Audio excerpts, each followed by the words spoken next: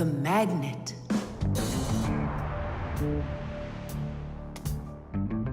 Well, it looks like we need a pack-a-mat.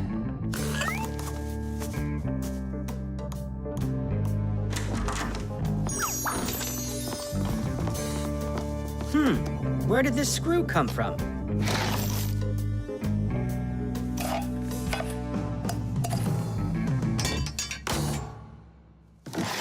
Ouch!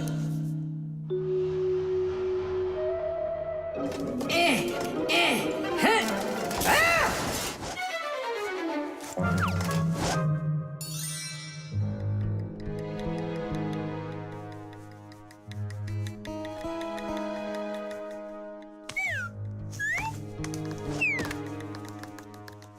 Papus isn't in there either. It's awful. He's probably disappeared forever. It's already been 5 days. Don't worry about it. We're gonna find him for sure. Yeah, we'll find him for sure. Let's go take another look in the kitchen. But we already looked in there. We'll look better this time.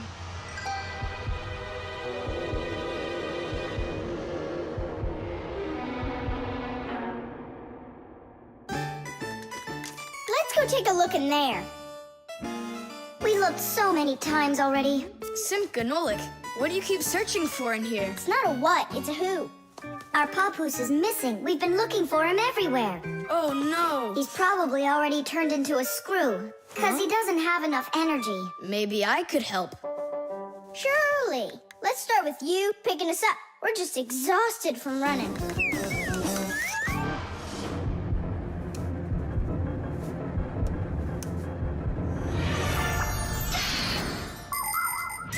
In a dangerous situation, a Fixie can choose to turn into a screw. But sometimes it happens all by itself. For example, when a Fixie doesn't have enough energy. When this happens, the Fixie grows weak, gets sluggish, and then goes into hibernation, turning into a screw. This bad luck happens when a Fixie doesn't get charged up from being inside of a device. That's why Fixies always work inside of machines, so they can stay charged up with energy. Sometimes a Fixie that has grown weak and turned into a screw can get lucky. If a human happens to find him and screws him into an appliance, then the Fixie will be able to get energized and come back to life. Then he'll unscrew himself and run away, leaving the human wondering, where did that screw go? I know I screwed it in. So, where should we look first? What are you looking for in here, Tom Thomas? Well, And what do you have there in your hand? just some screws of mine. Ah, I just found a screw not too long ago. Maybe it's one of yours. Probably. Where's it now? Here, take it, and don't leave them lying around. Should I turn myself around now so your Papus can turn back into himself? He's been lying in there for a week already. He doesn't have the energy to turn back into himself. Then what's next? We have to screw him into some device, you know, so he will get his energy back. Okay. But which one's Papus? All of these screws in here look like Papus. We'll use a magnet. How come? All of the screws will just get lifted up together. First of all, not every kind of metal is attracted by a magnet. It's an easy thing to see for yourself. Just get a magnet. You probably have one in your house on the refrigerator. Try moving it close to different metal objects you have around the house, like a spoon or nails or coins. You'll notice that some of the metal objects are pulled very strongly by the magnet, while some of the metals are pulled a bit less. And then there will be some metal things that aren't attracted to the magnet at all. Got it. And the second thing? Well, the second thing, we Fixies aren't attracted to that magnet one bit when we turn into screws. Let's give it a try. Here, I found him. And now we'll screw him in. I wonder, are there any other Fixies in here? We're not enough for you or something? Not at all, I just wonder. Nothing. Oh, and the screw went away. How about that? He already got charged up and unscrewed himself. Why don't you take a little rest after such a big adventure? No thanks, I've had plenty of rest. Anyway, it's something I've wanted to do for a very long time already.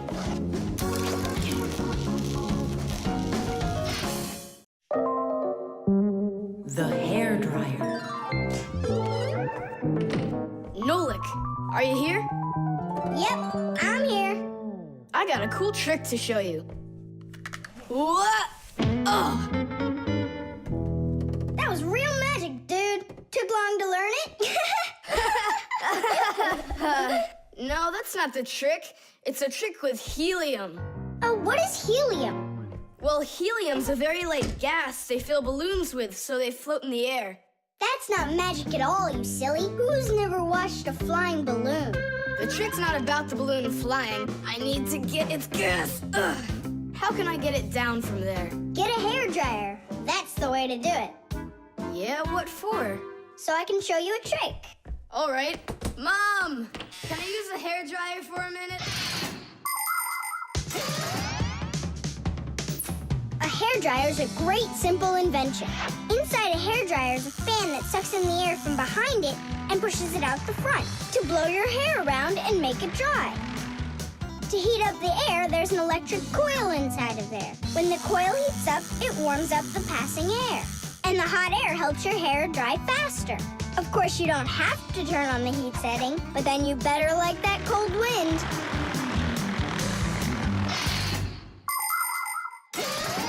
Nolik, I'm right here. here's the dryer. I want to see your trick. All right, flip the switch. Now you lay the ball right into the airstream.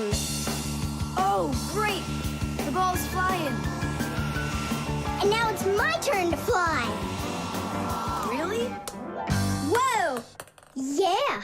I'll shoot right up to the ceiling so I can grab the string and pull the balloon down. So turn off the heat and away I go.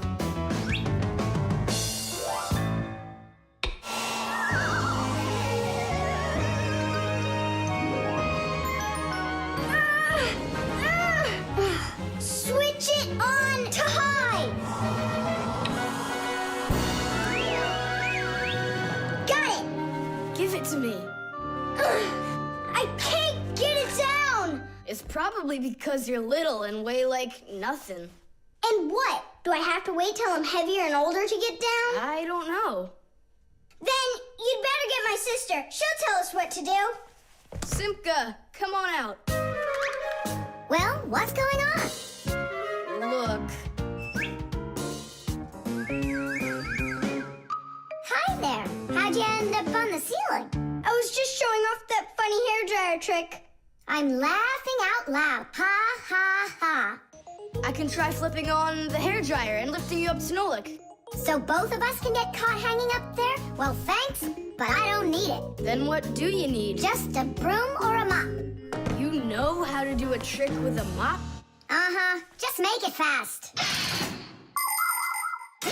They can be quite ingenious creatures, those humans. Sometimes they figure out clever ways to use ordinary devices, like a hairdryer. Of course, it can be used to dry hair, but it can also be used to dry a wet spot on clothes. And a hairdryer can even be used to remove a sticky price label. Now, suppose you buy yourself a new cup that has a terribly sticky sticker that just seems impossible to peel off. Well, try warming it up with a hairdryer. The glue will dry up a bit and the label will come off easier. There's no doubt that a hairdryer can be very useful in any household. But you need to be extremely careful with it, especially in the bathroom. If water gets inside a hairdryer, there's a real risk of getting a horrible electrical shock that can seriously hurt you and destroy the hairdryer as well.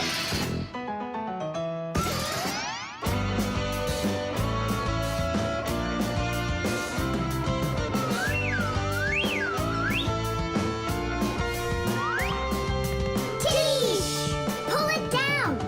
Hooray! Going in for a landing. Tom Thomas, I can't tell you how great it was to fly inside a stream of air. Good for you. Now I'll sound like a Fixie. Really? Uh-huh. Huh. Watch me. Hey, what are you doing? Just look. I'll breathe in one breath of helium. Isn't it bad for you? You can only breathe a little. Hey, hi trick for you. Funny, huh? Oh, that's too funny. What a squeaky little voice you got there. See, I'm already not a Fixie. The helium stops working after just a couple seconds.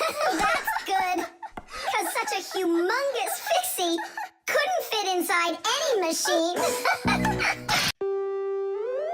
The alarm. Hey there! I'm back. Yoo-hoo! Wait, my chocolate bunny! It was standing right here. What's this, a dog? Not that one, another one. I had 2 bunnies. I just got them as a present. You had 2 bunnies? Are you sure of that? Of course. You think I don't know my 1s from my 2s? Huh. Then someone stole one. Unless. You went and ate it yourself. Me? How come I don't remember anything about it? Maybe you're a sleepwalker. What is a sleepwalker? Someone who gets up from his bed at night without waking up. He crosses the room, eats one of his chocolate bunnies, and doesn't remember a thing in the morning. But in the morning, the bunny was still there. Yeah? Huh. How about your mother? Could she have taken it? She doesn't like when you're eating too much candy. No, she doesn't. She says that candy's terrible for my teeth. And so, to save your teeth from these sweets, she snuck quietly into your room, snatched one of the rabbits, and ate it. But Mom's the one who gave them to me as a present. And so why would she take it? Yeah? Then I just don't know. Well, I do. I think it was your father. He wouldn't steal it. We know he's allergic to chocolate. Next, he'll tell us how the fish took it. You know, I always thought there was something fishy about those fish. No doubt about it. They stole the bunny.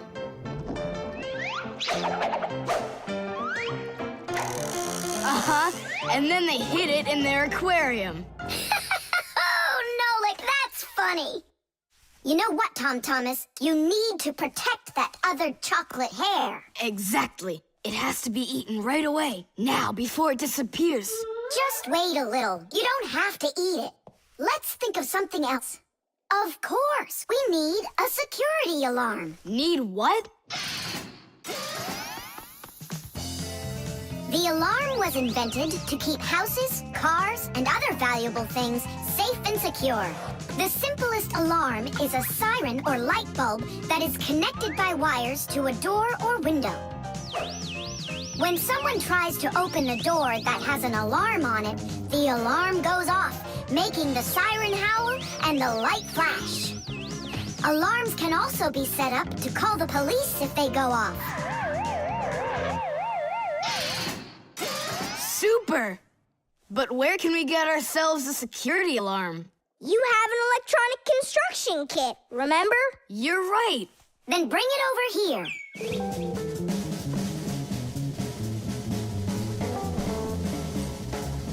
Nolik, help me.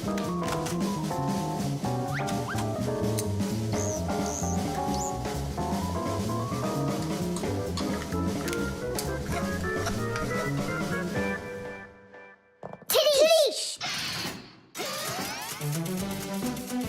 Tidish is the Fixies' victory call.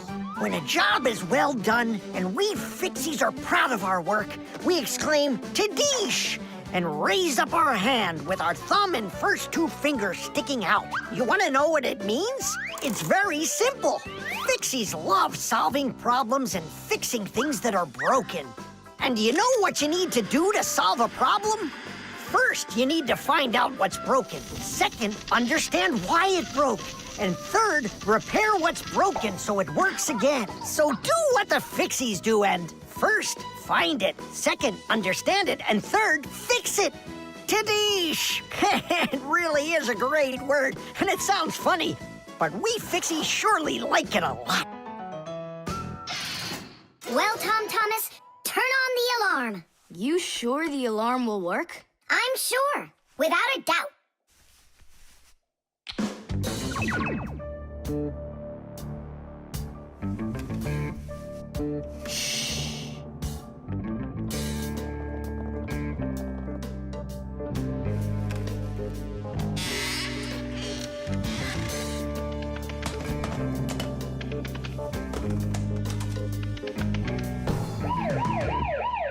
You're under arrest. Freeze!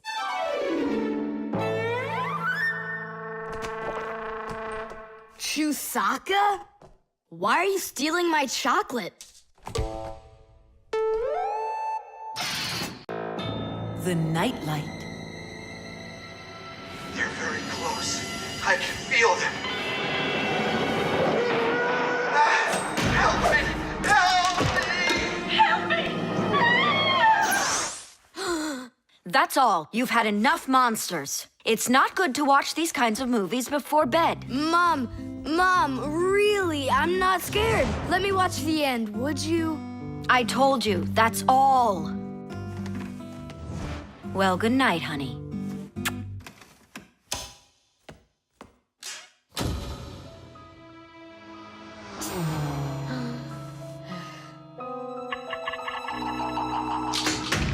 Ah! Who's there? Ah, they're very close. I feel them. Ah.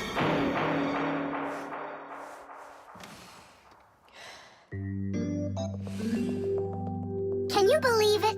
He's sleeping, and he didn't turn the light off. Yeah, and so? And so, if every human went to sleep with a light on, there wouldn't be enough electricity to go around. Hup! Everyone can probably remember walking into an empty room with the lights turned on, or finding a TV on that nobody's watching. One little light or TV might not seem like much, but just imagine how many people are living on this earth. Well, if everybody forgot to turn off the lights or TV when they weren't being used, the amount of wasted electricity would equal the amount of energy produced by 100 power plants. And each of these power plants needs freight cars of coal or rivers of oil to keep running. And all that fuel has to be extracted and burned constantly. Now do you see how expensive burning a light bulb is for the Earth? So don't forget to turn off electrical appliances when you're not using them. It's so easy. Ah, who turned off the light?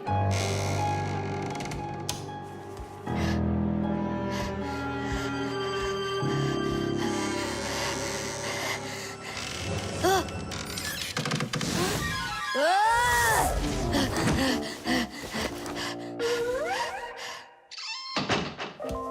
They're very close. I feel them. I feel them. I feel them. Look, what's up with him? I think he's playing sleep hockey. Looks like his position is left out. Ha ha. Anyway, he should get a penalty for wasting electricity. Monsters! Hey, what do you think we are, hockey pucks? Nolik, Simka, forgive me. Who did you think we were? Monsters. Huh. Well, I see how you could mistake Simka for one, but obviously not me. Tom Thomas, what are you doing? Why are you sleeping with the light on? I was so dumb. I watched this monster movie on TV before bed. Now I'm scared to sleep without the light on. And that dumb old monster flick, why were you watching it? I felt like getting scared. Ah, you're great at getting scared. Keep quiet, or we'll wake up your mom and dad. How am I gonna fall asleep now? Here's a good idea. You can use a nightlight. A nightlight is a little light that humans who don't like to sleep in the dark use in their rooms. The nightlight has a dim glow. That's because it works with a special kind of light bulb that uses very little electricity. These kinds of light bulbs are called energy efficient. That's hard to say. And you can find nightlights that use such low energy bulbs that they can work off of a battery. But you know there isn't a nightlight here. Huh. How would you get by without us? Tonight, I'm here to help you. I'm gonna be your nightlight. Look, right there. There's our lampshade.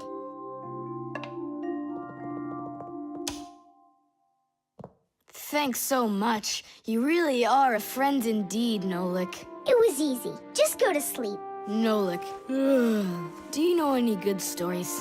I know one about a big meat grinder. Nah, no way. You'd better tell me a story about a nice, kind Fixie. Ah, I know a good one. And here's how it goes. Grandpus was working inside of a very big clock. Actually, the clock wasn't that big. And I'm not sure if it was Grandpus, but it was a clock, I think. The magic wand.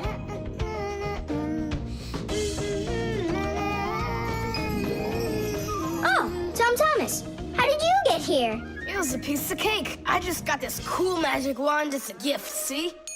Wow! There's no such thing as a magic wand. I don't believe you. You just wait. Any wish is the wand's command. Check it out. Today I want my school to be closed. Golden wish, Tadish! Tom Thomas, your teacher from school just gave me a call. She said your school has totally disappeared. How odd. So I'm not going to school? Well, how? Instead of school, we'll go to the park. Hooray! Real magic. Oh, it's so great. No, there's no magic. They're only illusions. I don't know what illusions are. It's when what we think we're seeing is not what is actually happening. Have you ever seen a magician pull a rabbit out of an empty hat? Do you think it's magic? No, it is only an illusion. In reality, the rabbit's hidden inside the table that the magician puts his hat on. The lid of the hat is made with a secret hatch. And when the magician puts his arm inside the hat, he grabs the rabbit from the table below and ta-da! How every magic trick works may be a secret, but every illusion does have an explanation.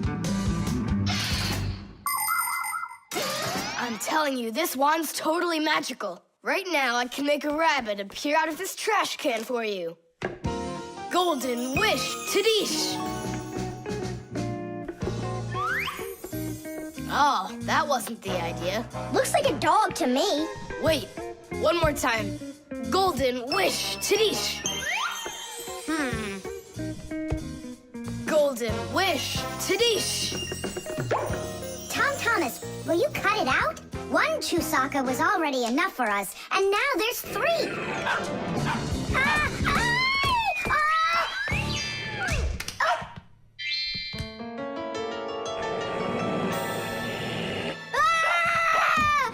Hey, Tom Thomas, please tell your rabbits that they can stop barking so loudly.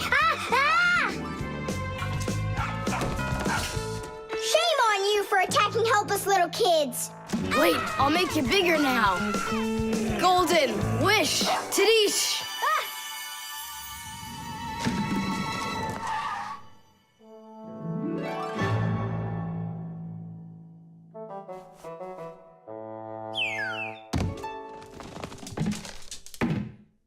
What? You scared? So you're only brave enough to chase little kids around? Wow, I'm huge. I'm as huge as Tom Thomas. I'm huge! Oh, Nolik, be careful!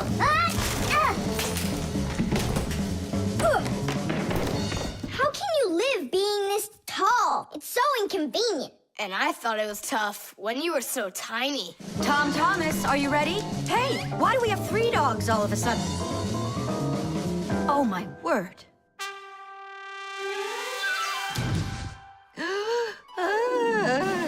No! Why are you screaming? I was dreaming that someone had given me a magic wand. And then I had to make it big, see? And my mom saw you. That's awful. That would have made me scream. I wish I had a magic wand of my very own.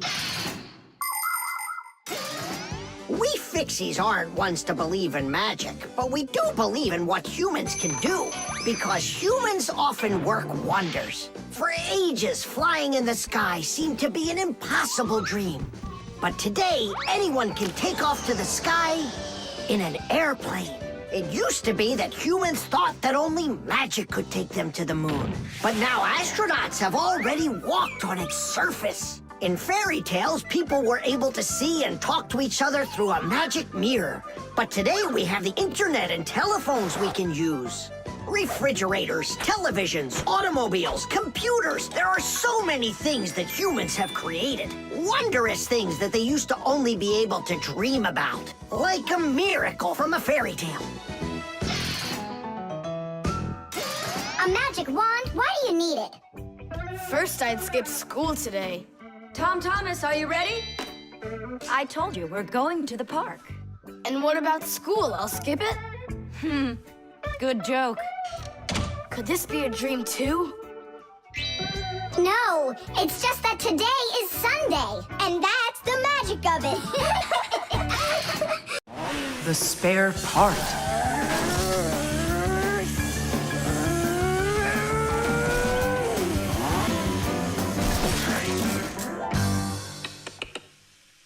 Hey, what's going on?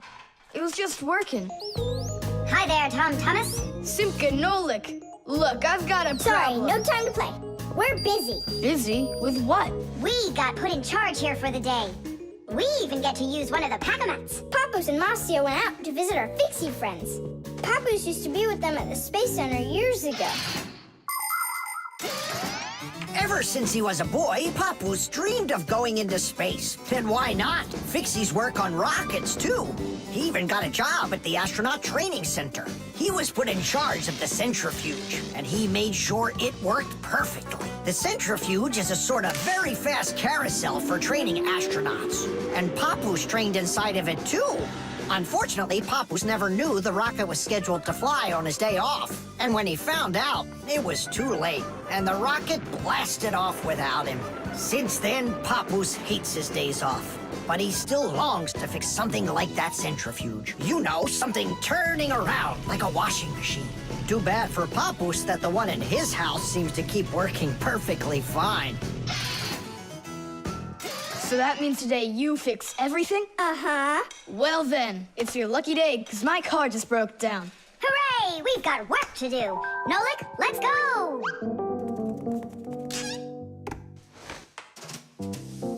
Well, what broke down here? Wait a sec. Here, this part burned out. It's all covered in black. I wonder where we can get the same part, but a clean one. A clean one? Nolik! Genius! There's the same exact part inside the dishwasher. We can take it from there. Come on!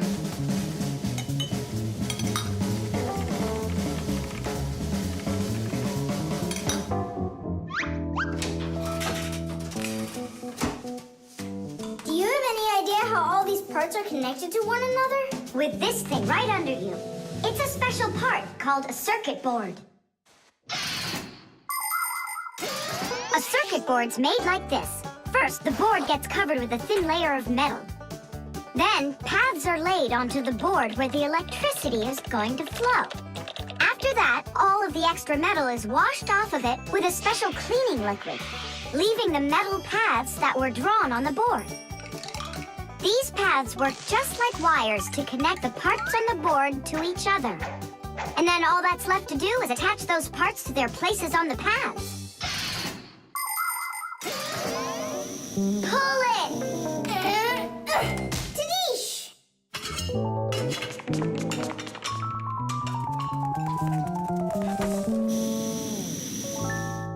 Tom Thomas, Tadish!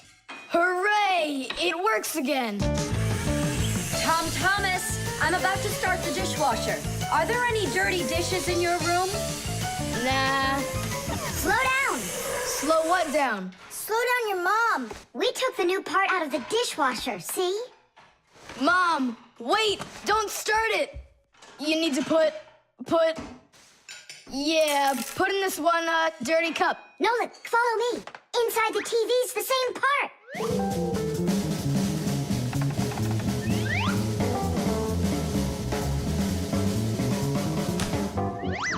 Now back to the dishwasher.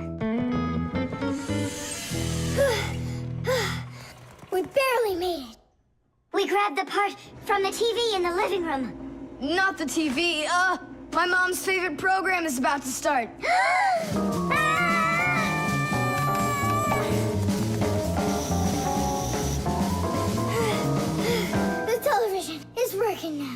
where'd you get the part for it? From your dad's computer in his office. Hi, everybody. I'm home. Hi, hon. Are you ready for dinner? In a bit. I've got to finish a little work on the computer. Simka, hurry! Where else can we find that part? Stop. That's enough running. Here, take it back from the car. And then we put the part back into the computer and it started working again. Oh, that was really silly. Remember, you little experts, never repair any device at the cost of another one. I understand now. And I understand. If you were smart, you could have taken the part out of the old radio in the closet. Papus, but you know the radio wouldn't work then. That old thing hasn't been working for years. Marcia and I have pulled out half those parts already. The aquarium. The coast is clear. The humans have left. Come on, let's go.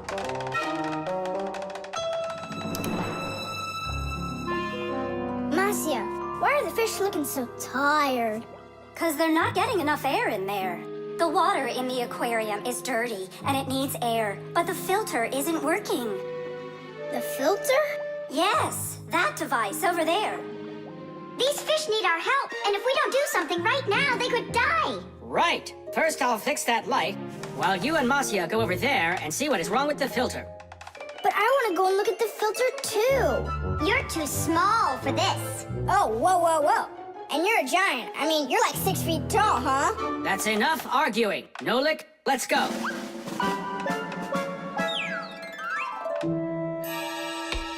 Well, let's check it. Not working. Nolik, where are you? I'm up here. What are you doing up there? Nothing. Holding on. We don't have time for that. Get down. We have to get this switch working.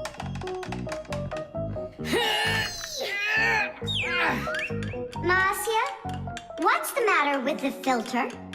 Well, probably something's caught inside and it's stopping the motor from turning.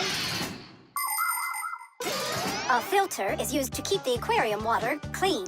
A motor in the filter turns the paddles and pumps water through a fine net or a sponge. The dirt in the water gets trapped in there, and the cleaned water is put back into the aquarium. Many filters not only clean the water, but also add air to it, so there will be more oxygen in the water. You see, even though fish live their lives in water, they need oxygen just like all of us.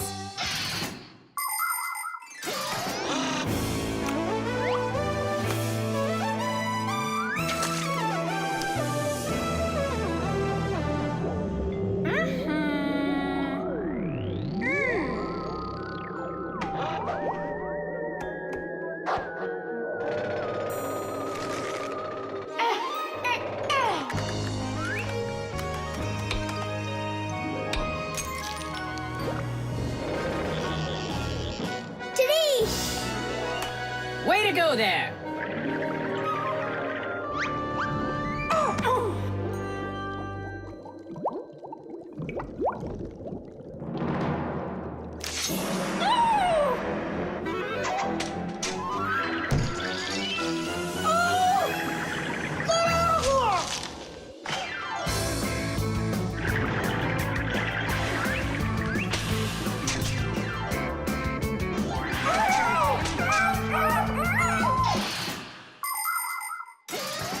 There are lots of ways for people to breathe underwater. As an experiment, try putting an empty glass upside down in water, and you'll see that some of the air stays in there.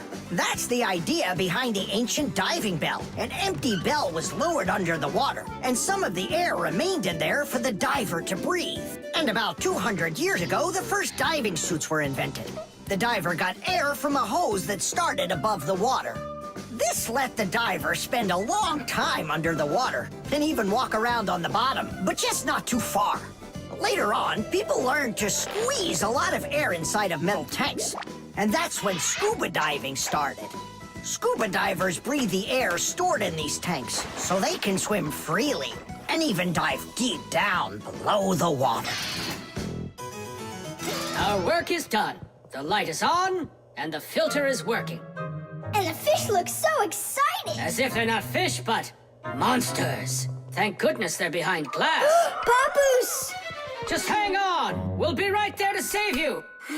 But I don't even have my pack-a-mat. Ooh, look how they're chopping their teeth. They must be so hungry. You're right. They're hungry. Nolik, come on.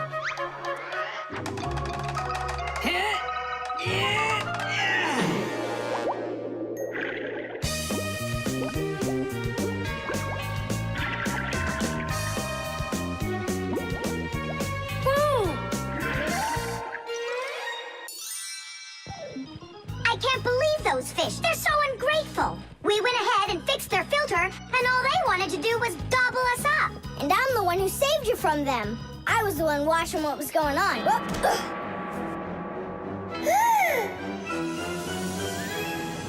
Oh, gee.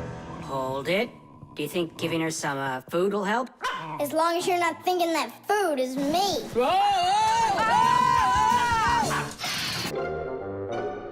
Paper. Hey, Tom Thomas! You're watering plants? Not only, I'm writing an essay for school. I don't get it. I have to write an essay that's called How I Take Care of Nature. Only I have to write what's true, so I'm writing what's true. Watering my plants. Oh! Chusaka. Chusaka, come here, girl. Stop. Don't be scared. Why did you pick her up? I want to pet her a little so I can write about how well I take care of animals. Tom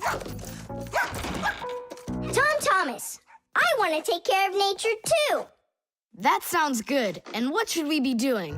We could try saving air by not breathing as often.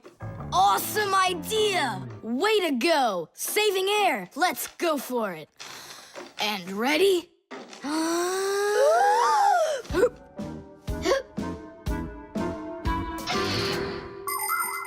Humans invade nature and destroy more and more of her riches with each passing year. They extract her minerals and oil, cut down her trees, and pollute her air and water. They do all of this to produce food and all sorts of other things. It's a shame that people don't really need all these things that they produce. They often buy something and then just toss it away when it's still almost new. And then there's all the food that humans buy and just throw away. So if you want to help nature, try not to buy anything that you really don't need.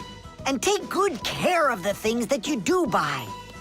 And you can be sure that we Fixies will do everything we can to make your things last as long as possible.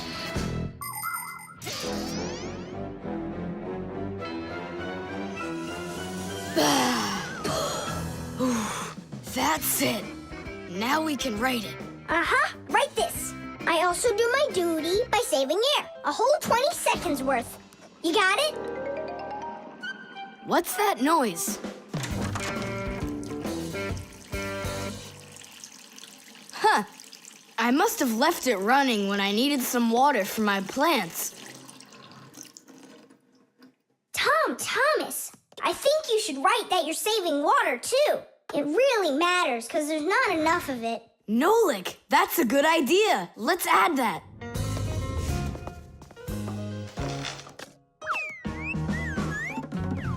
Hi there. What are you guys up to? We're writing about how Tom Thomas protects nature. It's a homework assignment for school. Uh-huh. I've already written how I'm watering the plants, I'm good to living creatures, how I'm saving air and water, and how I'm conserving carrots, too. I never want to eat them, especially in soup. Not eating your vegetables? No way. Doesn't count. You sure that? Mm-hmm.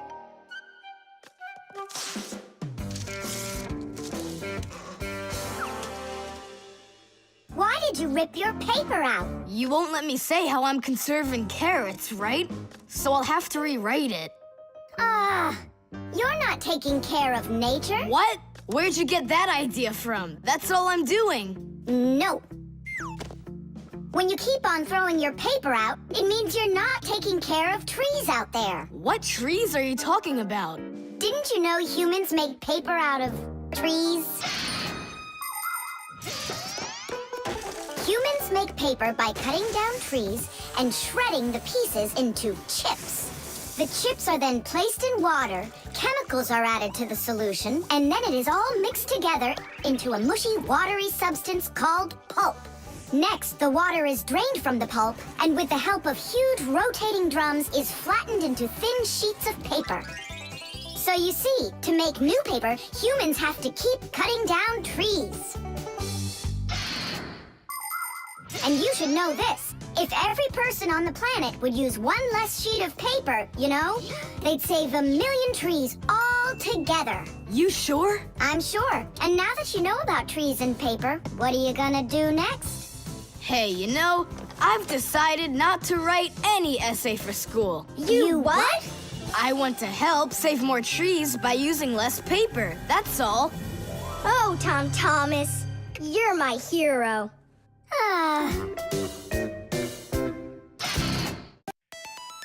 The solar battery. Let's see, 3 times 648. He won't get it himself. Nope. Well, I bet he will. Tom Thomas is so smart. Yeah, smart, but lazy. I'll bet you a flick in the head. Then get ready. Huh? Shh. We promised. We can't bother him during homework time. I really wish I didn't have to write this out. Why write everything on paper when you got a calculator? I knew he'd say that. Without a calculator, he can't get it. It seems like the batteries are dead. Did you see that? The calculator won't turn on, so he's gonna have to solve it by himself. What's the problem? Come on. Where are the batteries here? Simka and Nolik, just come out already. I can hear that you're here. Hi, Tom Thomas. Well, you can't figure out where the batteries need to go? I don't get what's so funny. Because there are no batteries inside of this thing. What do you mean, no? Then where does the calculator, you know, get a... Where does it get electricity? Uh-huh. There's a solar battery in there. The sun turns it on? A long time ago, it was discovered by scientists that some materials produce electricity when light hits them. Sheets that are made out of these materials are called photoelectric cells. By connecting a few of these photoelectric cells together, you can build a solar battery. A solar battery in a calculator sits behind a small clear window. And when light hits the solar battery, it produces the electricity that powers the calculator. I don't see a little window anywhere on here. That's because you covered up the window with a sticker for some reason. The reason is that it looks great. Good job. It looks really great, but it can't work now. Well, farewell, sticker. I can't get it off. Then just leave it alone. Go ahead and solve the problems without the calculator. Then I'll be the one flicking you. Flicking who? Did you forget? We're the Fixies, and we have to fix everything. Ah, Simka, that's a sneaky plan. It's not sneaky at all. You better find something to tear off the sticker with.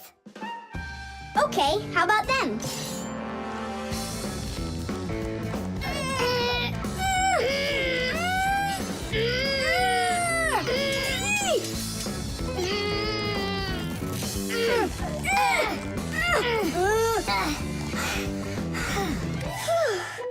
It'll take forever doing it this way. Yeah, I got an idea. Let's use this paper clip. And what's next? I'll just stick the end to the paper clip and then wrap it around. Tidish! With the help of solar batteries, we can produce electricity without burning any oil or coal. Unfortunately, these batteries aren't very powerful. A calculator can get enough energy from a small little battery. But in order to power a whole city with solar energy, you need to have power plants with huge fields full of solar batteries. And of course, it's best to build these plants where the sun shines bright and long, like out in the desert. By the way, in outer space, the sun shines very brightly, and it's never blocked by clouds. That's why all of the vehicles and satellites in space use solar energy for power, including the International Space Station, where astronauts from different countries work together. Tom Thomas! What, you guys all done? Uh-huh. Now you can go solve your problems on the calculator. But I already solved them on paper before you peeled off the sticker. Hooray! I'm the winner! Ow, that's totally unfair. If it wasn't for the sticker, you would have lost. What's going on? Nothing, never mind. That's nothing to you? Well done, Tom Thomas. You got them all right. Now it's working. Look, a picture of our Nolik. Where? Right there on the calculator. Oh, I got it. 0 means no, Nolik.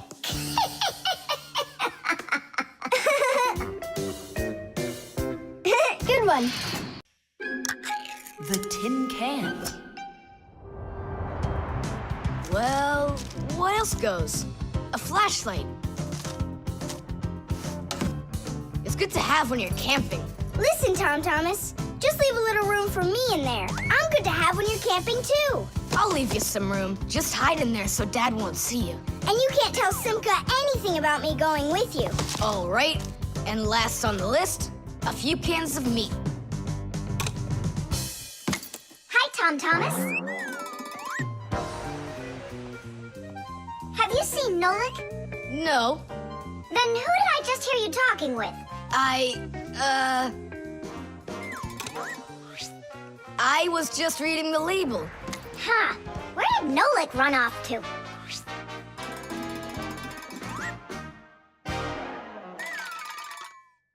Simka, do you know, how come these cans have no way to open them so you can taste what's inside? What do you mean? Don't you know what makes canned food special? It comes in a can. The thing that's special about canned food is that it can get stored a long time without spoiling. You see, meat and vegetables spoil when harmful bacteria start multiplying inside of them. So, if you can get rid of the bad bacteria or stop them from getting into the food will last a long time. That's why jars and cans are sealed very tightly. This stops harmful bacteria and air from getting inside and spoiling the food. So you're telling me that Nolik's not here, right?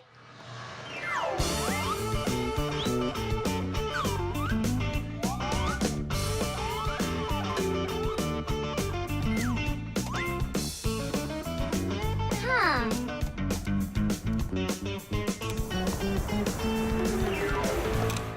So it looks like he's really not here. Who is that? Where? All right, now I remember. There's another can I should take with me. There's something fishy happening here. Hey, guys. My mom threw this can out a long time ago, but I hid it for later. I knew I'd use it someday. And who were you talking to when you said guys? Moi? You're here and I'm here, and that's 2 of us. Look at this great can I got. There's nothing great about it. Put it down on the floor. You see? What? Oh, it's crooked, and so what? So what? It's all swollen. And when it's like that, you know that inside the can, bad bacteria is growing and spoiling the food that's in there. It went bad? There's a way to check. On every single can, you can find the date it's good until. Sooner or later, even canned food will go bad. And of course, dairy foods like yogurt or milk can spoil in just a few days. When you buy food in the store, it's very important to always check the expiration date. The expiration date's the last day that it's safe to eat that food without worrying that it may have gone bad. You can find the expiration date on each box, jar, or can of food, so pay attention. And be very careful not to buy or eat any food after its expiration date has passed. And if you see that a can is swollen, throw it away immediately. If you eat it, your belly can swell up too. Unfortunately, when food spoils, it's impossible to unspoil it, and then even the Fixies won't be able to help. Oh, my mom probably saw that this can went bad over a year ago. That's why she threw it into the trash. Right. Shame on you for picking it out of there. You could have poisoned yourself and poisoned your dad as well. Yeah. And the other cans, are they swollen too? They're fine. Goodbye then. It's a shame I couldn't find Nolik around here. Papus wants to give him a brand new pack-a-mat as a present. To me? Aha! I gotcha! Ha-ha! I had a feeling you would try to sneak away in Tom Thomas's bag. You lied. That's not fair. And hiding, that's fair, right? Tom Thomas, are you ready?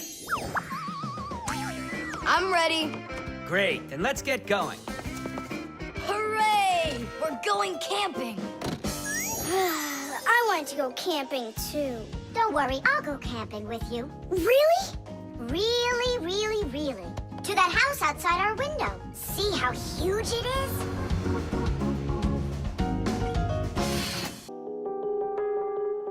The Piggy Bank. Mwah! Tom Thomas, why are you throwing away your money? That's not what I'm doing. I'm storing it. This is a piggy bank. Oh, here's another coin. I don't like its snout.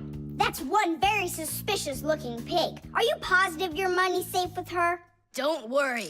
Whatever I put into my bank here is not getting back out. This piggy bank won't give up a cent. You greedy piggy! Come on, Nolik. Simka must have taught you about how banks work. Humans came up with the idea of piggy banks because they wanted a good place to save their coins. For storing lots of money, people use a safe, a large metal box with a very strong lock. Now that kind of piggy bank's almost impossible to break open. The biggest safes are in banks. Banks use them to store their customers' money and other valuables. There are even safes in banks that are whole rooms. You'd need an awful lot of change to fill up one of these piggy banks. So why are you saving up all this money? For roller skates. How much more do you need to save? I don't know. I can't see if there's enough in there. Then just go and open it. But there's no way to do that. The only way is to smash it real hard. So smash it. Nuh-uh, forget it. I have nothing to put my money into. But what if there's already enough for roller skates? And what if there's not? All right, then I guess I'll count your money for you.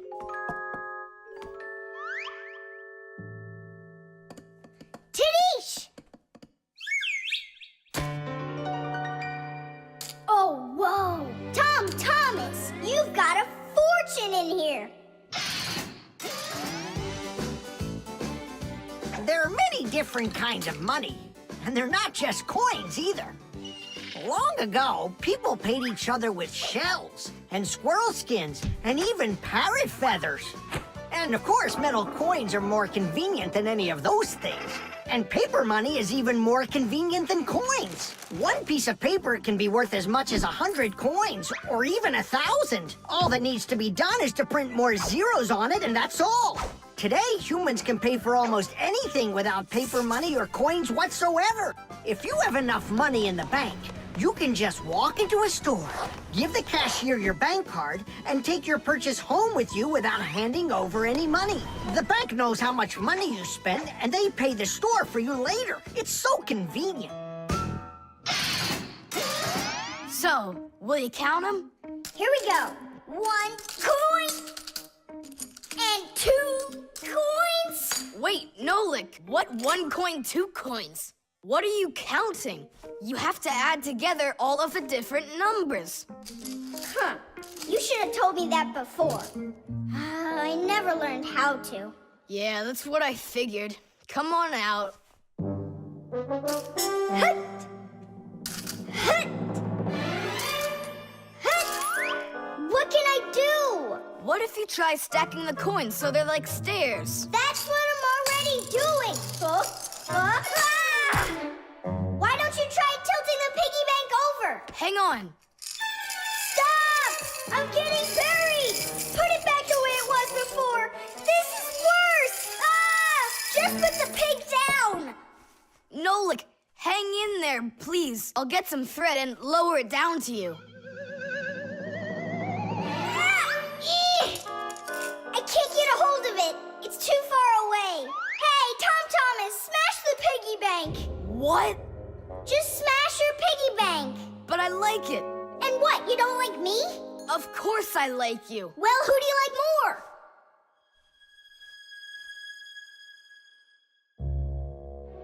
You're my friend, aren't you?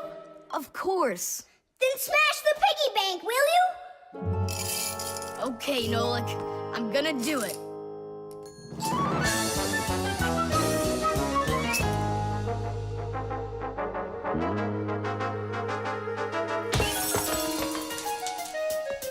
Nolik, are you okay?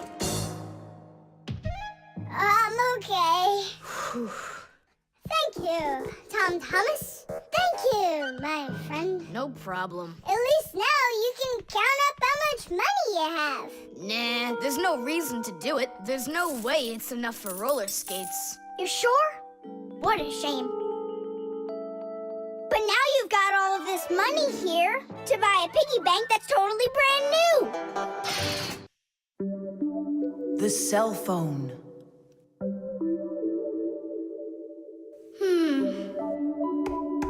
Hey, Nolik, come on out and play. He's not allowed. He was punished. Can you tell me what you did? I grabbed a Pac-Man and I forgot to ask. How long do you have to sit there? Until Marcia and Papus come home from their boozness. What did you say? Business, a work trip. They're inside of your father's cell phone right now. They were busy doing repairs in there when he left the house for work. Do you know the reason why a mobile phone is also called a cell phone? Mobile phones are connected to other mobile phones with the help of special radio stations that are put on top of towers and building roofs. Each one of these stations sends signals to its own area below, and each area is called a cell. A mobile phone works anywhere it can find a nearby station that it can connect to. So as long as there is a station nearby, you can talk as much as you want. You can even move from one cell to another. And without you ever knowing it, your mobile phone will switch from one station to another one. So your conversation can keep on going, even if you're running after a bus or riding on it. Tom Thomas, hello. There you go. My dad came back home already. Hi, Dad. How are you? Can you believe it? It looks like I lost my phone. What do you mean you lost it? Where? I have no idea. So what? I'm gonna have to sit in here forever now? You? Our parents are missing. The phone stopped shaking a while now. We're probably already at home.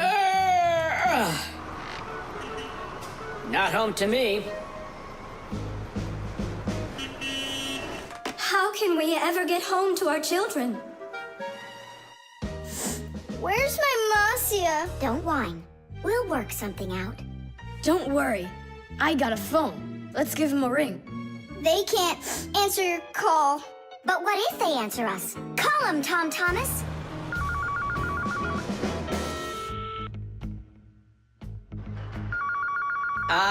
Don't even think it. We're not allowed to talk to humans. We're not gonna talk to them. We're just gonna listen. We need to close the contacts.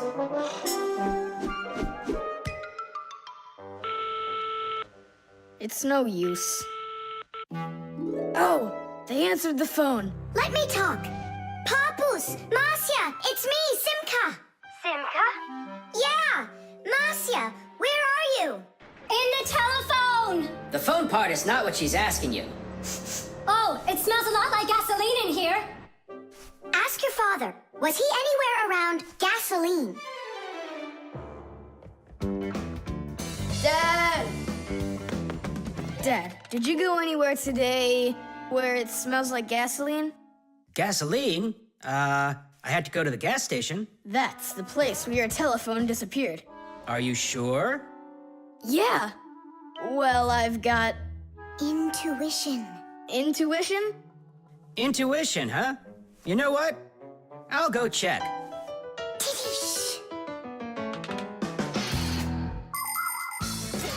Come and check out our Fixie ringtone. Telephone is, your telephone is, your telephone is, telephone is, telephone is, ring, ring, your telephone is, ring, ring, your telephone is, ring, ring, your telephone is ringing, won't you answer please? Ring, ring, your telephone is, ring, ring, your telephone is, ring, ring, your telephone is ringing, won't you answer please? Your phone is ringing!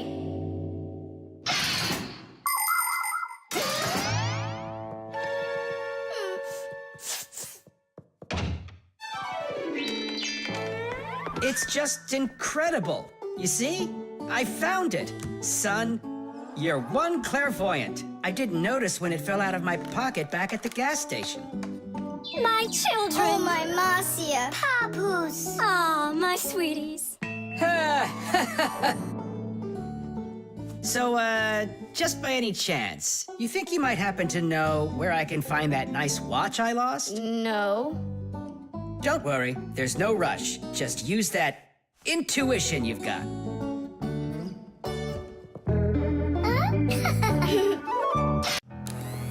The mixer. Marcia, why are we going to the dishwasher again? We have a busy day ahead of us, and we all need to be charged up with energy. I don't like charging myself up in the dishwasher. Then how about the microwave, Nolik? Or the kettle? No thanks. I don't like it when we go inside anything at all in that kitchen. There's not one interesting thing in there. And where's it interesting, huh? In the computer. Marcia, will you let me get charged up in the computer? The energy there is sweeter. Our diet has to be nutritious, Nolik, not just delicious. People don't eat just candy, do they? Humans get energy from food, while the Fixies get their energy from appliances. Humans eat all sorts of foods, and so do Fixies. They need the energy that comes from different devices. Getting charged up in a car makes a Fixie faster. In a computer, smarter. And in a clock, more accurate. To get a balanced energy diet, Fixies mustn't stay inside of one place all the time like a television. It's healthier for us to move from one device to another.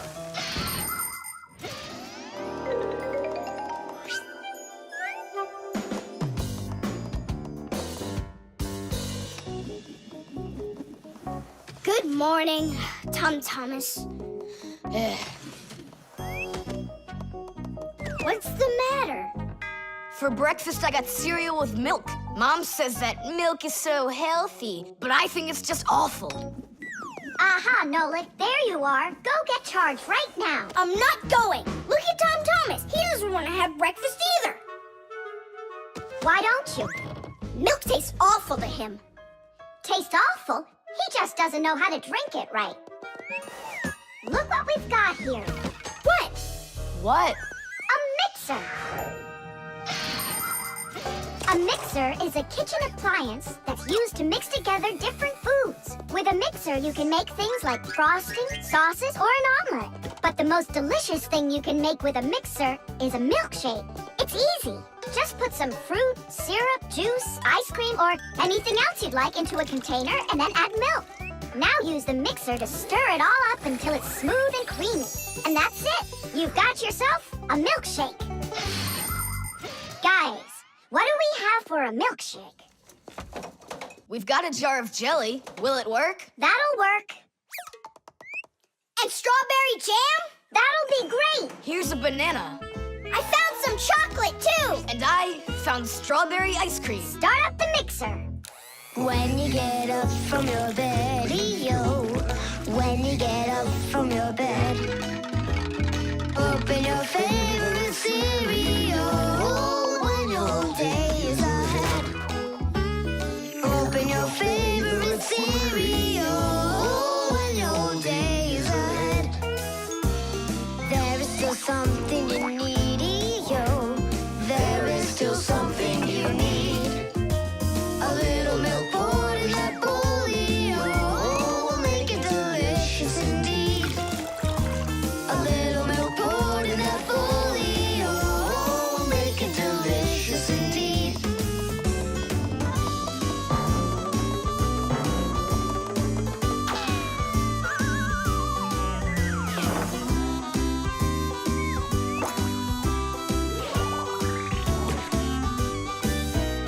A little milk's all that you need indeed. A little milk's all that you need. A little milk's all that you need indeed. A little milk's all that you need. A little milk's all that you need indeed. A little milk's all that you need. Wow, this mixer's cool, isn't it? You think we can make one more shake? Just one. They were good. Sure, if you want to. Oh, where did all the milk go? Way to go. Looks like you drank all of it. And I remember when you said how milk is awful. I didn't know how to drink it right.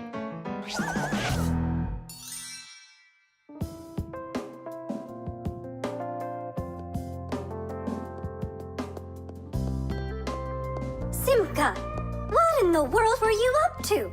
And what happened to Nolik? Shh. Just come, I'll show you.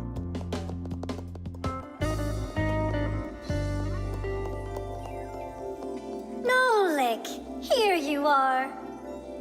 Didn't you say that charging up in the kitchen is boring for you? The mixer's not boring. It gives you energy that's yummy, delicious, and nutritious. The zipper. Hey, Nolik, look. Why did Tom Thomas go to sleep like that? Maybe it was some kind of homework for one of his classes. Uh-huh, gym class homework.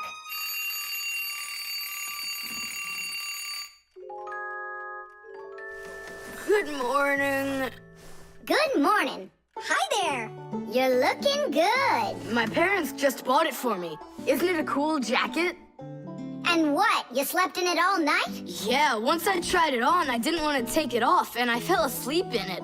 Yeah, life's never boring with you around. Oh, I think the zipper got stuck. And so what? You can leave your coat on, no problem. You're about to go to school, right? And you think I could sit in my class like this? How could I have broken the zipper? Don't worry, you haven't broken it. Not yet. Here is a simple zipper. It is made with 2 rows of small teeth that pass through a slider. The slider has 2 holes on the top and only 1 hole on the bottom. When we pull the slider up along the zipper, the teeth grab onto each other and the 2 rows join together into one. And zip! The zipper's closed.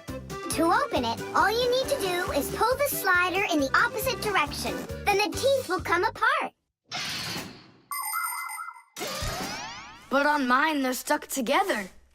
And now what? What do people do in the morning? Do what they do. Exercise. And I'll have time to think it over. 1, 2, 3, and 4. 1, 2, 3, And then what about me? Go exercise too. 1, 2, 3, and 4. And 1, 2, 3, 4. 1, 2, 3, 4. 1, 2, 3, 4. Simka, come on, think of something. I'm sweating already. Soon, okay? Go get washed up in the meantime. Whew. Do you think I could help you think? I think not. I think you'd be better off washing. How's it going, Tom Thomas? Did she think of anything yet? What? Did she think of anything yet? Ah, gotcha. Nope, she hasn't thought of anything so far. It's so hot. Just pretend you're a polar scientist. They always work in their parkas, and you know what? I'll be the penguin. Hey, where are you going? I can't take it anymore. All right, just sit right here, and I'll try to find the problem.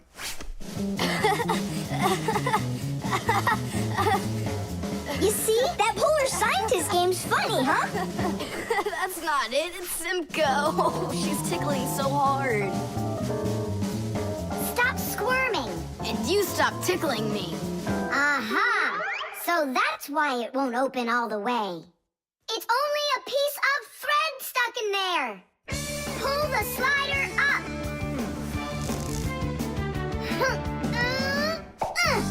Tiddish!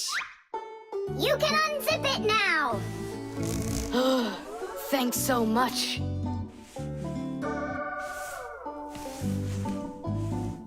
Here it is, a thread. That's what the whole problem was. You're kidding. So I've been sweating because of some piece of nothing? In technology, every little thing matters. I remember when scientists built one of the first computers around 60 years ago. It was a giant machine. It filled up several rooms and had more than 1 million parts. It was a technological wonder. But all of a sudden, this technological wonder went kaboom and broke, and no one understood why.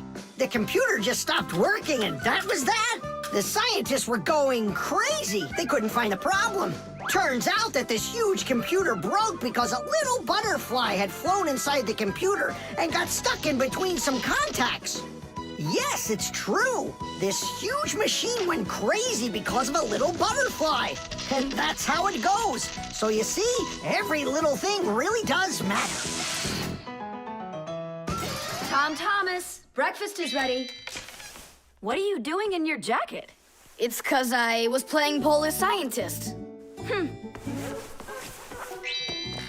Simka, what took you so long to figure it out? I just thought it would be funny to see Tom Thomas do his exercises and brush his teeth in his coat, that's all. That was your plan? Well, yeah. Can I joke around a bit?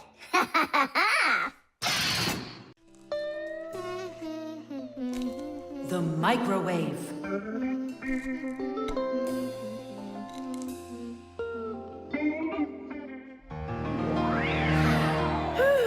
Okay, children, for today's lesson, we're going to learn about the microwave oven. It's a very special appliance that people use to heat all sorts of different foods up. Oh, wow. Is there any chance that we could get heated up here? You'll find out about that too, if you'll pay attention, of course. Whoa! Got it? Now listen carefully. I'm listening. Of course, young Fixies go to school just like human kids, but their parents teach them a lot of important lessons, too. Fixie parents take their kids on tours of all sorts of different devices and teach them what Fixies can do to keep them working properly. They like to show them how the computers or televisions or gaming systems work, or any one of the many appliances they take care of inside of the kitchen, like the stove. Every once in a while, a new device appears in the house, something that the Fixies have never dealt with before.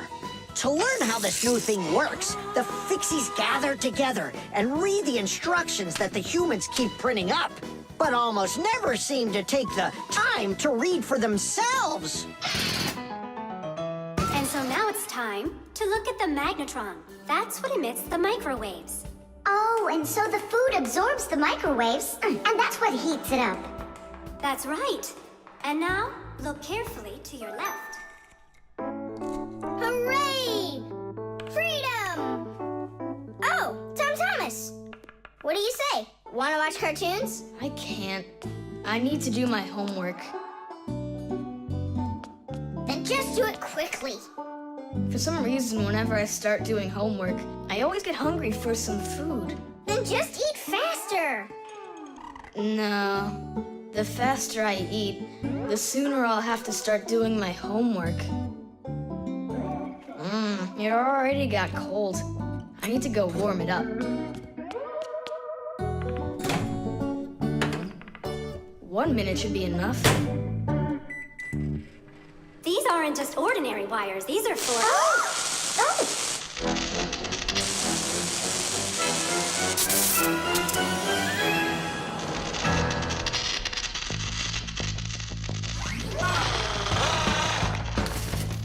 Marcia, what's going on? It looks like it might be an overload. The microwave might burn out. Then we better run out of here.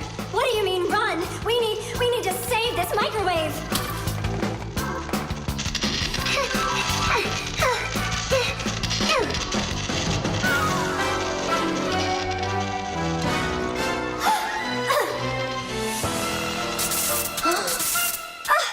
Simka and Marcia are inside. Simka, I need your help.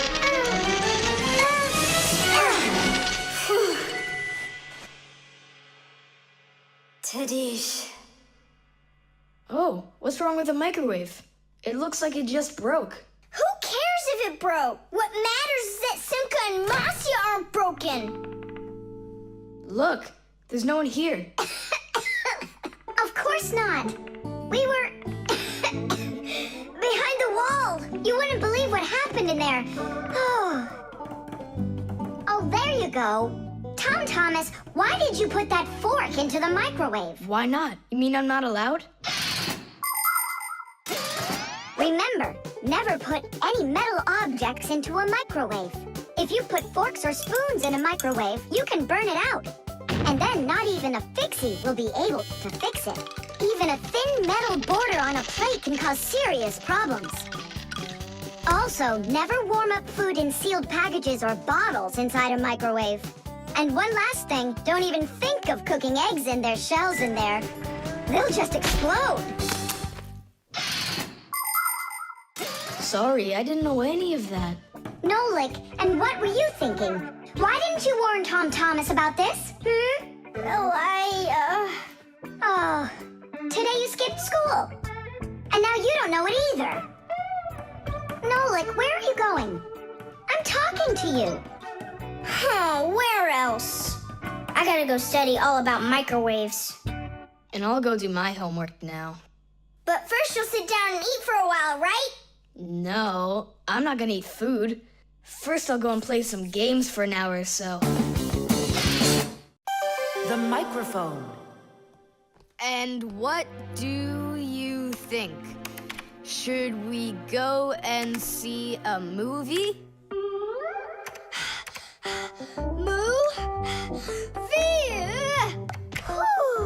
Hey, you didn't type everything that I said. You should listen more carefully. And you should try using less words.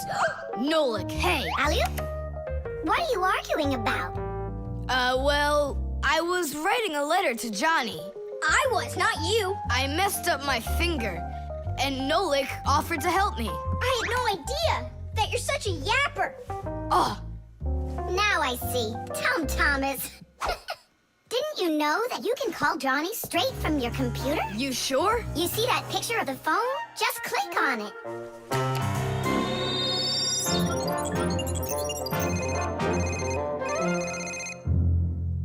Hi. So what movie do you want to go see? Hey there. I don't care. Just not pirates and those robots. Hey, Tom Thomas. Why aren't you answering me? I am answering you. Hello? Hello? Talking to the microphone. I don't have a microphone. There you go. End of conversation. All right, then talk right into there. Simka, come on. You use headphones to listen. It's a joke. It's no joke. We talk into microphones and listen through headphones. But both of these devices use a special membrane to do their job. The membrane inside of a microphone is used to capture sound that is then sent through wires as an electrical signal. And inside a pair of headphones, a membrane helps turn that electrical signal back into sound. So it turns out that a microphone and headphones are built in a very similar way, even though they are used quite differently. And so I talk right into here? Johnny, hello? Just wait a second. First, we need to plug your headphones into the hole where the microphone gets plugged in. Ah, I get it. Go Now it's a microphone. Johnny, I'm here. Can you hear? Yeah, he can hear, but you can't. Nolik, switch it over to the headphone jack. I already saw a robot. And I already saw it. Nolik! I don't think there's anyone who didn't see it. You didn't see it? Then let's go see it. No, I don't wanna. I think the robots will be even more boring than the pirates. Do you want to see the pirates? Make up your mind. Do you want to see the pirates or the robots? I don't want to see either one. Nolik, what are you doing?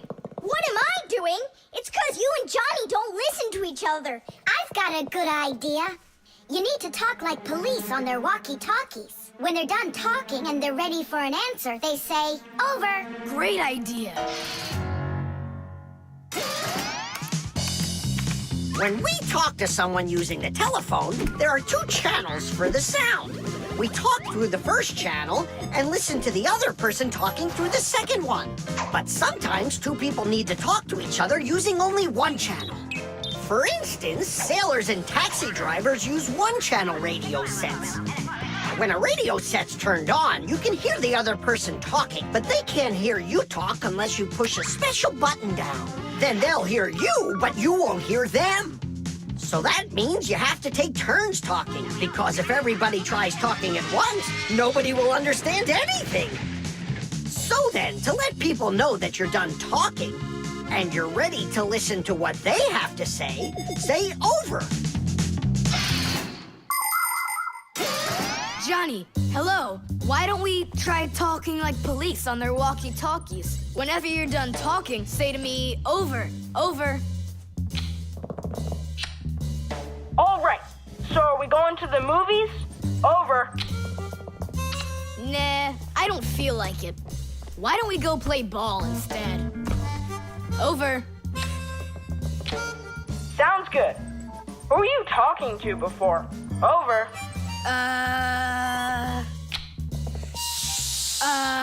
I can't tell you that. It's classified. And we policemen, we follow the rules. Wow, that worked out great. You 2 are the best. Over. Oops. We try our best. Over.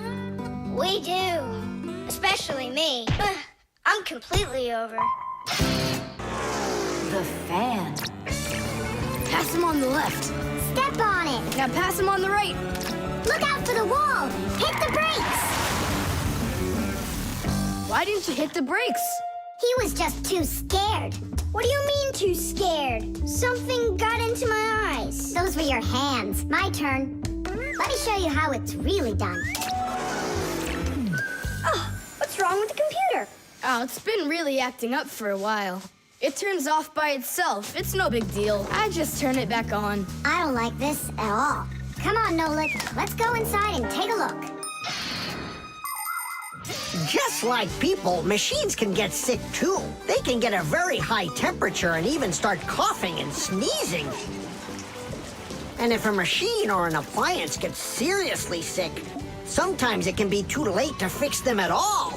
So wouldn't it be better if we could keep them from getting sick in the first place? Everybody knows that people who look after their health get sick less often and live longer. And the same goes for machines. Machines break less often and live longer if they're properly taken care of. That's why machines need to be checked from time to time and cleaned and oiled. And that's what's called preventive maintenance. And preventive maintenance is something that always should be kept in mind by humans and by Fixies.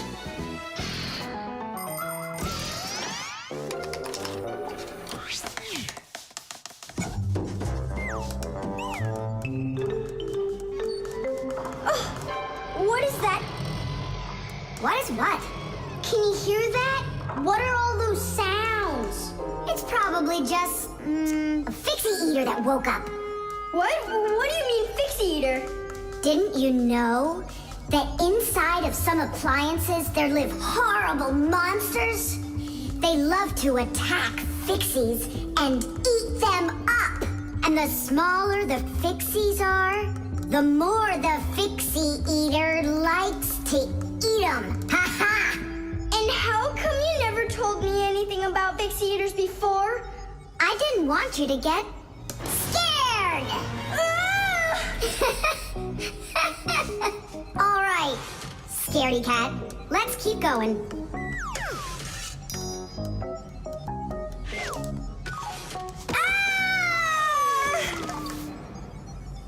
Simka, where are you?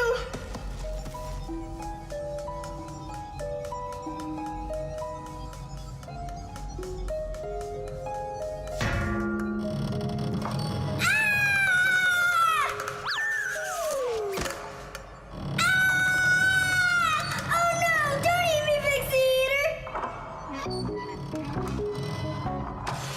Oh, Simka! Come over here! The sound was coming from here. Take a look. It's not a Fixie Eater at all. It's just a fan. Not just, Nolik. It needs our help. See how sick that fan is? Let's go and get it working. Right now. A computer can only run when all of its parts are working. And even though a fan looks like nothing more than a simple little engine with a propeller, the computer couldn't work without it. It has the very important job of keeping all of those other parts cool when they start heating up. It cools down the inside of a computer by blowing a stream of air. But if the fan gets dirty and starts working poorly, the computer might get overheated and turn off. Or it can simply break. You have to turn off your computer. How come? I'll tell you later.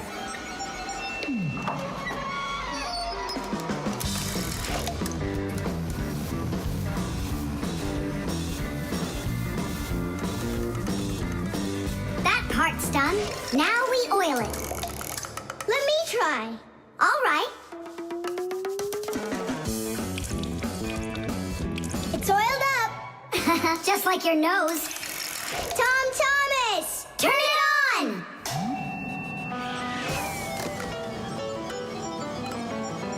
Tidish!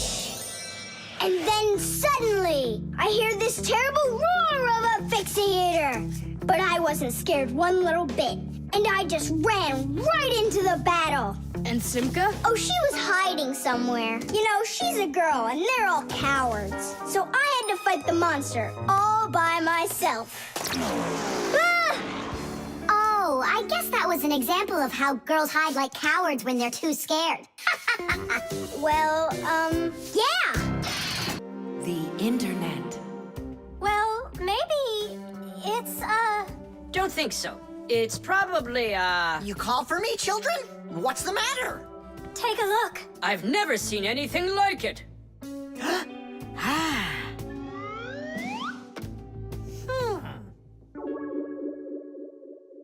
What in the world could it be? Hit! Maybe it's a bathroom scale? Or a clock with a digital display. Wait a sec. Are there instructions around here for this thing? I couldn't find them anywhere. That's a problem. Well, then let's try to figure it out. What are you trying to figure out up there? What a huge hockey puck! It's big enough for a monster! And the name is so silly. T-Robot. Why don't they just call it the Trollbot? Or I got it, the Trollboat! Please stop the racket.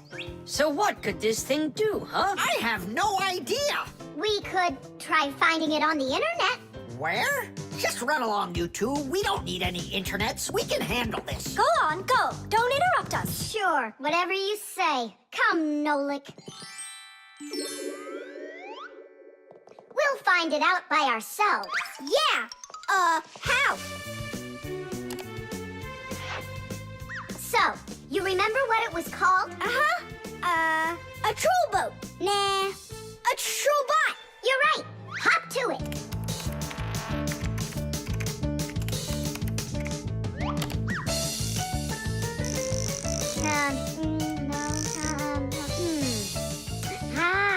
That's not it. Oh, T-Robot. You're right. There it is. A robotic vacuum cleaner. You mean it vacuums by itself? It's a robot, So yeah. Class! There's just so much cool stuff in this computer. Nolik, this information is not on this computer. It's on the internet. From your computer, you can send a letter to another computer. You can also download a song or a photo from another computer. That's all possible because most of the computers in the world are connected to one another as part of a huge web. And this World Wide Web is what we call the Internet. Thanks to the Internet, we can take a peek at just about anywhere in the world and find information we need about anything.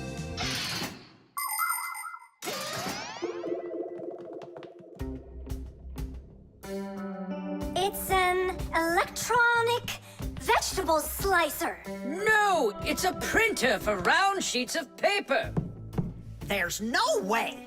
Grandpoos, we found out what they do with it. You're back again? You mustn't interrupt the adult. Just wait a second. Nolik, turn it on. Turn what on? Don't you turn on anything. Ready, set, jump!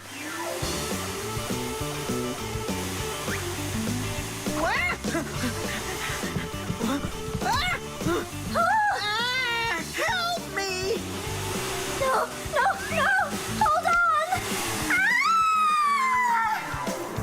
What was that? It's a robotic vacuum cleaner. It runs itself. And where did you find the instructions for it? On the internet. Just ask and it tells you. You can really just ask and it tells you? Aha! If you want, we can show you. We'd love to see it. Sure, why not? Hip. Whoa! On the internet. Hey, hey, hey! Wait for me! What's an elephant weigh? What's an elephant weigh? What's an elephant weigh? The answer's easy to get. It says it weighs 5 tons. It says it weighs 5 tons. It says it weighs 5 tons here on the internet. It says it weighs 5 tons. It says it weighs 5 tons. It says it weighs 5 tons here on the internet. You send a letter to me. I send a letter to you. You send a letter to me. It's just so easy to do. We're writing letters now. They're fun to send and to get. We're writing letters now to the internet. We're writing letters now. They're fun to send and to get. We're writing letters now through the internet.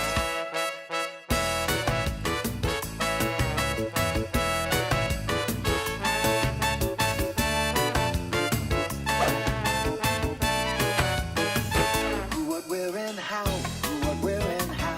Who, what, where, and how. The answer's simple to get. Every fact you need, every fact you need, every fact you need is on the internet. Every fact you need, every fact you need, every fact you need is on the internet. The thermometer. I can't believe the new thermometer isn't working. Tom Thomas, stay in bed. And I'll try and look for that old mercury thermometer. Hey, did you get sick? That's one way of saying it. I don't know how I'm gonna pass that math test today. You're not ready, so you don't want to go to school. Well, yeah. So if you pull a sickie, then you can trick your mom. No, that's not true. I'm just pretending a little bit. You think so? Well, you won't trick the thermometer. Simka, what's a mercury thermometer? Mercury is a type of liquid metal that's silver in color.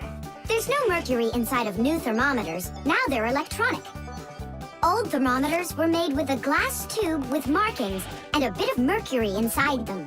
When the end of the tube warms up, the mercury inside of it expands and creeps up the tube. And that's how those old thermometers measure temperature. The longer the column of mercury, the higher the person's temperature is. That means I need to warm up the end of the thermometer. Thomas, you're a genius. But how will you warm it up? Finally, I found it. Well, let's see. Mom, can I eat something? Hang in there, sweetie. I'll make you something.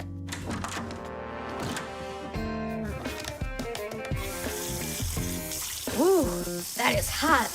Now there's just no way it won't have a temperature. Hey, what are you doing in here? Well, how How high did you get it? 108 is what it's showing. Oh, no. With a temperature that high, they'll send you straight to the hospital, and you don't need that. You'd better shake that thermometer. Yeah, that's what I'll do. That'll get the temperature down a little.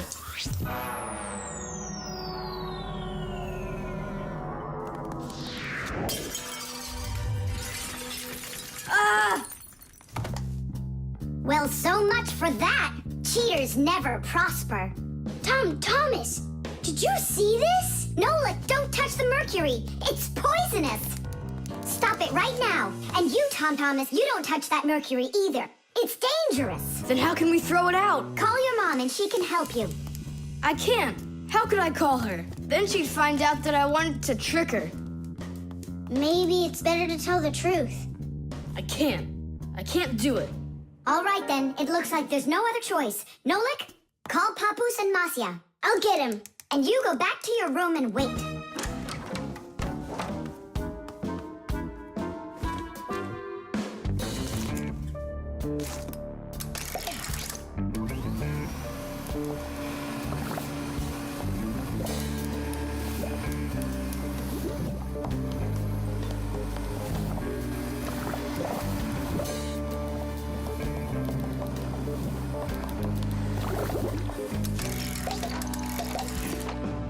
Looks like this whole job is done. Not yet. We still need to neutralize this mercury. In everybody's home, there's all sorts of chemicals around. They are used for cleaning dishes, clothes, the bathroom, and dealing with pests. And all of these substances can be very harmful to human health. But some people don't seem to understand this. They might use a dangerous spray or a poisonous liquid and then forget to wash their hands afterward. And then they go and eat or rub their eyes with their hands. That can cause serious damage to their vision or stomachs. And never put anything into your mouth that looks like medicine, unless your parents or a doctor gave it to you. And if you ever happen to find something on the ground that looks like a piece of candy, you must never put it in your mouth. You can get poisoned that way. Oh, humans. If they'd only remember this simple advice, they'd stay safer. And what do we do with the glass that's broken? That job's not for Fixies. Thomas, we cleaned up all the mercury. And the glass, too? No, not the broken glass. But will you? Papus said that it's not our job. He told us you have to get your parents to come and help you. That part's your responsibility. Here's some food for you. What's the matter? Mom, I broke the thermometer. Broke it? Did you cut yourself? No, The mercury, did you touch it? I didn't. Simka, you think he'll tell her the truth? And where did you break it? The bathroom. Why did you go in there? I wanted to trick you. I have a test, and I didn't study for it. And now it's too late for school, The flashlight. Where is that thing? Hi, Thomas. What are you looking for? The flashlight. Ah, here it is. Why do you need it? Katya, I want to talk with her. Why not use the phone? This thing's a flashlight. It's not a telephone. No, you don't understand. Me and Katya came up with a secret code. If I flash just once, then it means hello there. Oh, and Katya's also said hello there to you. And 2 flashes? What's that? Katya's asking if everything's all right. Now I'll tell her that everything's good. Oh, what's wrong with this? I think it's not working right. I see, Nolik, but what's wrong? Any flashlight is nothing more than a battery and a light bulb connected by some wires that are used to make a switch in between them. To turn on a flashlight, you flip on a switch. That lets the electricity flow through the wires from the battery to the bulb so it lights up. And if it won't light up, that means that the battery is dead, the light bulb is burned out, or the switch is broken. And now let's put all this theory into practice. I'm sorry, but I don't have time right now. Don't you get it? If I don't signal back, she'll think... that I don't want to talk to her, and that would just be terrible. Just don't get all worked up. We'll help you. But first, we need to get the the pack-a-mat and come right back. See ya. Did you hear that? Marcia, what a weird sound. Uh-huh. That's new. Now we know what the noise was. Papus, can we use a pack-a-mat to fix a flashlight? Really, did you say a flashlight? Do you know the story about when Granddad had to travel for miles on top of a dog? It's true! He was sent on a very important mission. A huge flashlight repair. What kind was it? A special kind called a lighthouse. A lighthouse is a tall structure with a huge flashlight on top of it that is used to help ships and planes find their way. People have been using lighthouses since ancient times. The most famous of them all is the Lighthouse of Alexandria. It was built in Egypt more than 2,000 years ago, and it was more than 100 meters tall. The ancient Greeks considered this lighthouse one of the 7 wonders of the world. In ancient times, people would burn big fires on top of lighthouses. Today, the light comes from powerful electric bulbs. Many of today's lighthouses not only give off light, but they send radio signals, too. Yes, thanks to lighthouses, ships and planes for miles around learn where they need to sail or where they've got to fly in order to stay safe. And thanks to that heroic deed of your grandfather, that big old lighthouse started working. Since then, not a single ship has ever gone astray. Simka, and what if we don't just fix the flashlight, but we do something heroic? Like Grandpus did. Uh-huh. All right, what do you say? Let's jump on the back of this dog and get moving.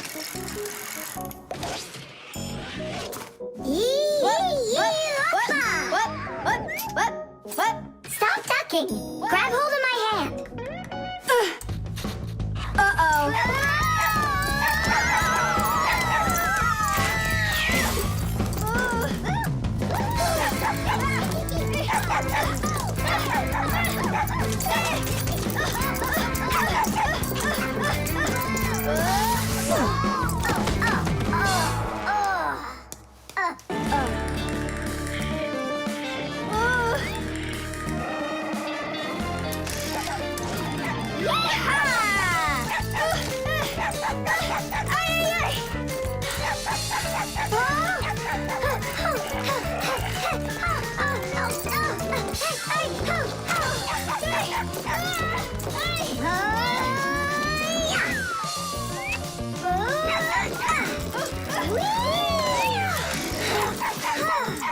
Chusaka, no! Get out right now. Tidish! That was really some heroic deed. Now it's time to go get that lighthouse fixed. Tom Thomas, hand the lighthouse over. What kind of lighthouse? The one that's your flashlight. I have no use for it. What do you mean no use for it? But then how are you gonna tell Katya what she needs to know? I already told her. Watch this. No, that wasn't the deal. Yeah. You want to tell us our heroic deed was in vain? Well, if you need some heroic deed, then sure, fix it. Hooray! The mirror.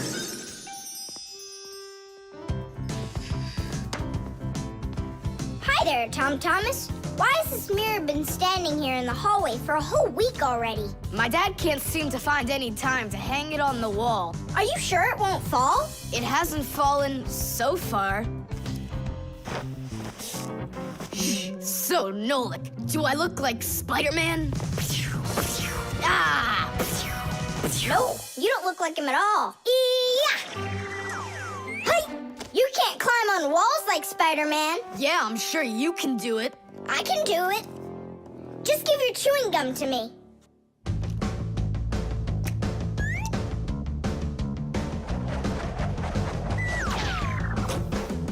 See that? Like in the movie. Oh, like that's really hard. Just keep watching.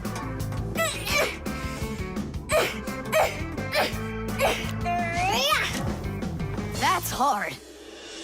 Feast your eyes and see what the only spider Fixie in the whole wide world can do.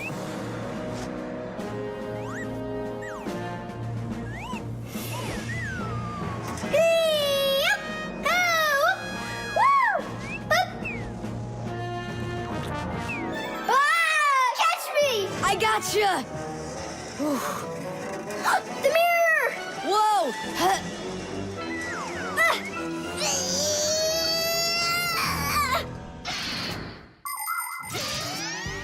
Long ago, the only way humans could see their reflection was to look into water. The very first mirrors appeared about 5,000 years ago. They were made out of silver or bronze. Legend has it that the Greek scientist Archimedes once burned down an entire enemy fleet with the help of mirrors like these. But humans only became able to see their reflections well after they started making mirrors out of glass. And we still use glass mirrors today. But of course, mirrors are not only used for looking at our reflections, they are also used in telescopes to collect the light of distant stars. And humans also use mirrors inside of automobile headlights so they will shine even brighter. Just look at all the things mirrors can do for you. Whew. Looks like it didn't break. Help me lift it so we can lean it back up on the wall. Tom Thomas!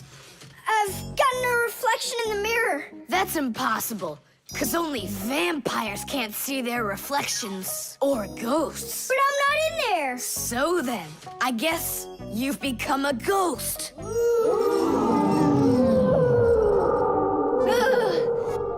not a ghost. I don't like them. Hey, what's all the racket? Did you guys get yourself into trouble again? Simka! Me and Tom Thomas were playing Spider-Man, and I turned into a ghost for some reason.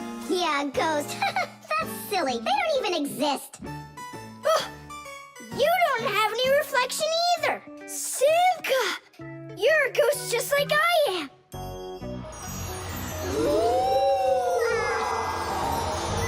That's just goofy. Look! Just look! Here I am! Well, hi there. But why couldn't I see myself over here? It's probably because the mirror is scratched on the back. Tom Thomas, do you think you can rotate the mirror? It's just like I said. Some of the special coating got scraped off of the back. A mirror is not just a piece of plain glass. Plain glass lets light pass through it, but a mirror reflects light. To turn a piece of glass into a mirror, people spray a special shiny coating on one of its sides that reflects everything. And then to protect the shiny coating, an extra layer of paint is put on top of it. But even with that protection, you still have to handle mirrors carefully.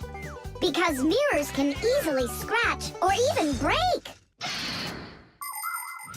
And do you think that this one is possible to fix? Yeah, we can do it. It's a good thing you have a pack-a-mat with you. I thought we might need it after you started screaming over here. Don't tell me you've got paint in there for a mirror. A pack-a-mat's got everything you'll ever need.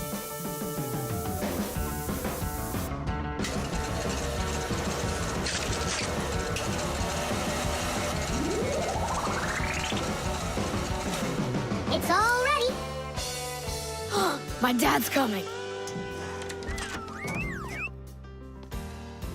Tom Thomas, what are you doing here? Checking if you hung it. Yeah, right. I'll definitely hang that mirror on the wall soon. Like tomorrow. Or next week. The scale.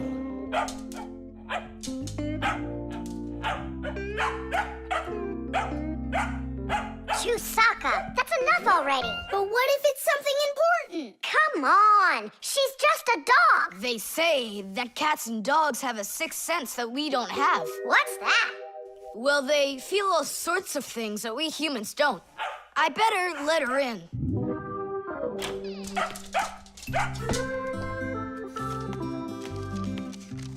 Mom and I will be home before dinner. Please remember to give Chusaka her food. Love, Dad. Oh, how could I have forgotten this? I just can't believe it. You believe in a sixth sense now, don't ya? Uh-huh. Only it looks like for Chusaka, it's a sense of hunger. How much food should I give her? Look, it's all written on that chart. For each kilogram of the dog's weight, serve 1 level scoop at every feeding. Uh-huh, I got it. How many scoops is Chusaka? Oops, I mean, kilograms? I don't know. Then what should we do? You don't know? We'll weigh Chusaka, that's what we'll do. With what? With a scale. There's one standing in your dad's office. You're right. Let's go.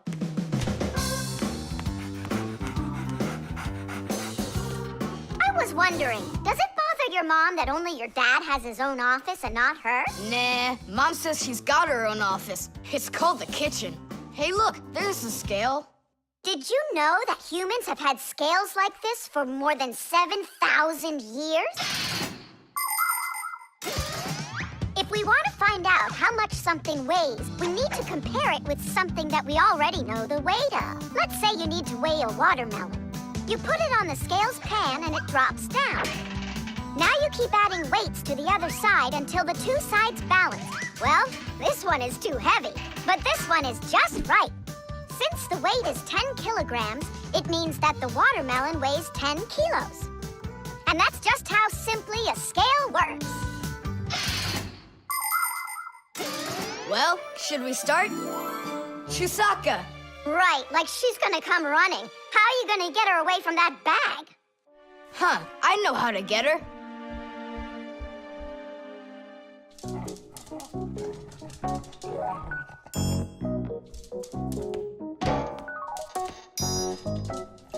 Here, hold this little piece of food while I weigh her. This may be literal, but it's way too heavy. Just hang on. Please, hurry up.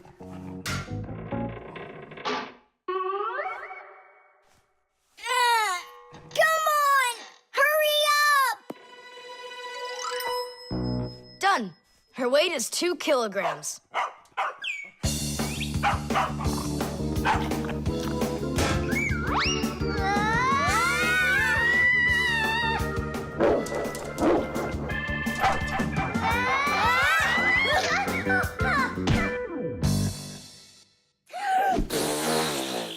Okay, now we can feed Chusaka. Chusaka weighs 2 kilograms, so 2 cups will be just right then. Do you think that you can feed your pets any kind of food at all? Oh, no! For them to be healthy, pets just like humans need to have a nutritious diet. Today, there are special pet foods for birds, fish, dogs, cats, and all sorts of other pets. These foods are made with everything your pets need to stay healthy, like meat, fish, fruits, grains, vegetables, and vitamins. These kinds of foods give pets a well-balanced diet, and there's no need to cook them. They're ready to eat. Just pour them in a bowl and your dog will be happy. And so will your cat, and your bird, and your fish, too. Just be careful not to mix them up, because what's good for a fish isn't good for a dog. Each animal needs its own special food.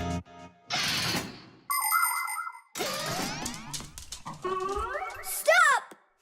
What's wrong? What's wrong? You have to take out a piece. She ate one already. All right.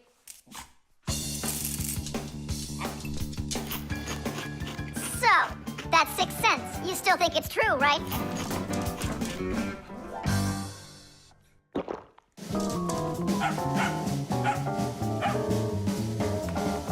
What did you bring that for? Oh, Mom is calling. No way. How could she know it would rain? I knew that Chusaka had it. Hello? It was a 6 cents, wasn't it? The electric train. Woo, woo, woo, woo.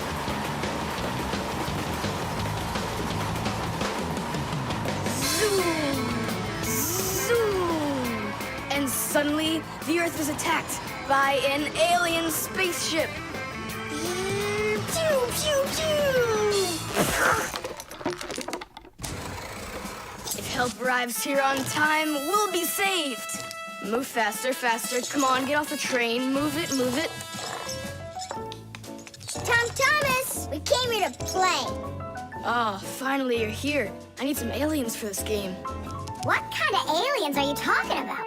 Just plain old aliens. You know the ones. They come destroy the Earth and just about everything. We don't want to destroy anything at all. Why can't we be The train engineers, huh? Train engineers? You don't know anything about driving a train. Oh, we know plenty about trains. Humans invented the railroad long ago, but back then, the rails were made out of wood. People didn't start making metal rails until the end of the 18th century. But the first railroad cars had no engines to give them their power. Instead, they used horses to pull them along. Later, horses were replaced by the steam engine. Wood and coal would burn in their furnaces to boil the water in the boilers, making the steam that turned their wheels. And the Fixies were there to help those trains go, making sure all of the parts could work together smoothly. But now steam engines have long gone away. The railroad uses electricity now for its power. These electric trains race along the railway at almost the speed of an airplane. So you might know trains, but you'll still be the aliens. This railroad is mine. So you're gonna play the way I want. The train is unloaded and leaving the station. Woo! You can play choo-choo by yourself. And I will. Pew, pew, pew, pew, pew.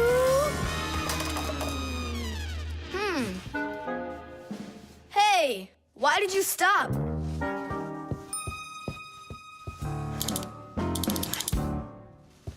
This doesn't help either. It's not going at all.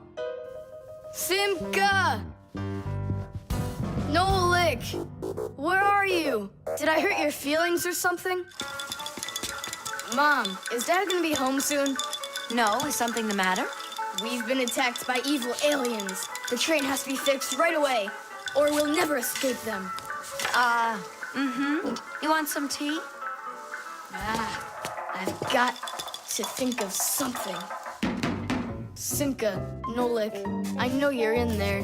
Please forgive me if I hurt your feelings. I'm really sorry. There's nobody but you that can save the world from the evil aliens. All right, it talked us back into it. Well, let's go and check the rails. Nolik, follow me.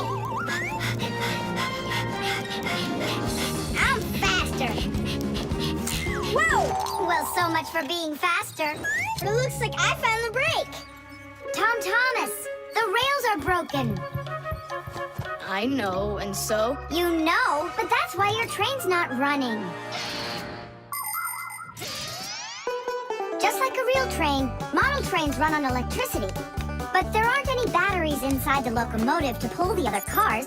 The engine gets its electricity from the rails. Each piece of the rail has a wire in it. If the rails come apart, the electricity can't flow through the track and get to the train. And without electricity, the train's engine just stops going. So reconnect the rails and your train will run again.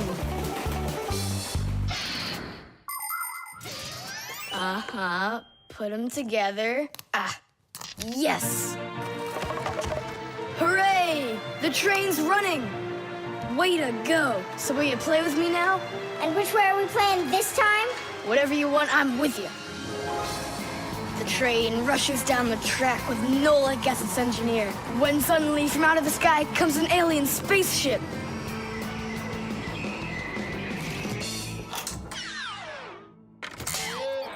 Greetings to you, O people of planet Earth.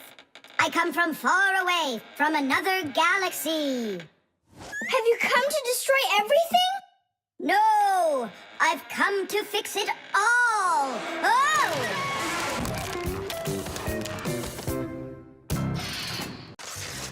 Candy.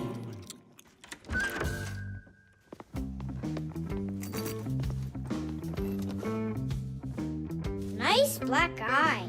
Tom Thomas, did you fall? How did you hurt your eye? I had a big fight with Johnny. Oh, wow! How could you? What was the fight about? We argued over who's cooler, a racer or a boxer. A race driver's cooler. Of course! That's what I said to him. But Johnny had to prove it's a boxer. Well, He proved it all right. Can't you see? you don't prove anything at all by fighting. What a profession, a boxer. Yeah, Now your dad, he's got an amazing profession, a journalist. He gets to travel to different countries and brings back all sorts of funny stuff. They even show him on TV. No. What do you mean? Boxers are cooler. Everyone's really afraid of them. Don't be gloomy, Tom Thomas. Have a candy. I've got a good idea. How about a taste tester? That's the best job. And what is he testing? A taste tester is someone who tests the tastes of drinks and food. Yeah, how come? They want to find out if the food is delicious and what all the flavors are in it. Super! What a great profession. But a taste tester's not a job just anyone can do. I can do it. Then let's check. So open your mouth and then close your eyes.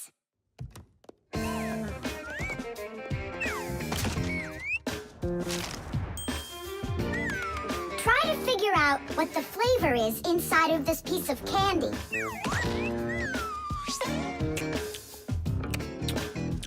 Strawberry. That's right. Good job, Tom Thomas. And this?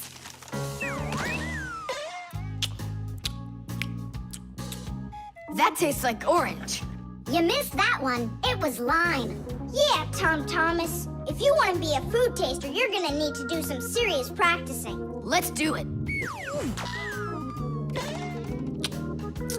Raspberry. You got it. Simka, how do they get the candy to be hard on the outside and filled with liquid on the inside? Don't get distracted. You're training. Yeah! Hard candy is made like this. First, a sweet syrup is cooked until it is thick and stretchy. Then the mixture is pulled into long, hollow tubes that are like noodles. As the tubes cool down, they start getting harder. And it's right then that the tubes are filled with the soft, fruity center and then cut into pieces. It all has to be done quickly before the tubes have a chance to get totally hard. And that's how candy is made that is hard on the outside and soft on the inside.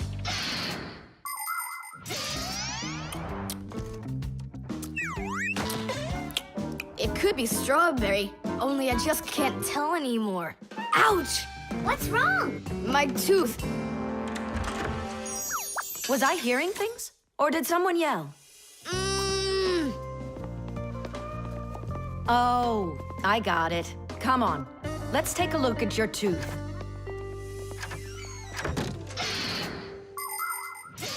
A taste tester has to be the most delicious profession in the world.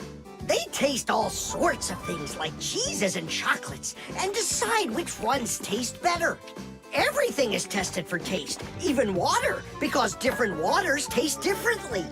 There are also testers who don't test food and drinks, but rather they test the smells of things like deodorants or perfumes. Not everybody can become a really great tester. First, you have to be able to tell apart all the different tastes and smells. You also need to know when it's time to stop, or you can make yourself sick and lose your ability to tell things apart. That's the reason why taste testers only take very small bites of food and very, very little sips. If you're gonna have a bad tooth, it's good to have a mom who's a dentist. That's true. She's a good dentist. She'll fix it in no time. She'll pull that tooth right out.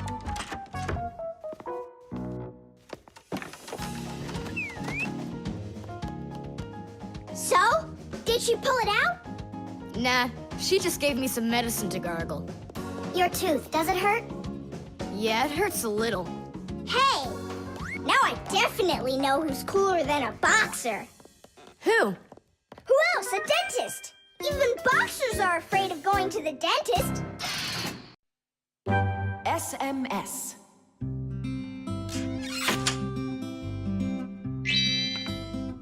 Hey. All clear. Oh, take a look. A mobile phone. You think they bought Tom Thomas a new one? Oh, wow. Nolik, stop! Awesome. Turn around! Oh! Tom Thomas, help us, please! We're That's not mine.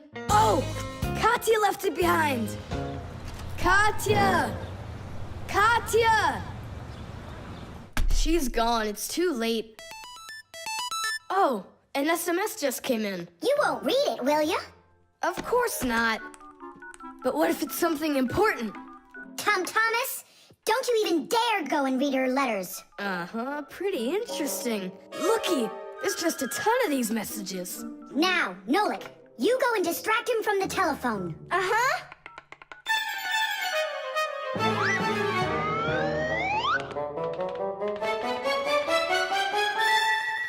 Chisaka! Hey! It's me, your buddy Nolik!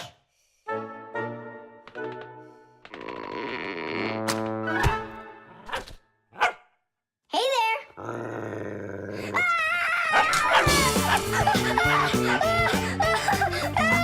Chisaka, cut it out. Stop it! That's enough with the barking. Out of this room, right now.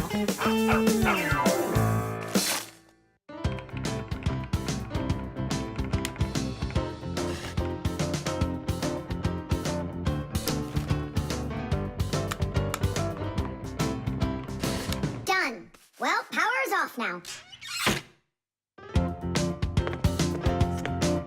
Huh, what's up?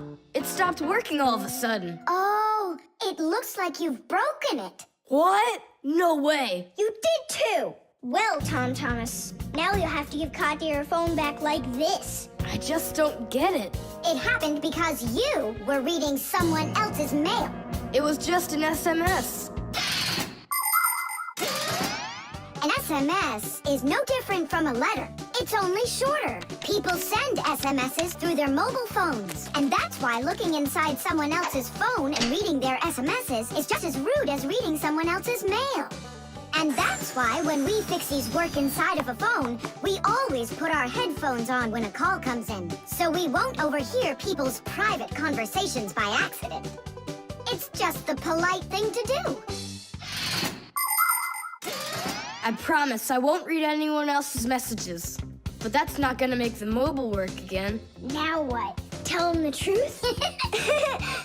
Don't you worry, Tom Thomas, because we turned the phone off.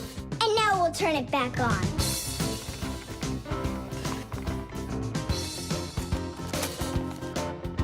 See that? The contact's barely attached. We just need to write a note to the Fixies who work over at Katya's. I'm sure they'll fix it. There are Fixies living in every home, and the work they have to do can seem endless. The TV starts acting up, then the doorbell breaks, the washing machine stops running, and then the phone won't ring. And besides all of that, there is cleaning and there's oiling. Like the appliances in the kitchen or kids' toys and all those other things. Modern houses are literally stuffed with all sorts of devices. And that is why the Fixies keep working day in and day out. Unfortunately, this can make Fixies get carried away by their jobs. And they can forget about their Fixie relatives and close friends that live in the neighboring houses and apartments. And that's not right. Just like humans, Fixies have to remember to go and visit each other more often and write each other letters, or at least send their regards. That's all. It's working again. You're the best. Now I can give a call to Katya and tell her she left her phone over here. Tom Thomas! Is that you calling? Yeah? And to who? Katya? And her phone is where?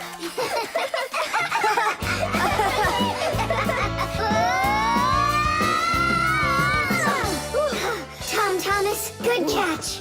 Boy, you're fast. Just like a... Like a Fixie. The refrigerator.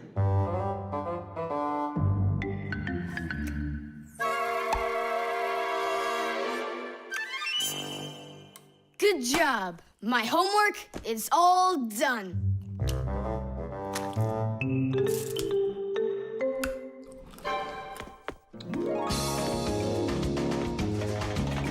Tag, you're it.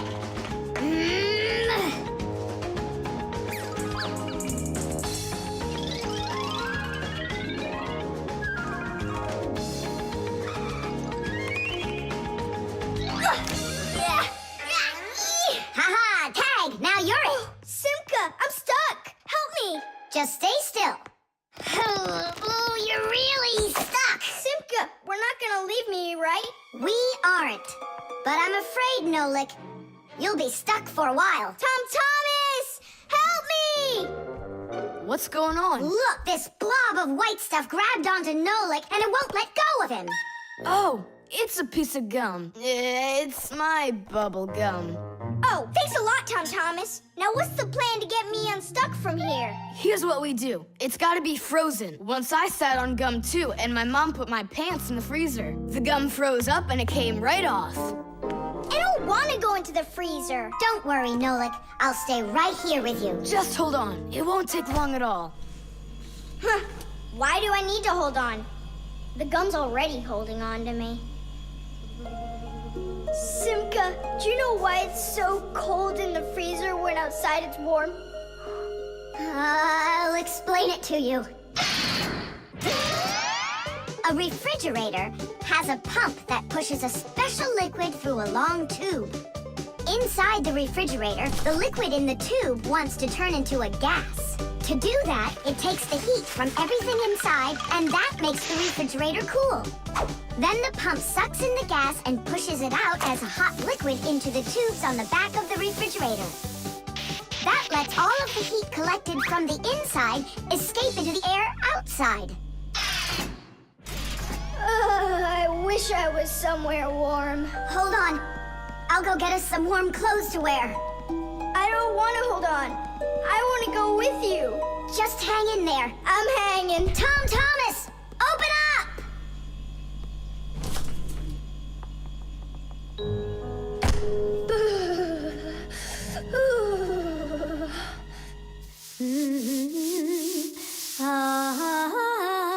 Marcia, do we have any warm clothing to wear?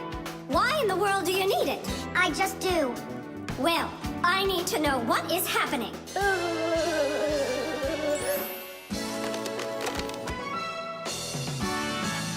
Hooray! Tom Thomas, Simka, open up the door!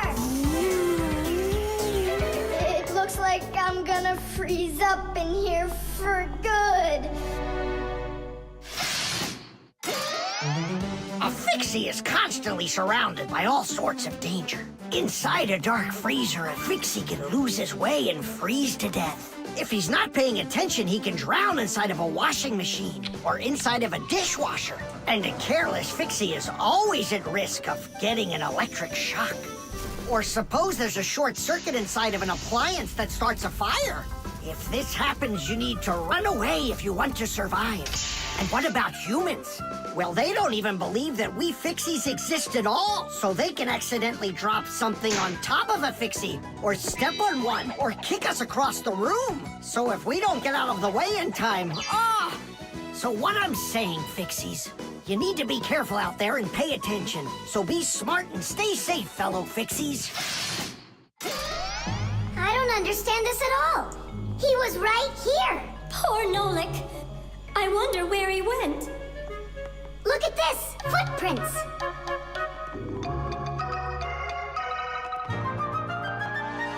Nolik, you're alive. You scared me half to death. How did you get out of there? Well, you told me about how a refrigerator works. And so I found that cold tube and started crawling on it until it got hot, and then I was here. Hey, there's smoke coming out of you. We need to cool you down right away. Huh? Where? I don't want to go into the refrigerator. Stop! I was joking. Look how it froze. I could break my teeth on it. You aren't gonna chew it anymore. I'd never do that, not after Nolik sat on it.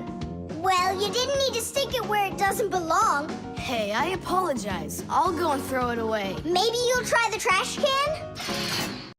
The robot. Did I already tell you what I'm hoping you'll get me for my birthday present? Yes, honey. Only 1,000 times or so. A Robotazoid R300 would just be the greatest. With Megavision, I want it. I really do. I do. Well, tomorrow you'll find out. But now it's time to sleep, Tom Thomas. Wow, that is one great present. And we got Tom Thomas absolutely zero for his birthday. We're We're just terrible friends. So, how does this robot work? Okay, so let's give this a try, shall we? First, we'll take a walk. And how does he have any idea where the robot's going? I can tell you. One of the robot's eyes is a video camera. The robot sends the picture to the screen on the controller so the player can see where the robot is going. Yeah! And that's just one thing they know how to do. A robot is a smart machine that can do very difficult or dangerous work for humans. With its strong metal arms, a robot can move heavy objects or put together parts to build cars and other machines. Robots are often sent into outer space or to the bottom of the ocean to help scientists. There are also robots that can understand what people are saying, and robots that can talk and even make jokes, just like people. I've got it. Now let's turn you around. What was that? Look. You know, He destroyed him! Nolik, stop! You were playing with that, right? you think Tom will notice? I know what you're doing all night. I'm off to bed. I'll get him to work. I'll stay up until I do. Simka, let's try and... No, we're gonna need some help.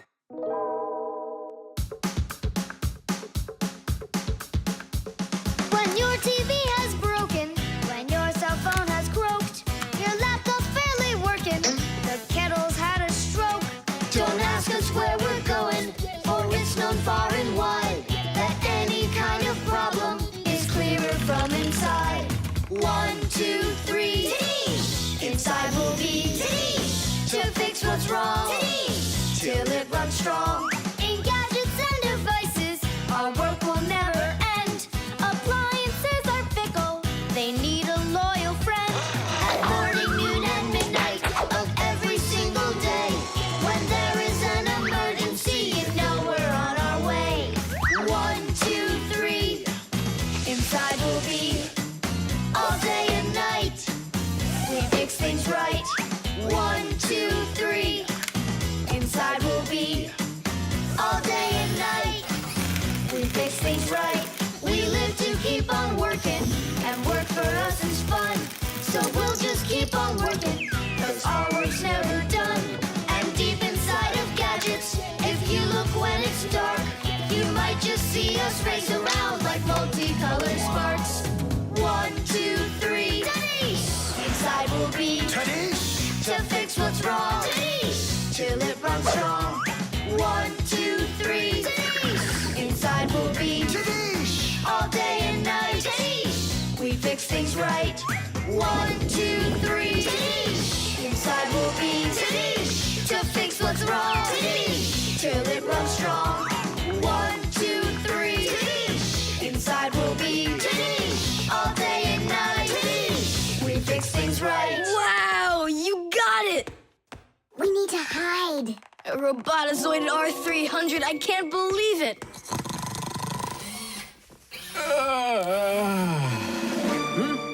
Well, happy birthday to you, Tom Thomas. I'm sorry, Tom Thomas. Last night, your robot, you know, I broke it. Dad, it works perfectly! Don't you see? I'm so proud of you. You fixed it. I couldn't fix it at all. I tried everything. Oh, you want to tell me that the robot fixed itself? What a joker.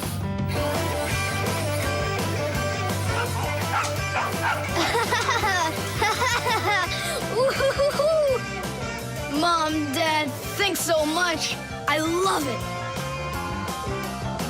And how about thanking us? I should have known it was you who fixed the robot. Happy birthday! Happy birthday! Yay! The vacuum.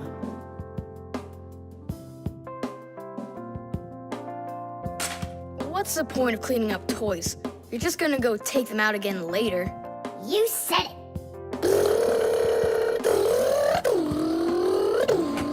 Tom Thomas, if you're done cleaning up, go and eat your lunch. Okay, be there soon. Nolik, you wait for me? Uh-huh.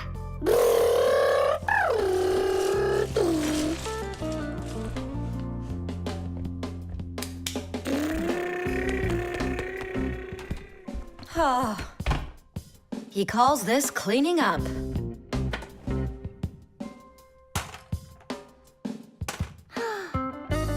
Uh-oh.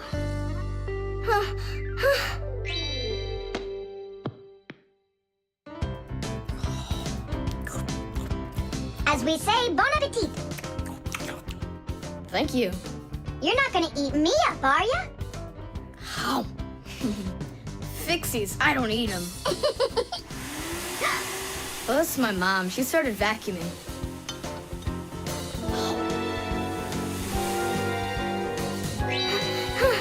Please help! Help me! Help! Help! Please! It really is weird. How's it possible a vacuum cleaner can take all that dust in, and none of it gets back out? Oh, come on. It's simple. They taught us about it way back in 3rd grade of Fixie school. You can think of a vacuum cleaner as nothing more than a fan with a net. The fan spins backwards, so it sucks in air with dust and dirt. If you put a net in front of the fan, the net will catch everything that is in the air and let the air pass through. Then all you need to do is add a pipe and you've got yourself a vacuum cleaner. But instead of a net, vacuum cleaners use special bags to collect the dust and dirt. It's as simple as that. Oh, whoa, Simka. Nolik, could he get sucked into the vacuum? Oh, no! Did he stay back there? Tom Thomas, what's the matter? Mom, I can finish vacuuming you. I mean for you. All right, I'll go clean the dishes. Nolik! Nolik! Nolik! Nolik! Nolik! We better go and get help right away. Marcia! Nolik got sucked up inside the vacuum. It's impossible. He can't fit in here. No, not in this vacuum. Into the big one, the human. It's just terrible. Nolik, my Nolik, he could suffocate in there. Come on, quickly. Yuck! This stuff is just awful. And it's awfully bad for you, too. Dust is a tiny enemy. It's so small and unnoticeable. But if dust gets inside machines and appliances, it's a disaster just waiting to happen. It can keep gears from turning properly. Dust can make appliances overheat. And if dust gets onto electric contacts, it can create a short circuit that can even cause a fire. That's why we Fixies have to constantly clean the insides of appliances from dust, even though a lot of us are allergic to it. Choo! If only people would just dust a little more often than they do right now. Choo! At least people could dust more on the outside. That would make our work so much easier, and their equipment would break a whole lot less often.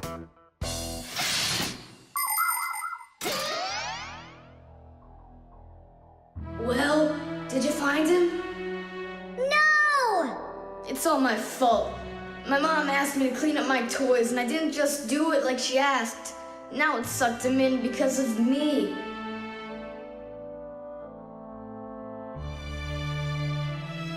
Nolik!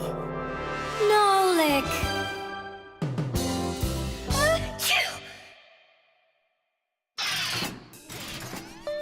So what do you say, Tom Thomas?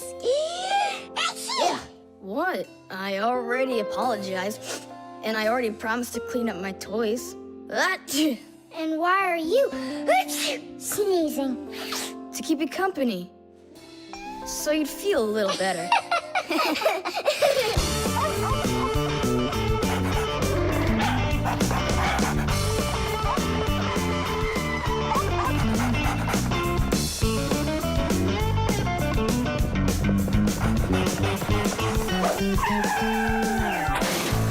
Chusaka!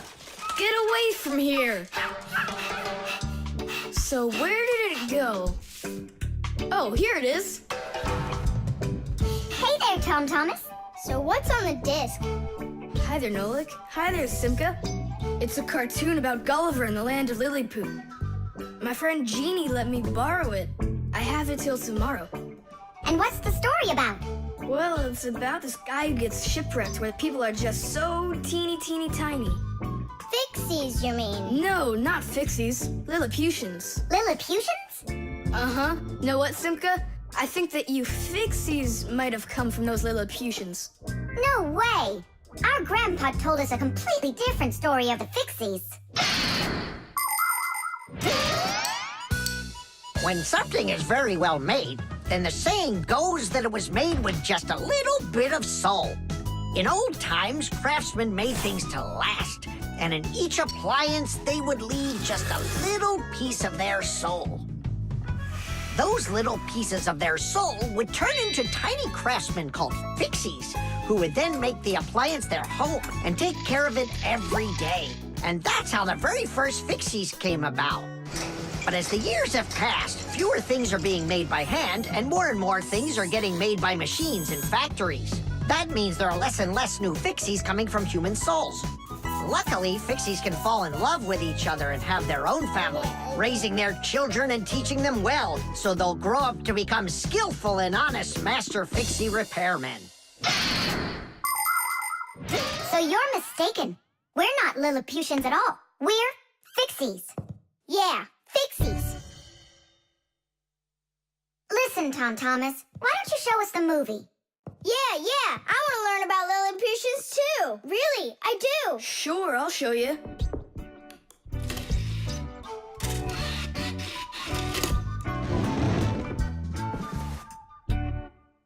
Oh no, what's going on? I broke it, I can't give her back a disc that's messed up. Don't panic. We'll take a look at it. Come lay it down over here.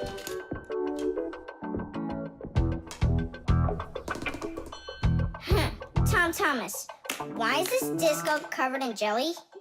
Because I was touching it with my fingers. I mean, what else? It's obvious you don't know how a disc works at all. And you know how it works? Yeah, I know. Yeah? If we take a look at a digital disc through a powerful microscope, we can see rows of tiny valleys of different lengths. These valleys are actually a code for the cartoons, games, or music recorded onto the disc.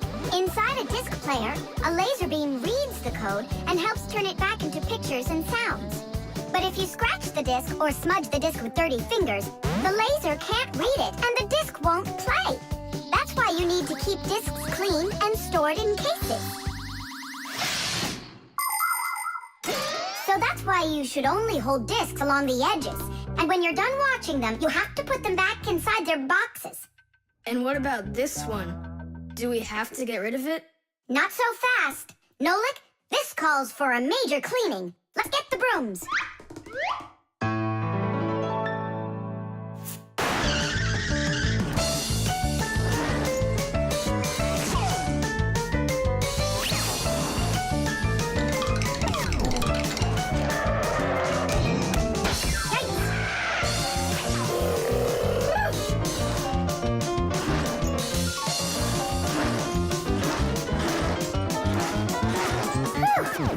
Okay, Tom Thomas, check the disc. There you go. Now you're holding it right. Hooray! The disc works fine. Hooray! Now we can watch the movie about the Lilliputians. Hey, Gulliver, why are you sitting there? You've seen this movie already. I know in what? What? Look at that pile of discs. Where do you need to put them? Huh. In their boxes. The thermos.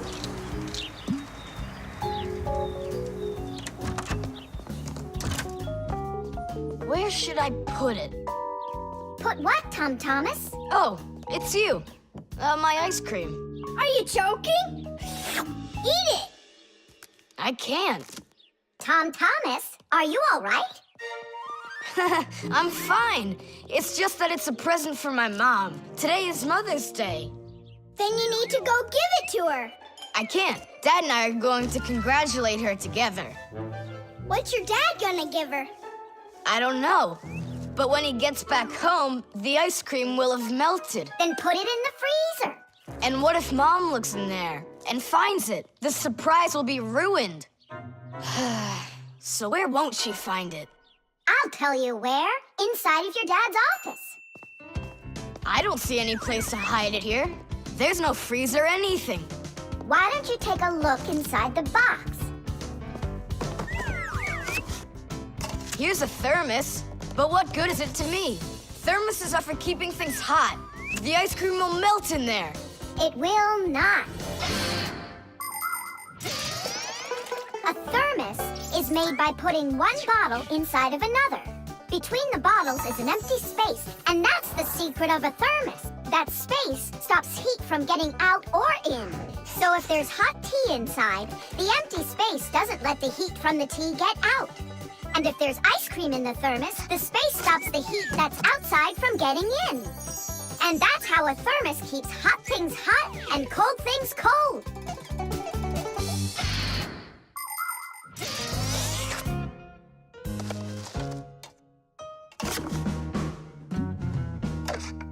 That's it. I'll go and play for a little while. He didn't even say thank you, did he, Nolik? Where are you? Nolik! I'm here!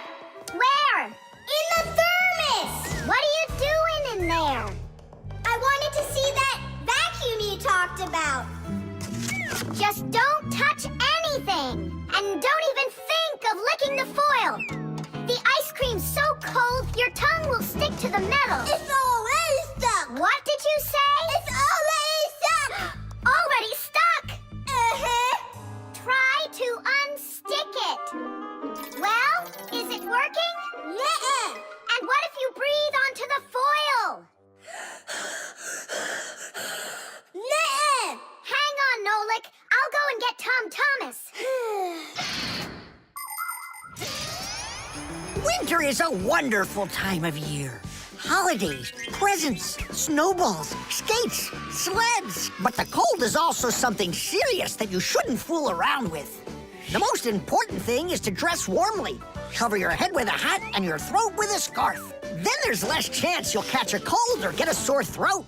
And to keep your hands from getting chapped, don't forget to wear gloves. And never walk around in wet shoes in the winter. That's a sure way to get yourself sick. And there's one more thing I want to tell you. It's great to have fun in the cold, but use your head. Don't eat snow or stick your tongue on metal fences, poles, or doorknobs. Your tongue can get stuck so strongly to the metal that it will be very hard to get off. I wish you all a glorious winter. Tom Thomas! Nolik's tongue got stuck. Where? In the thermos. Hurry! I'll explain everything later. Dad, you're already home? Mm-hmm. Dad, why are you taking my present? What do you mean, your present? I mean this one. Since when did it become yours? Oh, hi there. What's the fuss all about? Oh, it's nothing at all. I have a surprise for you. I want to wish you a happy Mother's Day. A thermos. How wonderful. Thanks so much. Is there something in here? I don't think so. Inside there's a present from me. Vanilla ice cream. My favorite. And how did that end up in there? Thank you so much, my sweeties.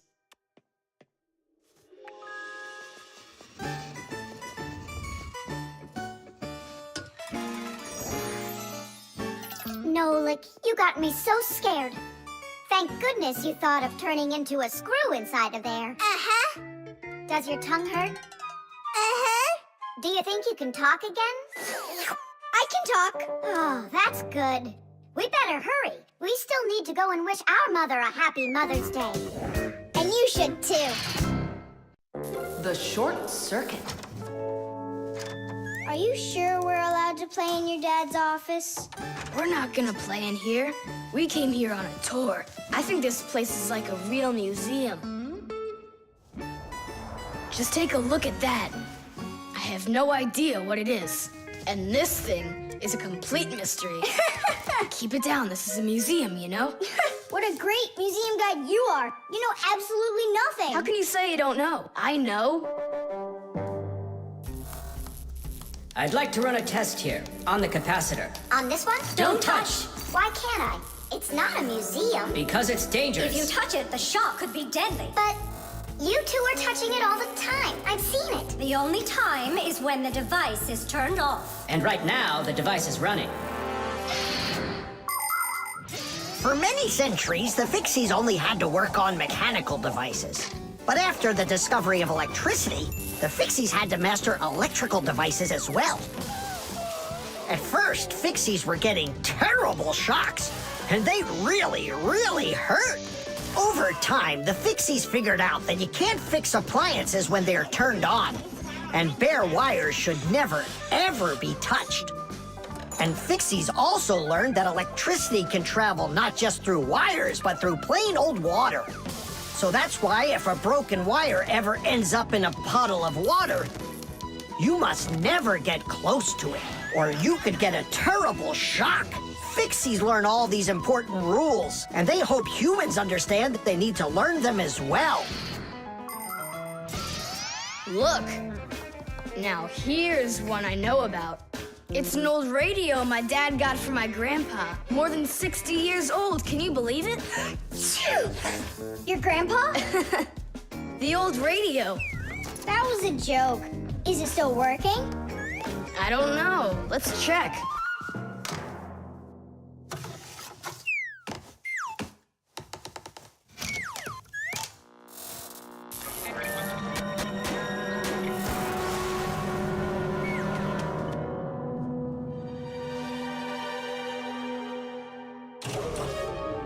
What was that? It looks like the electricity got turned off. Maybe it was a short circuit. I'll go find out. Oh, so it was you who caused the short circuit. I was in here showing all these things to Nolik, and we wanted to turn on the radio. We flipped the switch on, and then suddenly, kaboom, the lights go off. They're off everywhere in the apartment. So then how can I even warm up my pizza now? Soon it will warm up all by itself now that the refrigerator isn't working. Simka, what is that thing you said? A short circuit. Electricity goes back and forth from an appliance with two separate wires. For example, an iron uses the electricity it needs to get hot. But if those two wires start touching each other without the iron in the middle, then the wires will get hot instead. And this can cause the wires to burn out. When this happens, it's called a short circuit. Short circuits can happen when the coating around a wire is worn out, or when an appliance is broken on the inside of it. So when you tried turning on that old broken radio, the wires in the apartment started burning. Does that mean all of the wires got destroyed? Don't worry. In our apartment, there's an automatic switch to stop that. It turns off the electricity when the wires start getting too hot. Oof. And what about that, automatic switch? Is that something you need your mom and dad to turn on? No question. You definitely would. But you have us. Yeah. And we have Papus and Masya. I'll go tell them what happened here. And you guys, you turn off the radio. But we'll get electrocuted. What do you mean electrocuted? Thanks to you, there's no electricity.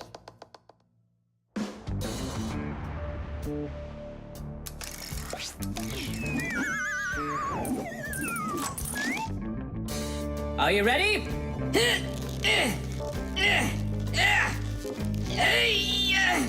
Pull it up.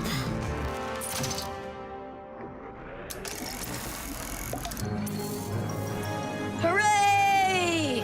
Tidish! So, Tom Thomas, what are we doing next? Why don't we continue with our tour? Hey, wait for me! I'm coming! Hey, wait. I thought you were fixing the television with Papus and Masya. They asked me to come here and stay with you on your awesome museum tour. That way there'll be less for them to fix in here later. The compass.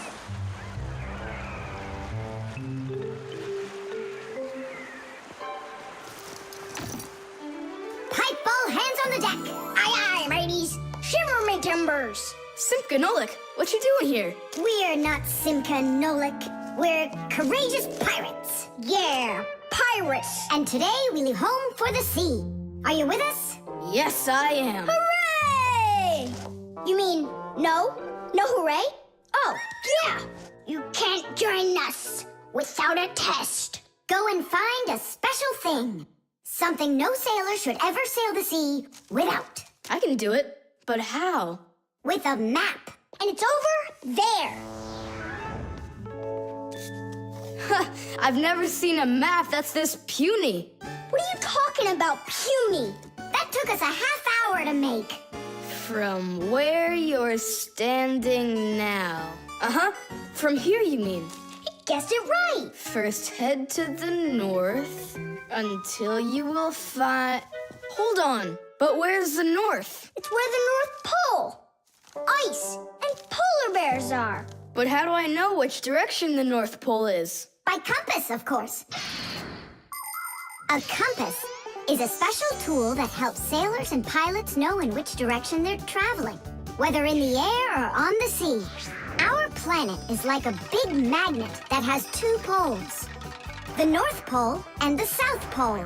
These magnetic poles help the needle in the compass find its way. The needle is magnetized, so one of its ends will be attracted to the North Magnetic Pole and point at it, while the other end will always point towards the South. That I know, but there's no compass around here. Then let's make one, by ourselves. Out of what? We can use a needle. We just have to magnetize it. And how's it supposed to turn around? In a saucer of water.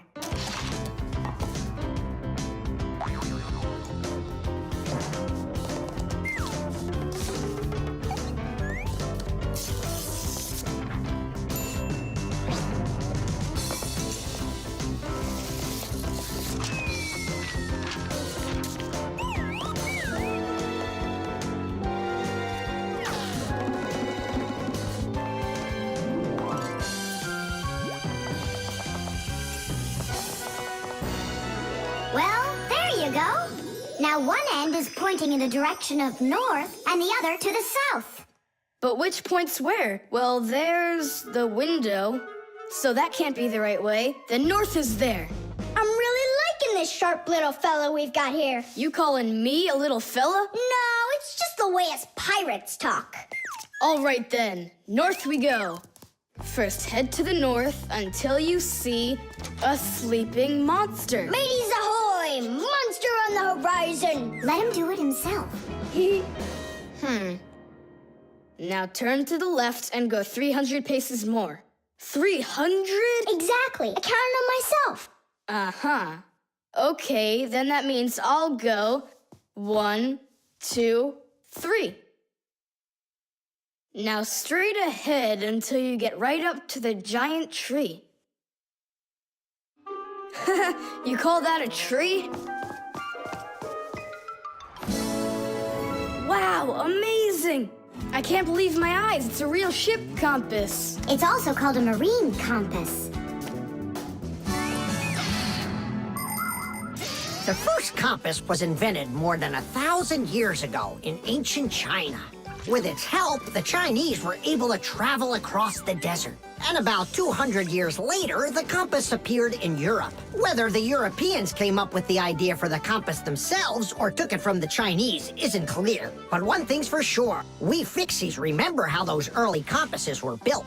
The first compasses were made with a magnetized needle on top of a floater inside a bowl of water. Later, the needle was put on top of a pin that let it spin freely, and it started to look like the ones we use today.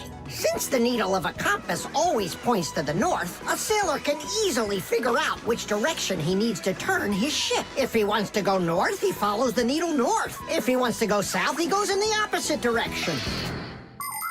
Your dad brought it home with him late last night from his work. You were asleep. Hold on. I want to check something. What's up?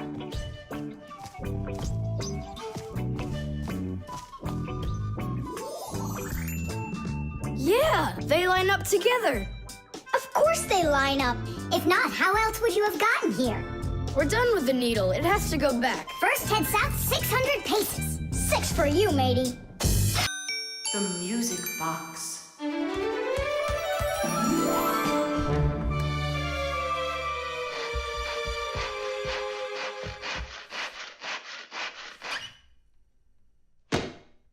And when the Pied Piper began to play his magical flute, the rats came out of their holes and followed him. And they never would be seen in Hamlin ever again. Whew. And then what, huh? I can't read anymore. My legs got tired. Whew. Simka, Nolik, something's rustling in there. In where? In Dad's office, it's on his desk. It's inside the wooden container. So maybe there's a mouse inside it. Tom Thomas, sit right here while Nolik and I go and check. And if there's a mouse in there for real, then how are we gonna get it out? Those rodents are really so big. And why was I reading that book to you, huh? Just grab a flute, give it a toot, and the mice will scoot. And where are the flutes gonna come from? We'll make 'em. Toot, toot, toot, toot, toot. You got it? Sure I did. Wait a second. Let's get a little closer.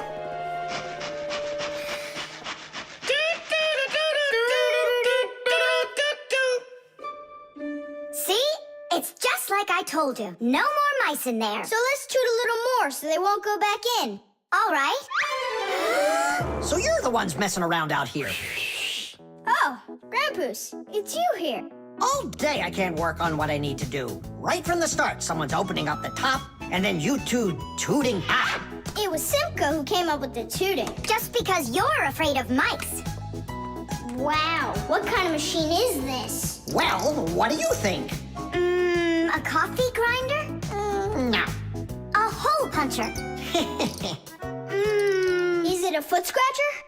What? Well, a machine for scratching your feet. You're joking all the time, you. It's a music box, and it's just wonderful. Music boxes were invented more than 200 years ago. Inside, there is usually a cylinder with short pins sticking up from it. In front of the cylinder, there is a comb with metal teeth of different lengths. If you pluck one of the teeth, it will make a pleasant sound. A short tooth makes a higher sound, and a long one, lower. When the cylinder spins around, the pins pluck the different teeth, and music plays. Awesome! So what's broken in here? The spring slipped off. It has to be pushed back into the right place. Will you help?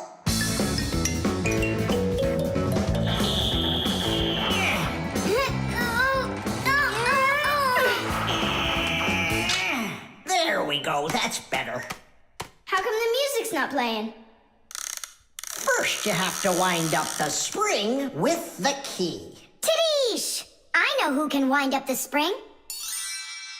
Well, Tom Thomas, can you guess what kind of machine this is? A paper cutter. How about a hole puncher? You're such a joker. Now don't go and tell me it's a foot scratcher. Then I don't know. Then wind it up with the key and you'll find out.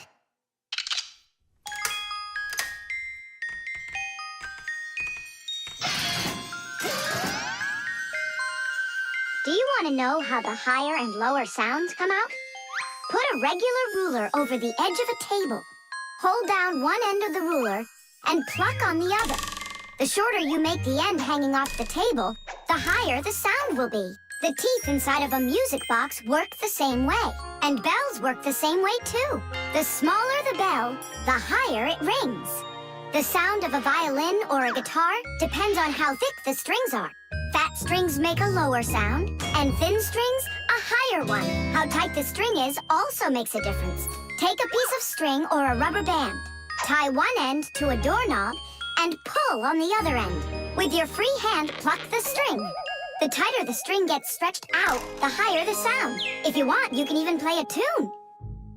I think I got it now. It's an old player for music. That's close, but not it. A music box is what they call it. I just said that. So what was it in there, Just a broken spring. It's not the thing I'm dying to know. Who was moving around there? All I'll say is we, Tom Thomas, won't let that secret out. Shh. The magnifying glass. Case number 1. Let's begin. Well, well. I see evidence of the criminal. The criminal's fingerprints, to be exact. He won't get away with it.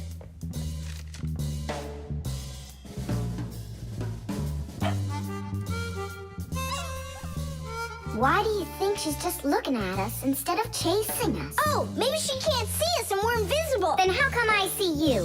Simka, Nolik, be careful. Don't destroy the tracks. What kind of tracks? Whose tracks are they? Shh. I have to solve a crime. A crime? What kind? Someone stole a wing from this plane, but I'm on the trail. Take a look at that fingerprint. I'm looking. Well, and so? Each fingerprint is unique, so if you can find fingerprints, that means you have a good chance to find out who left them. Class. It's been known for quite a long time that all humans have their own unique fingerprints. It's true. No two people have the exact same fingerprints, and this fact helps the police catch criminals. It starts by finding fingerprints at the scene of the crime. Then the police compare those fingerprints with the fingerprints of someone who may have committed the crime. If they match, they found the criminal. This method is called dactyloscopy. Besides catching criminals, fingerprints can also be used to replace ordinary keys. When you press your finger against a special electronic lock, the lock recognizes your fingerprint, and then it's please come on in. By the way, unlike humans, we Fixies don't leave fingerprints anywhere, and that's why even the police can't find us. Now we'll put a dog on the scent of the criminal. Chusaka, sniff. Pick up the trail. Now go find. Hey, what's wrong? Chusaka's broken. We've got to fix her then. How? She's not a vacuum cleaner. She's a real live dog. Fixies know how to fix it all. Not true. Almost all. The first thing we have to do is a thorough inspection. Let's see now. Her eyes are looking quite healthy. Good. Tails in one piece. Ears are clean. Yeah. Tongue, rosy pink. Tom Thomas, stand her up on all 4 feet. No, paws, I mean. Uh-huh. Chusaka, go on, you're fine. Now I understand. Here's what's out of order. It's her right paw. But I can't see what's wrong. I wonder if something's broken on the inside. Wait. Maybe something really small is stuck in her paw there. Tom Thomas, we need your lens. Here. In order to examine a small object, you need a lens. A magnifying lens is a special piece of glass that is thicker in the middle than on the sides. It bends the light that passes through it.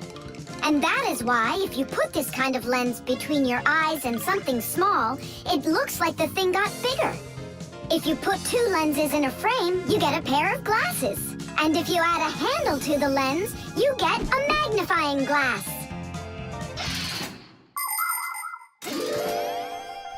There it is, a splinter. It's glass, I think. Looks like it. You're right. It's possible it's from the lamp in the hallway. It broke yesterday, and I guess not every little piece got swept up. Chusaka, hey there! You're all better now. Looks like we fixed her. Tadish! She's all repaired and working. Maybe we shouldn't have cured her. Ungrateful dog. Simka, Nolik, here it is. The wing that was lost. Yeah, that's great, only you still have to figure out who hid it underneath the bed there. Yeah, you still need to match the fingerprints. The fingerprints on the wing are the same as on the plane. But whose are they? And did you check your fingerprints out? Huh, all the fingerprints are mine. So I guess it was really my own fault. I just lost it somehow. So it turns out that you were the criminal? Hooray! The crime's been solved! And you, Tom Thomas, are the criminal!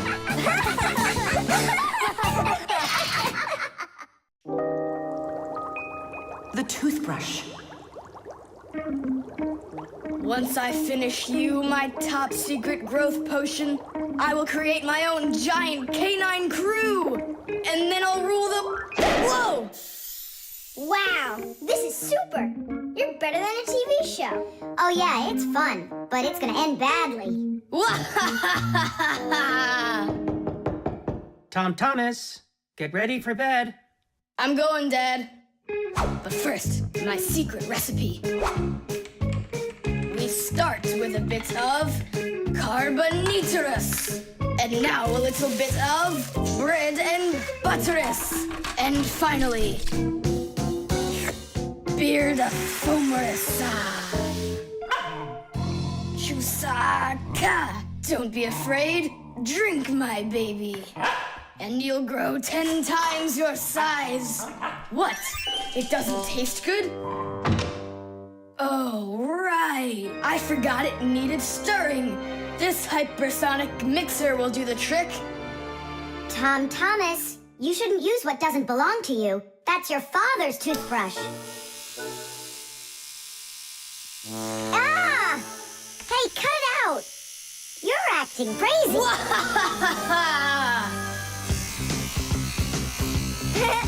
Bubbles! Boom! Boom! Boom!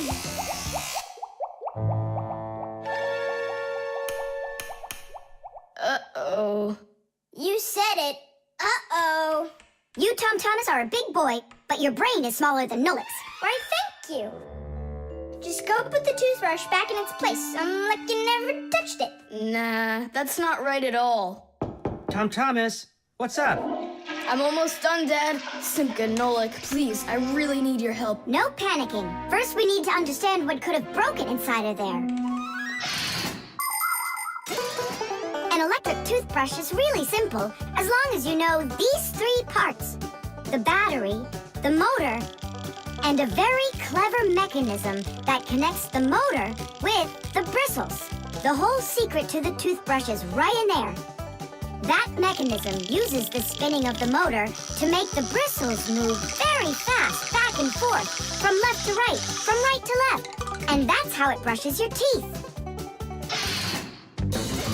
So what can we do about it? Here's what we do. First, we take out the motor. Then we take the gears out. And then the mechanism. How much time do we need to do that? 1 or 2 hours. What? No! Just listen here, Tom Thomas. You need to open up the battery compartment. Wait for me right here.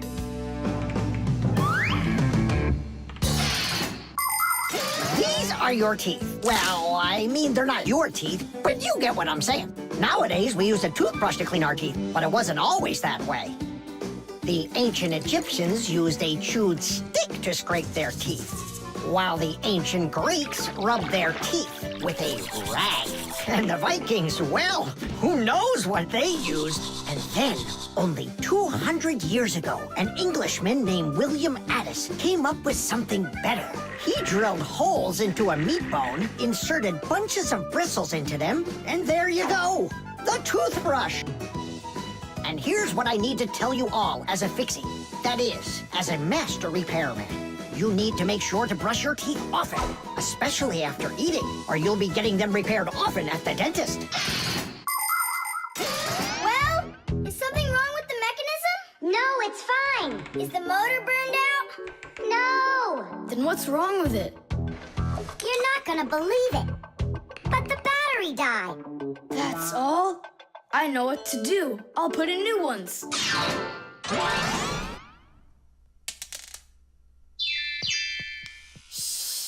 Your dad turned the toothbrush on. Looks like everything's fine. It's working. Ooh, way to go. Excellent. Your dad will never find out what kind of slop you mixed up with his brush. What slop? How dare you, Nolik? How dare you refer to my mighty potion like this? Tom Thomas, somehow soap got all over my toothbrush. Can you explain that? Ay, ay, ay. Well, you got caught. What do you say now?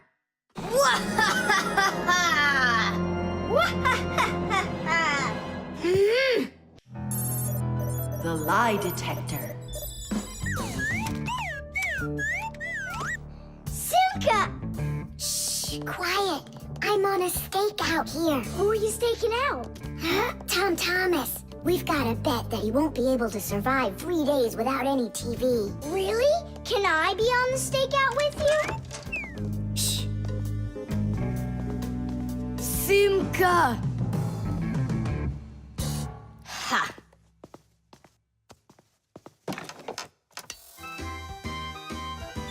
Aha! I gotcha! What? Who? You lost the bet, Tom Thomas. Just tell me you didn't. I didn't. Why didn't you? It's because I'm not Tom Thomas. What? I'm Tom's brother. That's totally not true. We know Tom Thomas doesn't have a brother. I meant his first cousin. Then how come you two look so much alike? It's 'cause our mothers are twins. So what should we call you? Who, me? John Johnson. And who are you, by the way? As if you don't know who we are. This room is beautiful. Sure is bigger than mine. I don't believe you. You're telling a lie. And what is your proof? Maybe he's not lying. There's a way to check it. How? Yeah, how? With a lie detector. You'll see. A lie detector is a device that is used to help figure out if someone is telling the truth or if they are lying. You see, when someone is lying, they always get a little bit nervous. Even though we might not see it, we know that a liar's heart beats a little faster, his breathing changes, and he sweats. A lie detector can pick up on all of these little things. And that's how a lie detector can be used to help find the truth. But you don't have a lie detector. But we know how a lie detector works, don't we? Or are you scared, Tom Thomas?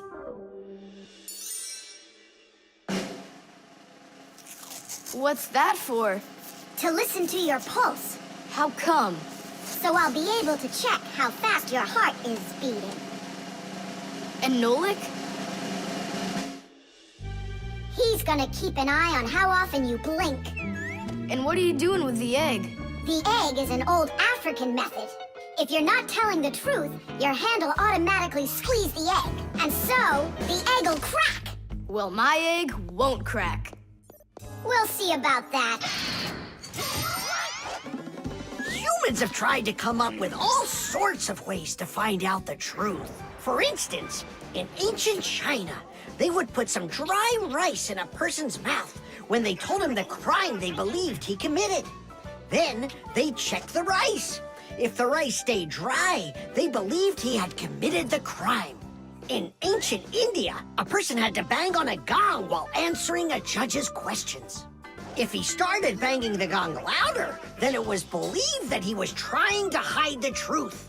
And in Europe, if one knight accused another of lying, then they would just take part in a duel. Whoever won that one was said to be on the side of truth. No, it's not easy to hide the truth, but sometimes it can be even harder to find it. Answer yes or no. You got that? Do you have 2 ears? Don't you have eyes? Just yes or no. Yes. Answer! Are you a girl? Hey, come on. Yes or no? No. Where do you find such dumb questions? We just have to check what happens to your heart when you tell the truth to us. All right, now answer this. Do you know the Fixies? Yes or no? Yes. No. I forgot. His pulse is speeding up. Are you Tom Thomas? No. His pulse is racing. And his eyes have started blinking. And the Fixies, tell us where you learned about them. From Tom Thomas.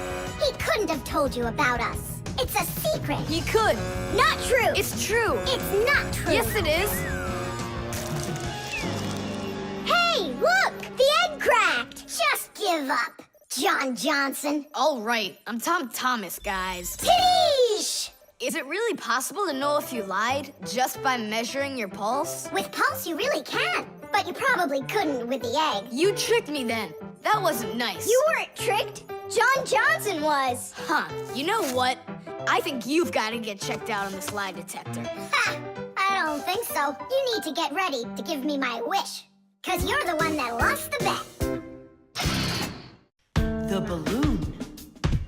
No way. You'll miss for sure. No problem.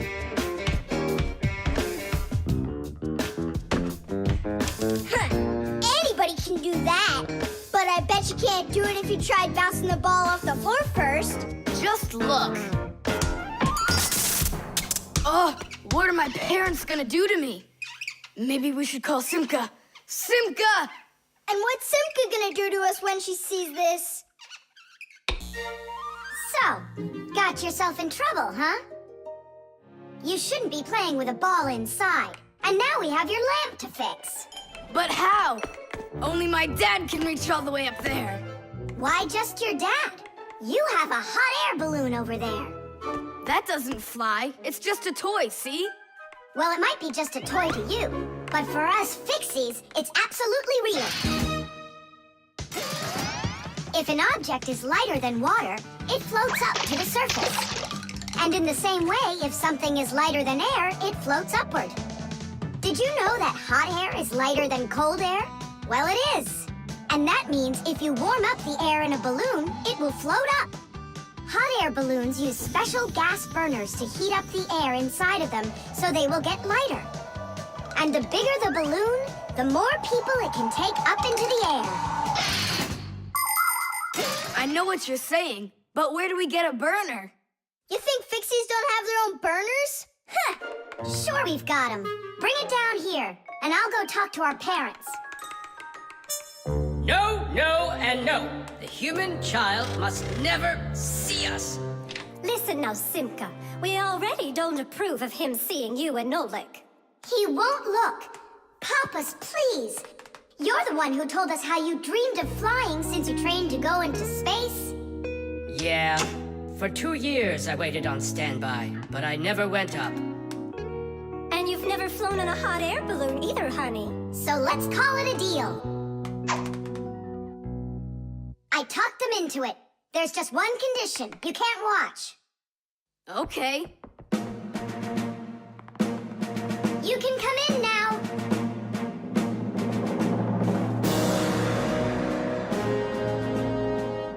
Now prepare the burner. Coming right up. Permission for takeoff? Permission is granted. And off we go! Hooray! It's flying! Don't you peek. Turn around. Oh, it was an accident.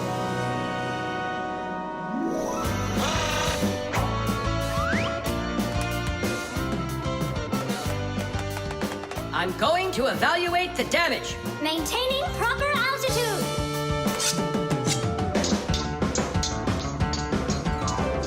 So, they've reached the spot. Air balloons are really awesome. I wonder, who figured out how to do that? It was the Montgolfiers. The hot air balloon was invented in the 18th century by the Montgolfier brothers from France. In those days, there were no gas burners, so they heated the air inside the balloon by burning straw. At first, there were no passengers on their balloon. Not counting the Fixies, of course. I mean, how else could a balloon get up in the air without them? Unfortunately, the names of the first Fixies who took that flight were not recorded in the annals of history. Following the Fixies' flight, the next passengers were animals: a ram, a rooster, and a duck. And it was not until those three safely landed after flying a full 4 kilometers that humans dared to fly in hot air balloons themselves. Ever since their invention, hot air balloons have also gone by another name: Montgolfiers.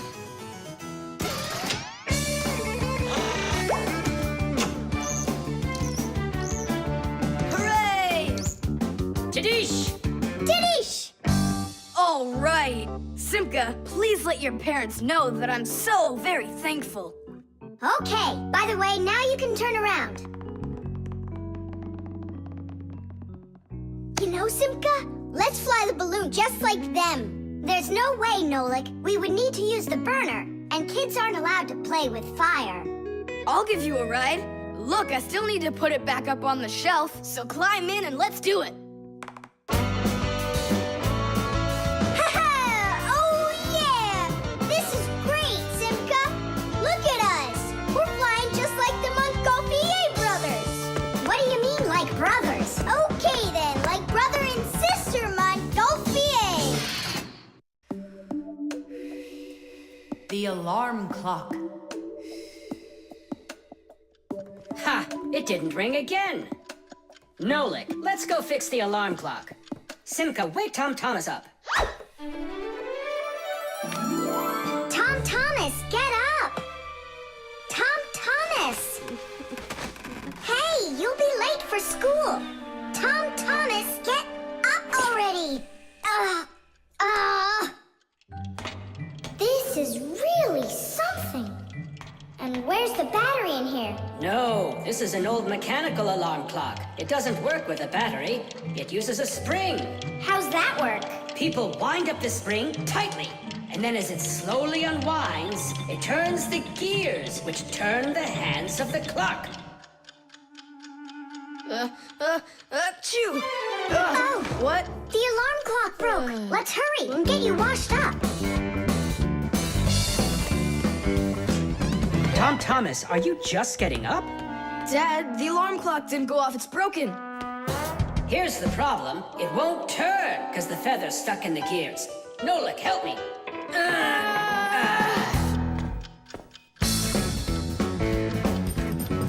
Papus! What's going on? It looks like it's an earthquake. Huh, it really is broken. About time to throw out this old piece of junk. Tom Thomas, I'm off to work. Don't be late for school. I won't. Where are we?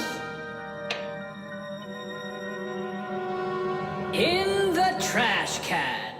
And what's gonna happen to us? Well, you see, Nolik. People throw out broken things without a second thought. Even appliances that can still be fixed end up in the trash all the time. And the trash is taken to a horrible, deadly place called the dump. If a Fixie happens to be inside a broken appliance, he will come face to face with great danger. Once, my uncle got thrown into the dump buried inside an old TV. He barely managed to jump out of the bulldozer's path, and it was a miracle he didn't end up in the incinerator. After that, he just roamed around the huge dump, trying to fix anything. He became totally crazed. Good thing the Fixie Rescue Squad managed to find him and bring him back home. I don't want to scare you, but we might be taken to the dump, my boy. Papus, I'm scared. Huh? Where is the alarm clock? Maybe my dad took it to get fixed. But Nolik and Papus are in there. Now just a little bit further. I don't want to go to the dump. No tears. There's only one way out of here. We need to fix the clock and make it ring. But how? Inside the clock, there is the main spring, and there's also a second spring. The second spring is held still by a brake, and so it waits. When the little hand reaches the time the alarm was set to go off, the spring jumps off the brake, and the gears are free to start turning. That makes a little hammer beat the cup of a bell very, very quickly. And that's how an alarm clock rings. So this feather is stopping the gears and not letting the hammer strike the bell. Exactly. I'll start rocking the gear back and forth, and you tug it. And 1, and 2, and 3. Tidish!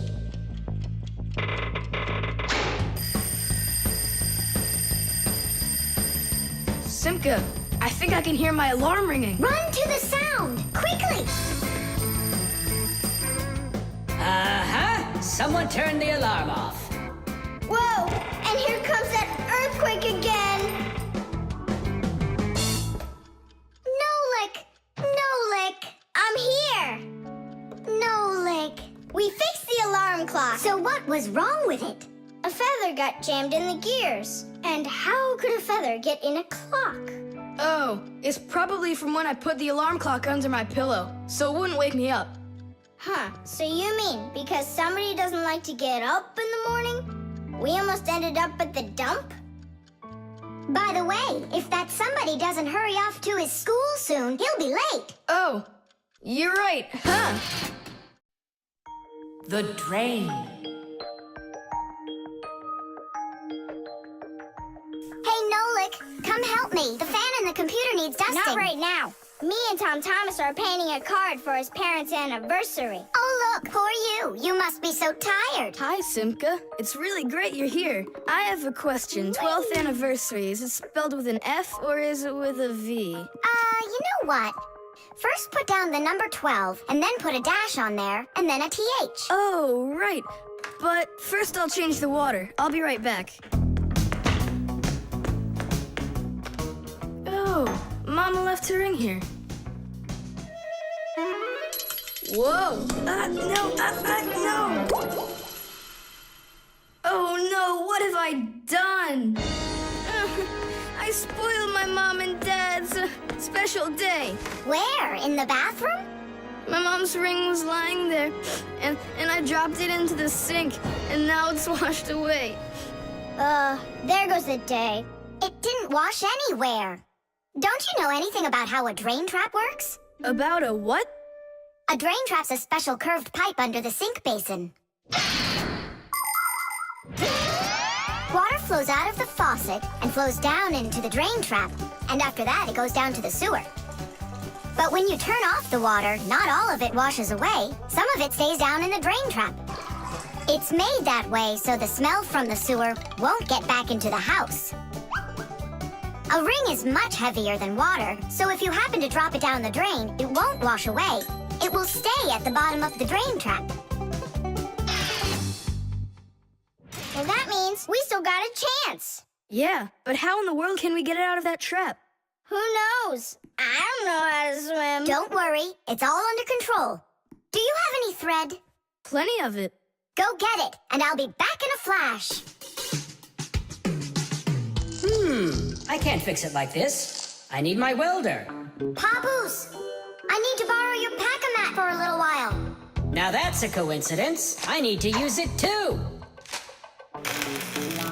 Marcia, then I need to use your pack-a-mat. What? I'll bring it right back. Hey, where are you going? Just watch what you're doing, dear.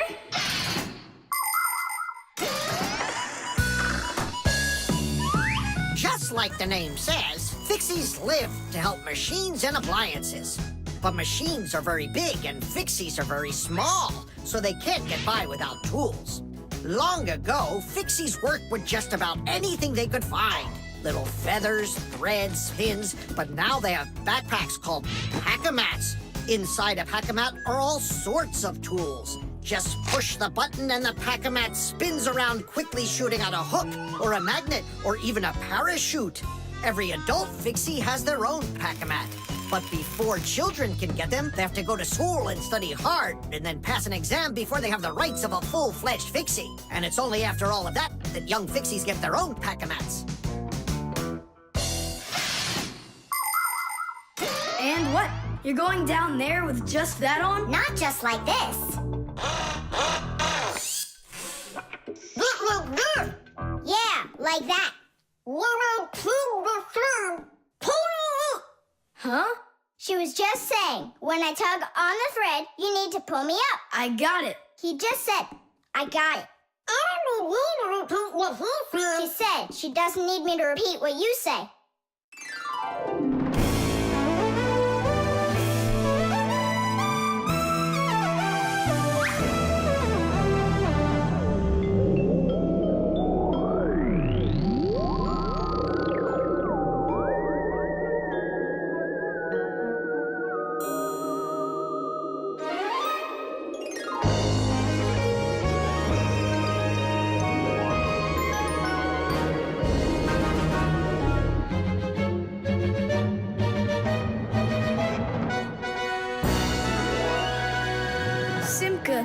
Nolik, thank you. You really saved the day. That's what Fixies are for. I said that's what Fixies are for. Tom Thomas, who are you talking with in there? Oh, your mom came back. No one. Hey, can you turn back into Fixies? I gotta ask you a question. I forgot. Should I write 12th anniversary with an F, or do I write with a V? Just write the number. You're right. The screws. Hey, Tom Thomas, what you thinking about? Huh? For school, I have to write an essay. My very best friend. I don't know. Who should I write about? What do you mean, who? Aren't I your closest friend? Of course. How could I forget to write about you? And you can keep forgetting. That's our secret, right? Don't you remember the promise you made when we met? Sure, how could I forget?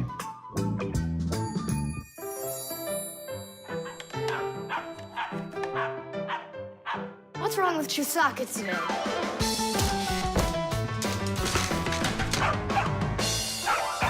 Chusaka, why are these screws bothering you so badly?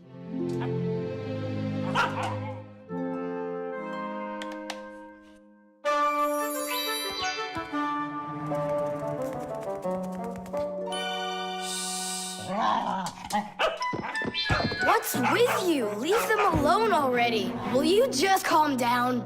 You're gonna destroy my plane.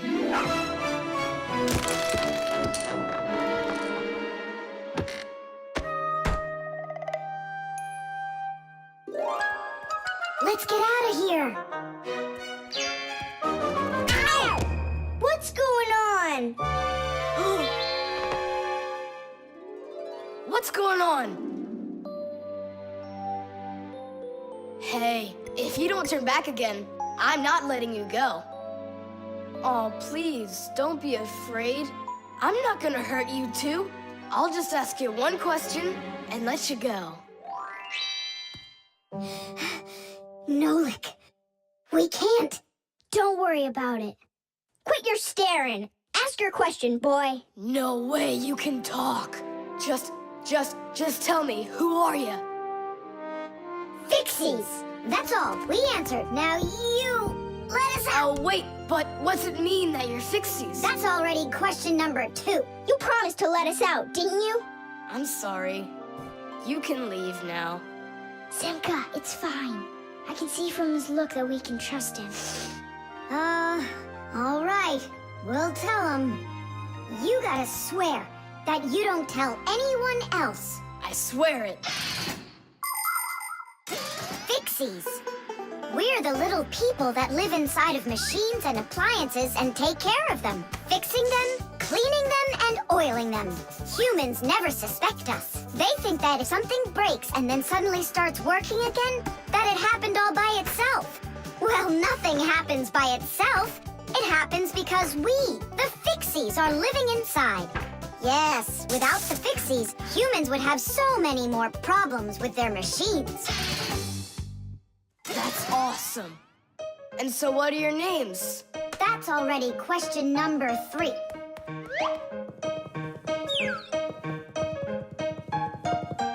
You can call me Nolik, and her name is Simka. And my name's Tom Thomas. Will you come back over? Oh, well.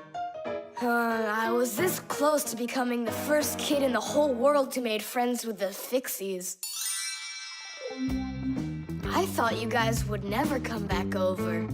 And we didn't plan on coming back. But then we thought it'd be really great to be the only Fixies in the whole world, who are friends with the only kid in the whole world, who is friends with the Fixies. Ah! And who has told no one about us. The Fixies do everything they can do to hide from humans. They are afraid that if humans discovered Fixies, they would hunt them down and capture them and start keeping them in cages, just like pets. And worse than that, they would take them into their laboratories and start examining them under microscopes, even conducting scientific experiments on them. Or suppose that humans thought we'd do all their work for them, and so they decided that they didn't have to take care of their appliances any longer. Well then, let me tell you this. If humans decided that they didn't have to clean or fix their own appliances, then not even the Fixies will be able to stop them from breaking no matter what they do. That's why the Fixies are very smart to hide from humans.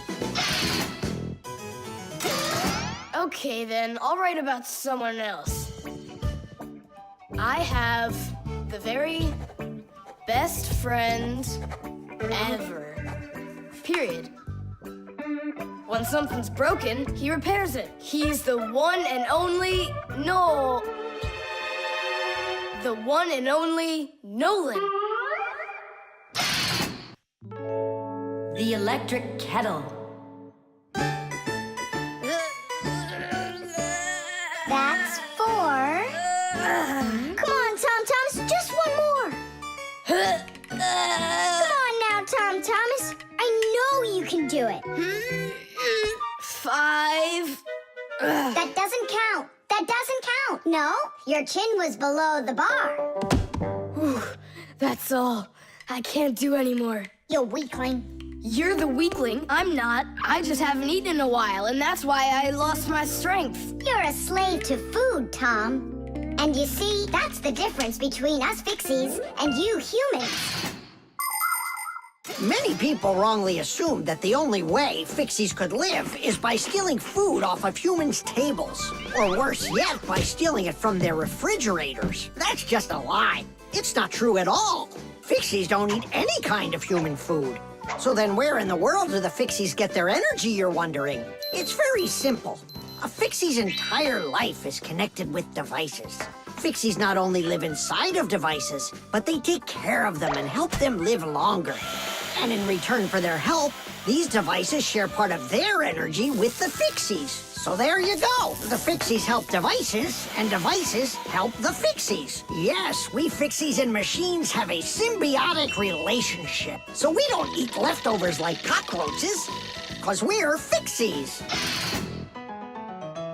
1, 2, 3, load! How's it possible that a big boy like you doesn't know how to make any food for himself? I'm able to cook, but I'm not allowed to turn on the stove. What can you make without it? Oh, yes. We have instant oatmeal. Look. Do you like oatmeal? You're joking. Only my folks say oats are healthy and make you stronger. Great. Well, then how do you cook it? It's not hard. All you gotta do is add hot water, and I'm allowed to turn on the kettle. Stop and check if there's water in there. If there's none, you can burn out the kettle. It's got enough. Then you can turn it on. Hey, tell me, how does the kettle turn off? I mean, how does it know when the water's hot enough? Inside of an electric kettle, there's a heater hidden underneath its bottom. When you turn on the kettle, the heater warms up the water until it boils. And the boiling water gives off steam that heats up a special metal plate at the top of the kettle. The heat causes the metal plate to bend, and that turns off the switch. So you could say that an electric kettle feels when the water's boiling.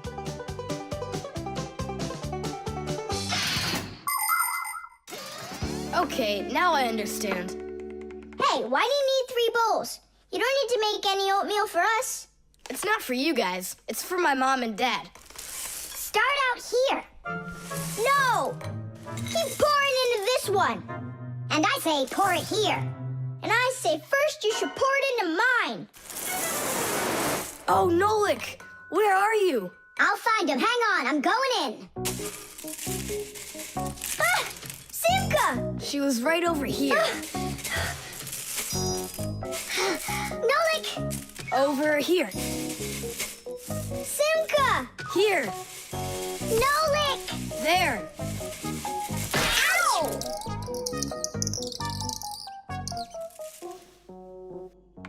Hey, where is your other boot? It got lost. Up there in the oatmeal. That must be your parents. Let's get out of here. Hey, and what about your shoe? Don't worry. I got another one. Hi, Tom Thomas. We're back. You must be hungry. We'll make you something to eat. But I already prepared us some food. And the water's already hot. Wash your hands. Tom Thomas, don't touch that kettle if it's hot. I don't want you to burn yourself.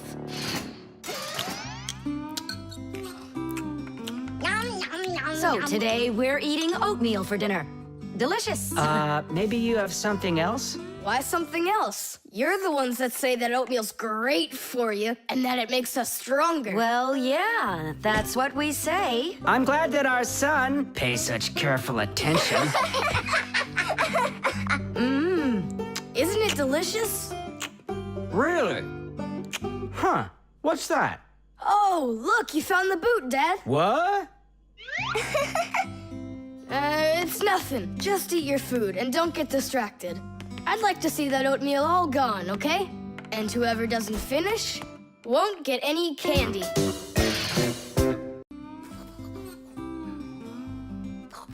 The remote. Hey, Simka, the button got stuck on the remote. How can we get it back out of there? Look and learn, Nolik. Please help! Oh, come on, come on, come on, come on, come on! Oh, oh, oh! Should I let it go now? Oops.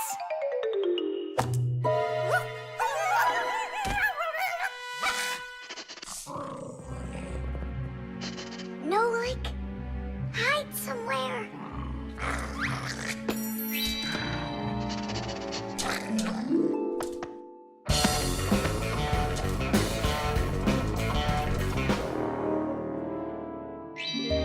Nolik, she stole the remote.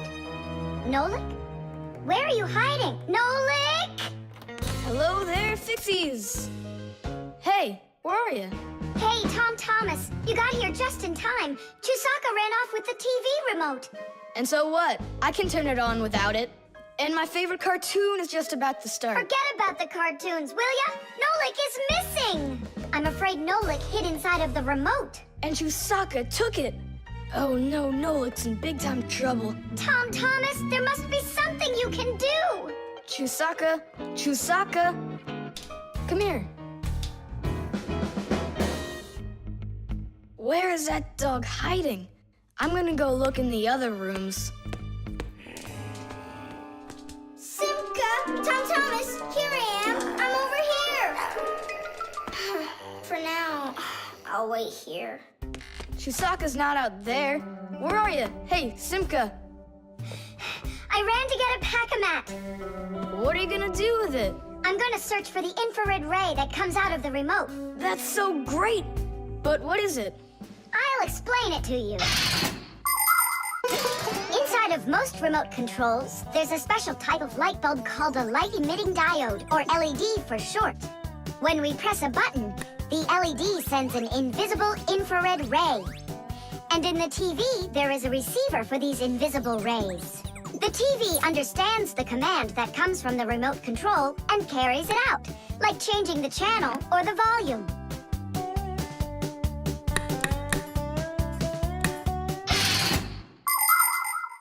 If the rays are invisible, then how's it possible to see them? In the pack-a-mat, I've got these special goggles that can help me. And now what? Yell to Nolik. Get him to close the contact on any one of the buttons. Nolik! You gotta push one of the buttons down on the remote. A button? But how am I gonna do that? Wait, 1 second. Chusaka Chusaks with a brain full of rocks. Meow. Meow. Oh, Mama Mia. Now she'll eat me together with the remote. Nothing for you here. But here's something. There he is. He's over there. Chusaka, come here. Do you want a hot dog? So you want to play tough? All right then.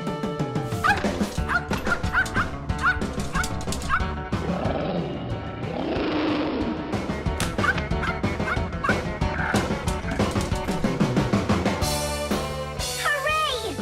You're in one piece. How did you find me? By looking out for the remote's rays. It's just a shame it's impossible for me to see him. What are you saying? You can. If you want to see infrared rays, all you have to do is look through a digital camera. Try it for yourself. Turn on the camera on a mobile telephone. Now go ahead and press any button on the remote control and point the camera toward the front of it. You'll see a bright dot on the screen of the camera. That's the light-emitting diode working. It's letting off a special light that can't be seen by the naked eye.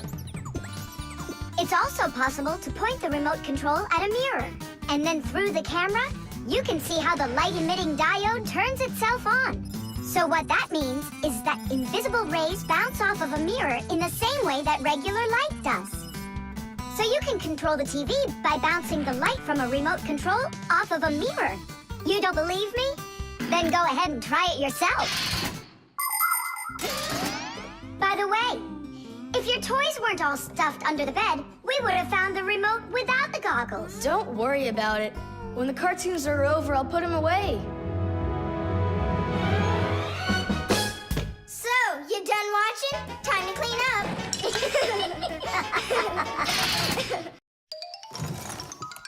The pen. Not here either. Tom Thomas, are you looking for me? No, for a red pen. I need it right now. What do you need it for? Here, look what my teacher wrote in my assignment book. Bad behavior during the lesson, fidgeting, and talking. What are you gonna do with the red pen? Your teacher left something out? I thought maybe, I could fix it a bit. I hope I find that pen.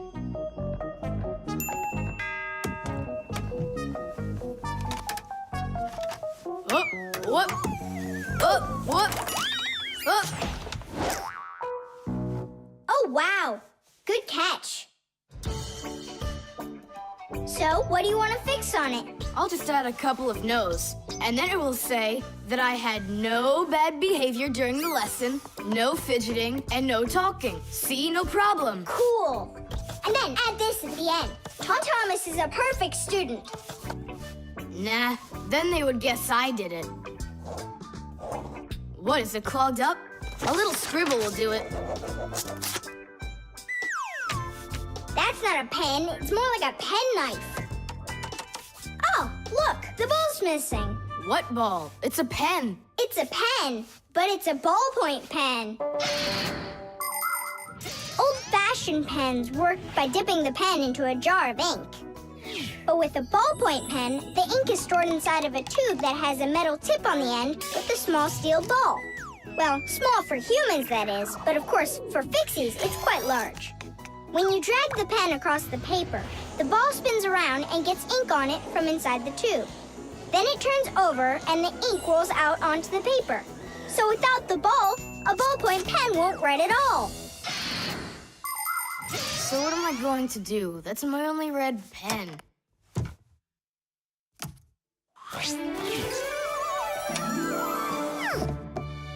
Hi, everybody. Why do you look so sad? We lost the ball from the tip of this pen. Where? It's here somewhere. Then you're in luck, boys. In the pack-a-mat, there's a metal detector. You can use it to find different kinds of metal objects.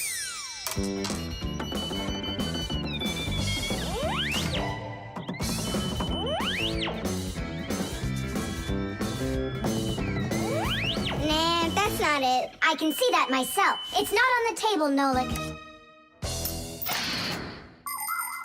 Until not that long ago, humans used pens that had to be dipped over and over again into an inkwell. This was quite inconvenient, and so to make writing easier, the fountain pen was invented. A fountain pen could be filled up with ink, so it could write for a much longer time. But fountain pens would often leak, leaving blots of ink on the paper. This problem was solved with the invention of the ballpoint pen. Ballpoint pens are simple, handy, and reliable, except that you can't write with them on a wall or upside down for a long time. That's because the ball uses up the ink on it, and the ink can't flow up to the tip. But even this problem has been solved. There are now special ballpoint pens that can be used by astronauts floating in space.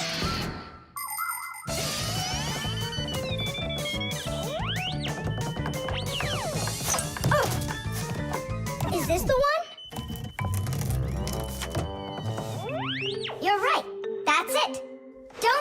See how awesome my metal detector is? Is that what you're calling me now?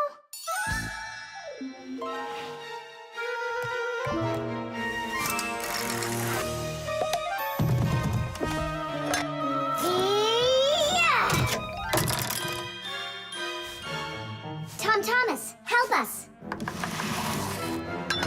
And now! Tidish! Cool. By the way, what do you need the red pen for? Well, Tom Thomas and I need to fix something in his assignment book. What? If I knew that, I wouldn't have helped you out. So no fidgeting and no talking. And your teacher, she writes in your assignment book when you behave well? Uh-huh. Whenever we behave well, she writes a note in our books right away. Ah, Did you see, Simka? How Tom Thomas managed to outsmart everybody? Since I see nothing else here from your teacher, does that mean you behaved badly the other days? Uh-huh. What? Well, Did you see, Nolik? How Tom Thomas just managed to outsmart himself? The washing machine. Look at that, Simka. They're showing Titanic on the television. Hey, Nolik, that's not a television. That's a machine for washing laundry. No way. Yeah, it's just a plain old washing machine, Nolik, don't you know? Tell me about it. You're such a great explainer. Inside of a washing machine is a big drum. People put their dirty laundry in there and add a special kind of soap called detergent. When they turn the washing machine on, the drum fills with water, and then the motor starts to spin the drum. That makes the laundry rub together, forcing the soapy water in and the dirt out to make your clothes clean. After that, all that's left is to get out the water by spinning the drum really fast and sending the water down the drain. Oh, thanks a lot, Simka. I always wondered, why would you want to put laundry inside a television? Are you joking with me? Uh-huh. Oh, I'll show you a funny joke. Get over here. Shh, it's Tom Thomas's mother. She's got headphones on. We're safe. She doesn't hear anything except the music.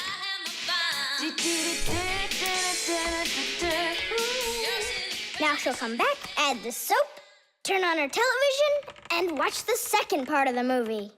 Again with the jokes. This time I'm really gonna let you have it. Whoa! Nolik, just do what I say. I came up with a plan. What's your plan? To run away!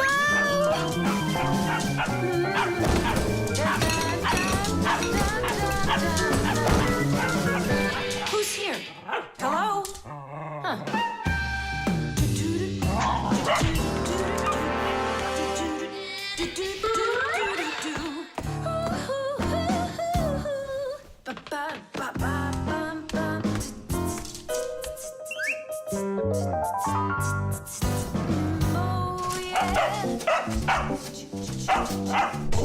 Oh, yeah. There are a lot of things to keep in mind with a washing machine to use it right. For example, do you know what can happen if you wash red and white shirts together? Well, the white one might just turn pink. No, it's not because it's embarrassed, but because some of the color from the red shirt happened to get onto the white one.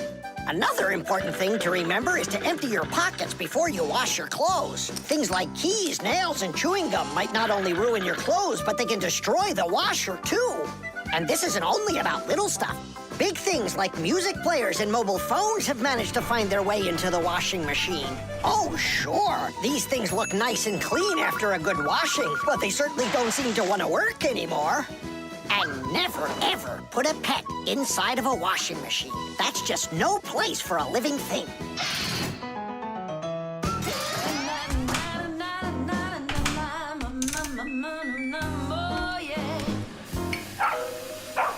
You know what, Simka? I've never been laundered in my entire life. We better get out of here, Nolik, right now.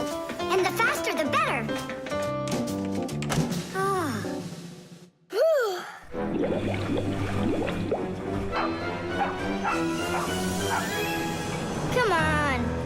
get going. And what about Chusaka? What about Chusaka? Let her get washed up a little in there. Maybe it'll make her nicer. But she could drown the poor thing.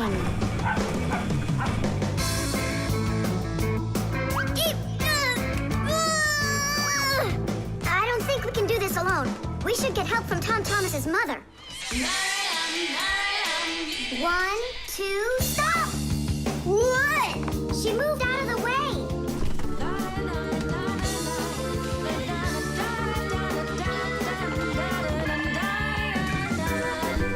And 3. Pull it! Huh? What is that? Oh my goodness!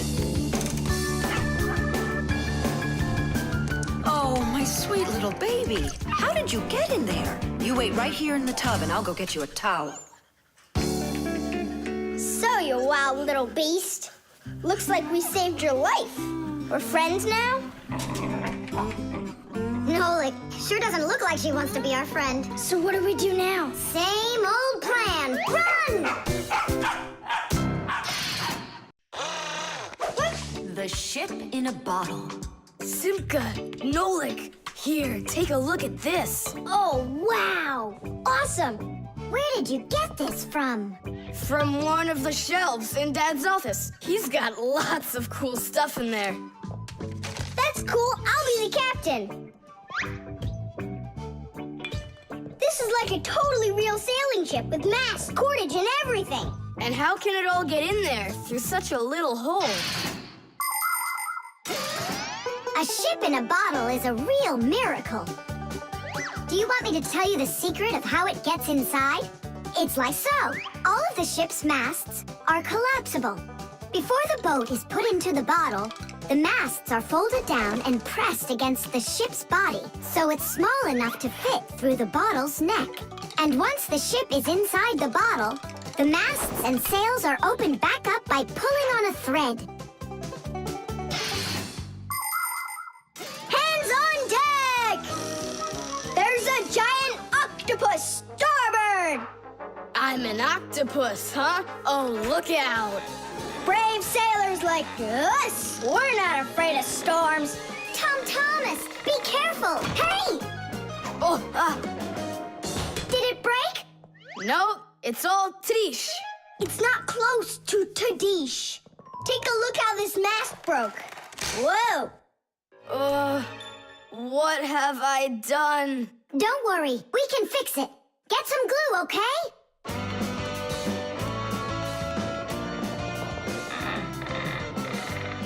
Here's some super glue I found. This is the kind that'll keep things stuck forever. Nolik, come and help! Achoo! Phew! This stuff is so stinky. Danish! Ooh, that's better. Thank you, guys. We sailors, never let a friend down. Nolik, you gotta get out! You'll get sick from that stinky air!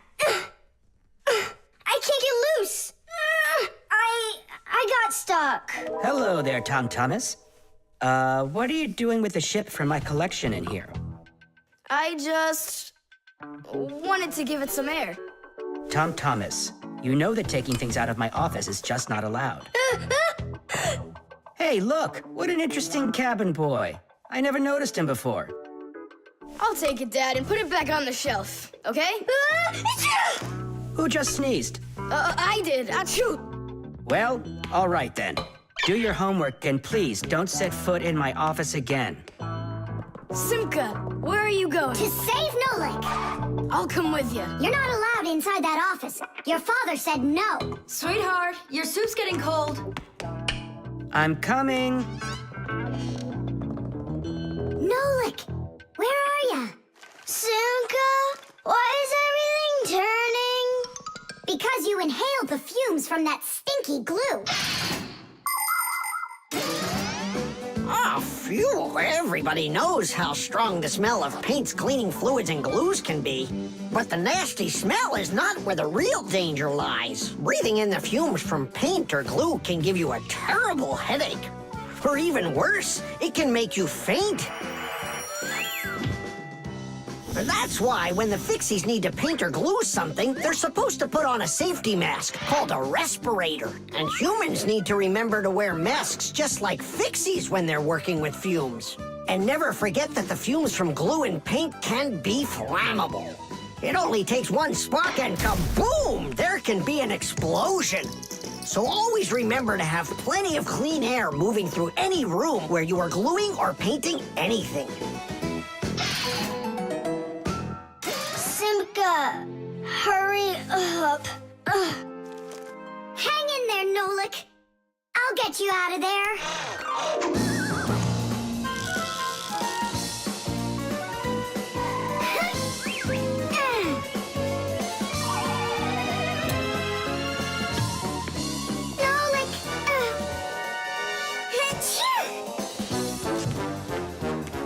Oh no, is he okay?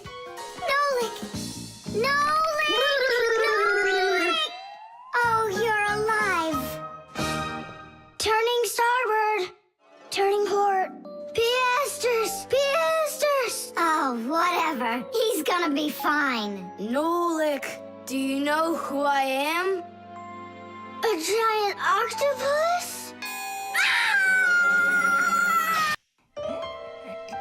The stapler.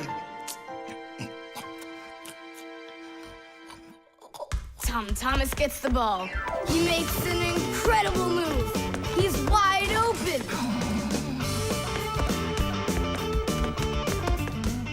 The goalie sees him and he screams in horror. He shoots and score! Yay! Thomas, stop kicking that ball. Your school concert starts in 30 minutes, and I don't want to iron your pants again. All right, Mom. Just one more time, huh? No, I'm sorry. Mom said I have to quit kicking the ball. But Mom said nothing about dribbling the ball. Go, you can do it. You can do it. Yeah!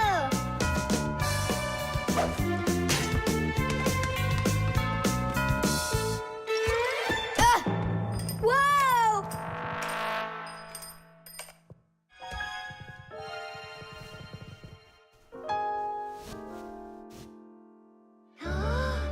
Thomas, your pants. This can't be. These are my special concert pants. Ugh. Yeah, how will you go now? Well, your mom does have enough time to sew them. I'm scared to even tell her about it. She said that I had to stop playing. Hey, I've got it!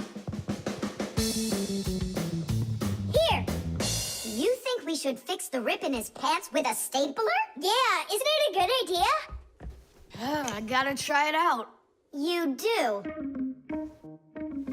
Like this? Stop! Why? What's wrong? My nose itches. That's all. Let's go. You're right, Nolik. It works. That is super! Yeah, the stapler's really great. Do you guys know how it works? Just keep stapling and I'll tell you. The staples for a stapler are lightly glued together. That way you can load many staples at once instead of one at a time. And a spring pushes the staples to the front. When you push down on the arm, a metal tooth pushes the front staple down through a thin space.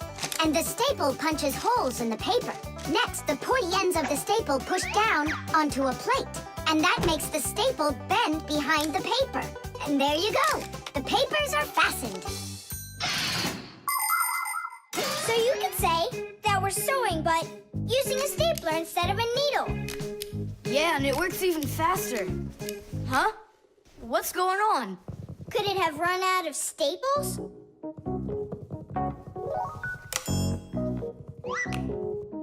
There's still a lot more staples, but one of them got jammed here in the slot. Thomas, we're leaving in 5 minutes. Okay, Mom. So, did you get it? No. Why don't we get Papus to help us? Because he's really strong and he's got a pack-a-mat. We can do this ourselves. Tom Thomas, find something we can use to push that staple out.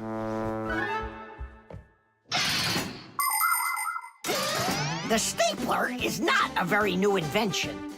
It's been said that the French king, King Louis XV, had a stapler made out of gold and precious gems. Unfortunately, it could only hold one staple at a time. Modern staplers are much more convenient, and people have come up with so many kinds for paper, for plywood, and even for skin. Yes, surgeons often use them during operations. Then there's the staple gun that's used to upholster furniture. And its older brother, the nail gun, can even be used to hold together the walls of a building. And here's an invention almost as important as a stapler. It's the staple remover. With its help, it's possible to remove the staples put in by a stapler. How about the screwdriver? That'll work. Look, the screwdriver fits perfectly into the slot. Ah, that's great. Now push that staple through, only keep your fingers out of the way, or you won't finish sewing. Tadish! It's still not Tadish. You haven't fixed your pants yet. That's it, they're done.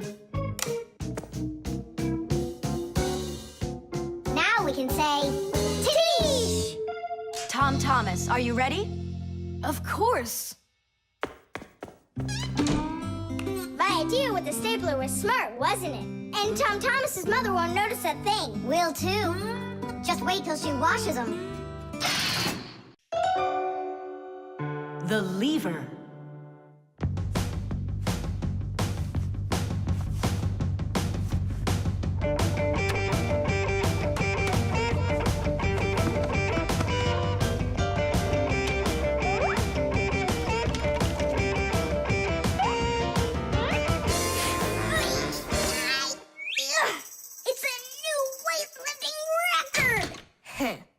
You're so strong.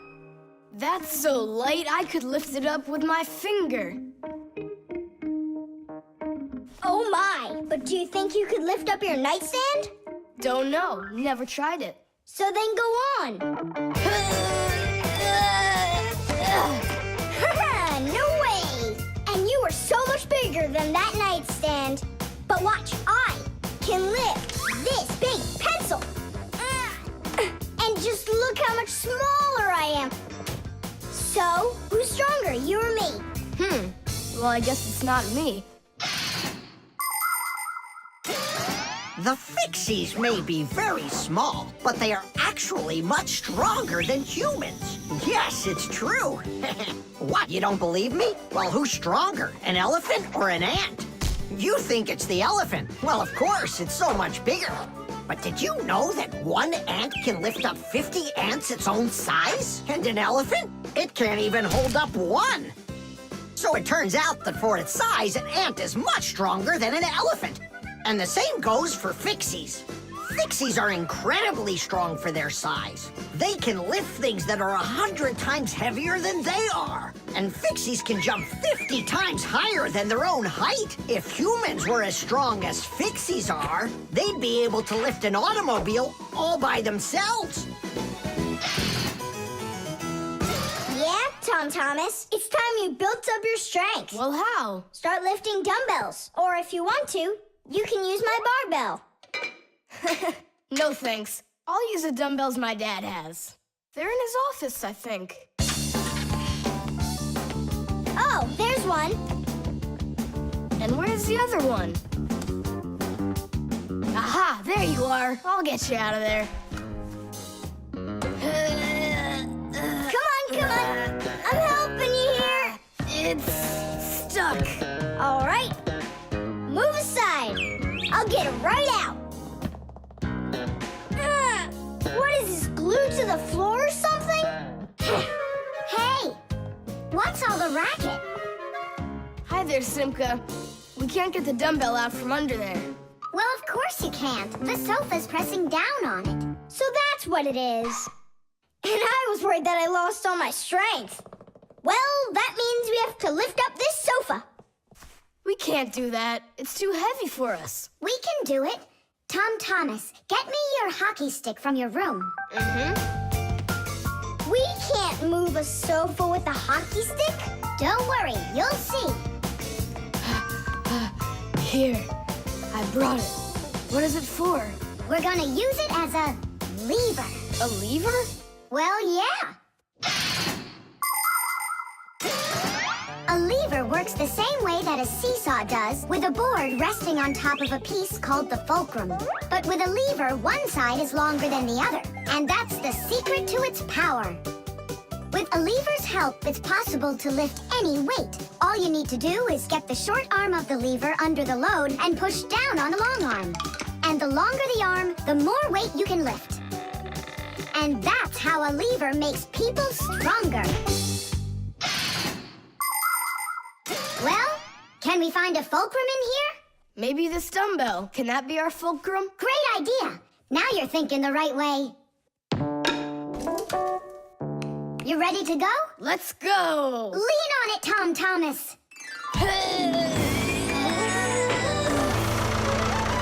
Yay! It's working! Tadish! I'm so strong, did you see? Now watch how I lift Dad's heavy weights for you. Look, I can do it. It's just like I told you. You'd be better off training with my weights. Didn't you just see me lift up the sofa? You didn't lift the sofa, the lever did. Did you ever hear the saying, knowledge is power? I've heard it. Although, some physical power won't hurt you either. So pick up your lever and go out and play some hockey. You know how built those hockey players are.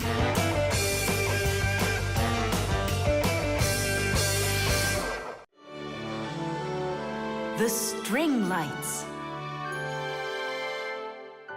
We're almost all done. Yeah. Now Santa Claus is gonna come over. He'll say, 1, 2, 3, lights light up the tree. Then we'll get our presents. The real Santa Claus? Yeah, for sure. The real Santa Claus will come to you? You'll see for yourself. He comes to me every year. Okay, so let's practice. 1, 2, 3, lights light up the tree. Huh? Oh, the string light's burned out. And we don't have another one. Tom Thomas, Santa Claus is almost here. Is the tree ready? No, not quite yet. Oh no. What are we gonna do? I'll be right back. Tom Thomas, what do you think? Will Santa Claus give you any presents if there aren't any lights on the tree? No way. It's not right without the light. It just wouldn't be magical. Papus, Marcia, Santa Claus is about to come to Tom Thomas, but the string lights on the tree, they all burned out. They all burned out? Really? The bulbs in a string light are connected together like a chain with a piece of wire between each bulb. When you turn on a string light, electricity flows through the wire, lighting up each of the bulbs along its way. But if any of the bulbs gets burned out, the circuit will be broken, and the electricity will stop flowing. That means one bad bulb will make all of the lights go out. So if you want to fix a string light with a bad bulb, the answer is really simple. Just find the bad one and put a new one in. So, do we have a spare bulb around here? I'll get it for you. I know where it is. Tom Thomas, hold up Santa Claus for a while. We need a little time to find and replace that bad light for you. I'll try to. Tom Thomas, Santa Claus is already here. Ho, ho, ho! I got one thing to do. So, let's find the bad bulb. Okay, Papus, let's go. This one's working. Maybe this one burned out. Nope. And that? It lights fine. Santa Claus is getting very hot out here. Hold on. Simka, what's up? We checked all the bulbs, but couldn't find a bad one. I guess this year won't be magical. Okay, Mom, just come on in. Ho, ho, ho! Hello there, Tom Thomas. So tell me now, have you been good all year? Huh, why aren't the lights on the tree burning? So then let's say it together. 1, 2, 3. Ow! Papus, I found one more bulb. Here's the one that's not working. 1, 2, 3. Light up the tree. Huh! Now we need to replace this bulb with a new one. So where's Marcia? Show your light, O tree. Hooray! Ho, ho, ho, ho. Whew, that was really hard. I see you already got it shining. But where did you manage to find a new bulb? We got Papus to act as the bulb. Tidish! Tidish! Ah, what a hero. Pull me up so we can put this bulb in. On Christmas Eve, on Christmas Eve, on Christmas Eve, our spirits light up. Whoa! And on the tree, Yeah! on Christmas Eve, Nice box. the lights burn brighter. Every year when no one is expecting, from some place that no one could conceive, appears a little miracle before us. Every year on Christmas Eve, on Christmas Eve, on Christmas Eve, on Christmas Eve, on Christmas Eve, the clock it seems on Christmas Eve is ticking slower. Then suddenly on Christmas Eve, a miracle on Christmas Eve, no one believes on Christmas Eve comes out of nowhere. Every year when no one is expecting, from some place that no one could conceive, a little miracle before us. Every year on Christmas Eve, on Christmas Eve, the clock ticks slower. The combination lock.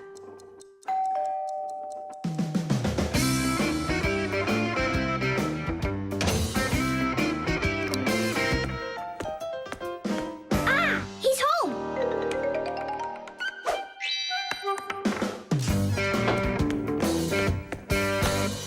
Nolik, are you here? Stop your hiding. I'll still find you. Nolik, is that you? Hey, come on, that's not fair. You saw. Let me go again. I don't want to. You want me to play hide and seek when I got a brand new game to play with? Where is it? I don't see it anywhere in the room. I took it to school with me For what reason? to show it off.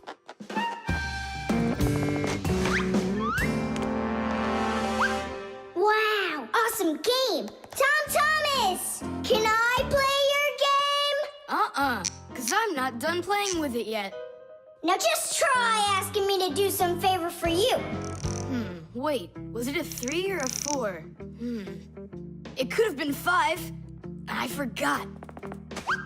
What about? I forgot the combination. And now I can't even do my homework.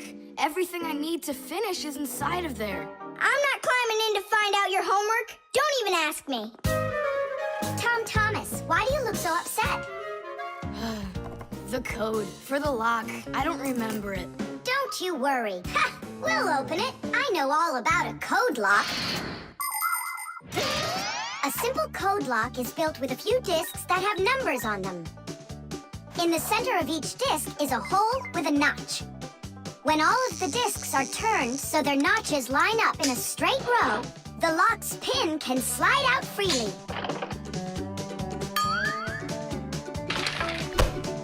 And to get the notches to line up, just turn the discs to the lock's code and the lock will open.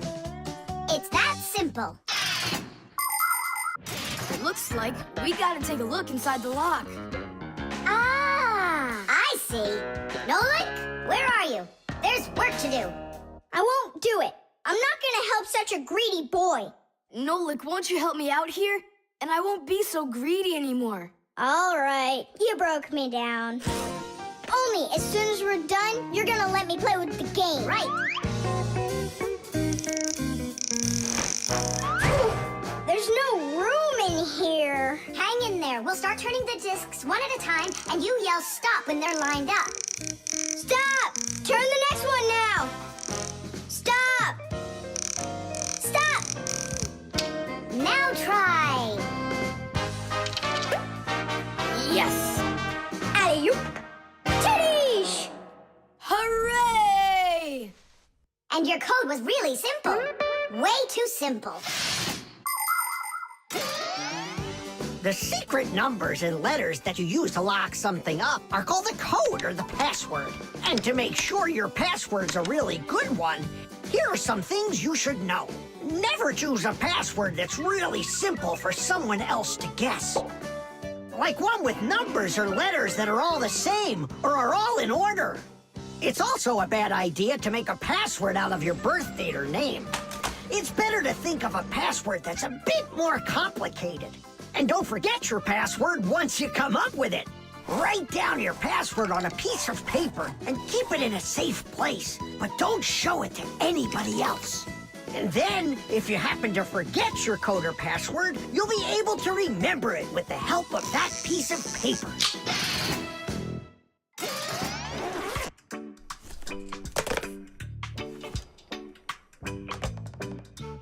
And why did you ever put a lock on your backpack? I was hiding the game from the other kids. Then why did you take it to school today? I wanted to show it off to my class. And did you show it? No way. If they would have seen it, they'd be like, I want to use it. I want to play. And so you hid it and didn't show it to anybody. Not to anyone. Then why take it to school, silly? To show it off there. You're just some show-off. You're just some greedy... Oops, sorry. Once greedy boy. Will you let us play now? Play away.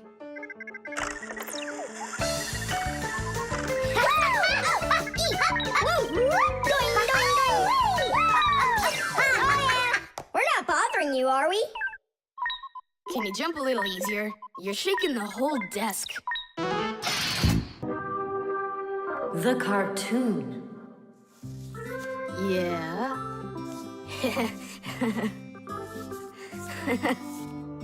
Like that. Yeah.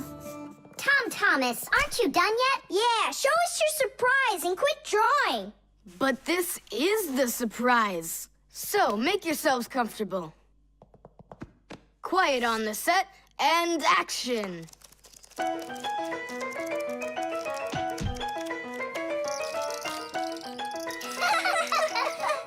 Great crash, huh? You should put a huge bump on his head. It's just like a cartoon that you drew in there. He did draw us a real cartoon there. Oh, right. Real cartoons, they only show them on television. But they make them exactly the same way.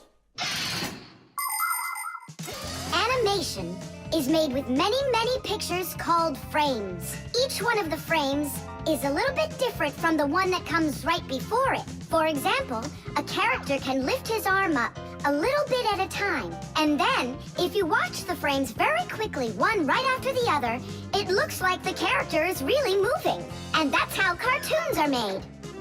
And you know what? To make 1 minute of a cartoon, you might have to draw more than 1,000 frames.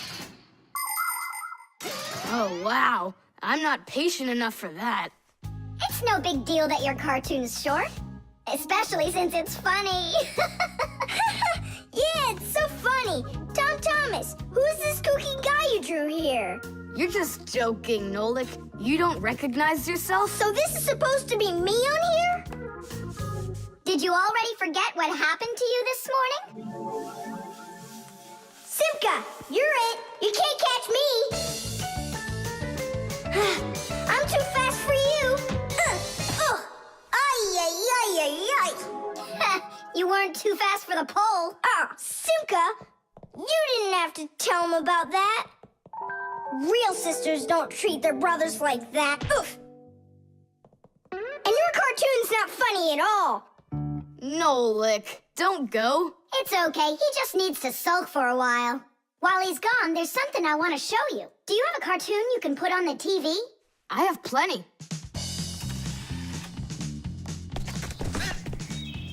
What should I do? Let's watch it again. But now I want to show you the same cartoon a frame at a time. Here, take a look. This is a frame, and here's another and another. Isn't that cool? Uh-huh. So cool. And then back at regular speed, there's 25 frames every second. What should I do? It's magical. Simka, you know, I feel awful for Nolik. Yeah, I feel awful too.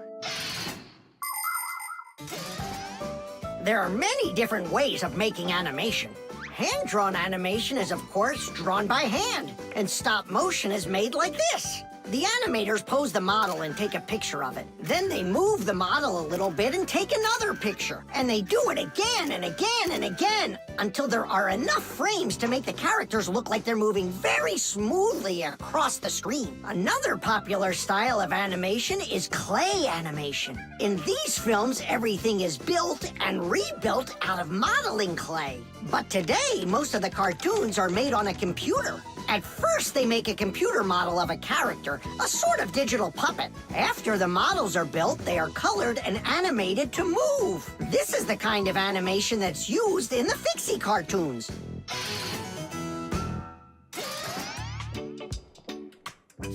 Tom Thomas, what are you doing? Are you drawing a new cartoon? Nah, I started fixing the old one, so Nolik will stop being angry. Good. Keep drawing, and I'll go and get him. Nolik! I'm not here! Nolik, forgive me. Please don't be so mad. There's a cartoon to watch. I've already seen your stupid cartoon. So what'd you do now? Put a huge bump on my head? Not a chance. I did it all over again. I'm sure you'll love it. You sure of that? All right, go ahead. Show me your cartoon. Quiet on the set, and action.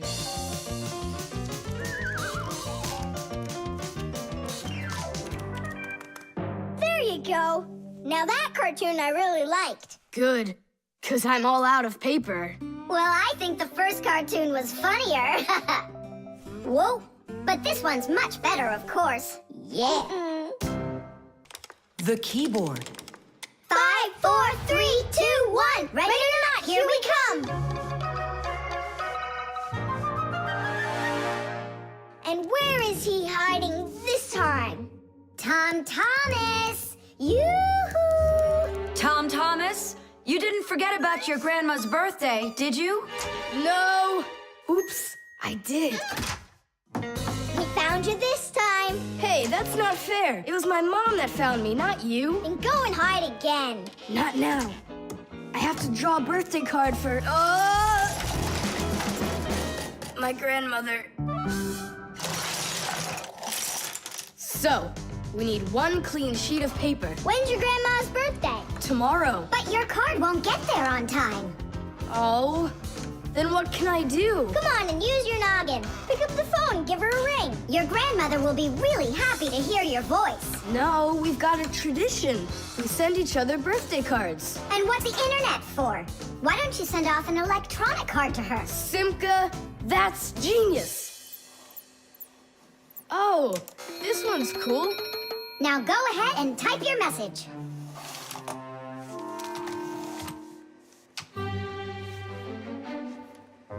The letter D isn't working. How can I write Dear Grandma without D? Just let her be a plain old grandma without the dear. But the letter G isn't working either. It looks like we could use a pack-a-mat here. A pack-a-mat? What for? To clean off the keyboard's contacts that got all dirty. What contacts? A key on a computer keyboard works pretty much the same way as a doorbell does. When we press on the button of a doorbell, the contacts inside touch, which lets the electricity flow that makes the bells ring. And when we press a letter on a computer keyboard, an electrical current runs from the keyboard to the computer, and that letter appears on the screen. But if there's dirt between the contacts that stops them from touching, then the current can't flow.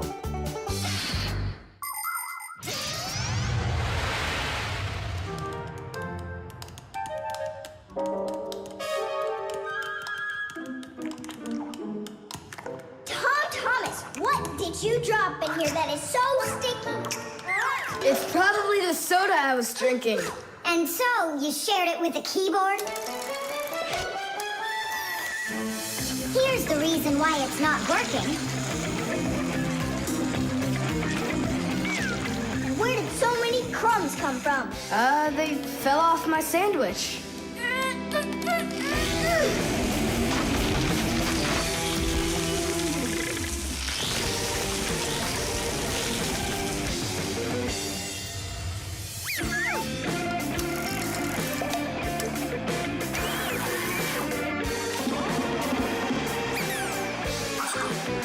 What in the world is this red stuff down here? That must be the sauce for my mushroom pizza. Oh, Nolik. Well, now it looks like we're gonna be out picking mushrooms. The Fixies are always ready to help people out, but there are some people we really don't feel like helping. I remember when I was working as a Fixie back in one house. It was a disaster. One day, the owner spilled coffee on the remote for the TV. As I was running to clean the remote, he starts pounding the TV with his fist because the channels won't change. So now the TV is broken too. Well, with no TV, he decides to listen to some music, and he carelessly pulls the music center onto the floor. So he tries to fix that himself and manages to break it for good. And then he sits down on top of his telephone and breaks that to bits. Meanwhile, I'm still busy trying to clean the coffee off of the remote. There wasn't a minute of rest with this guy around. In the end, I couldn't take it any longer. So I got out of there, and now I'm here, teaching kids.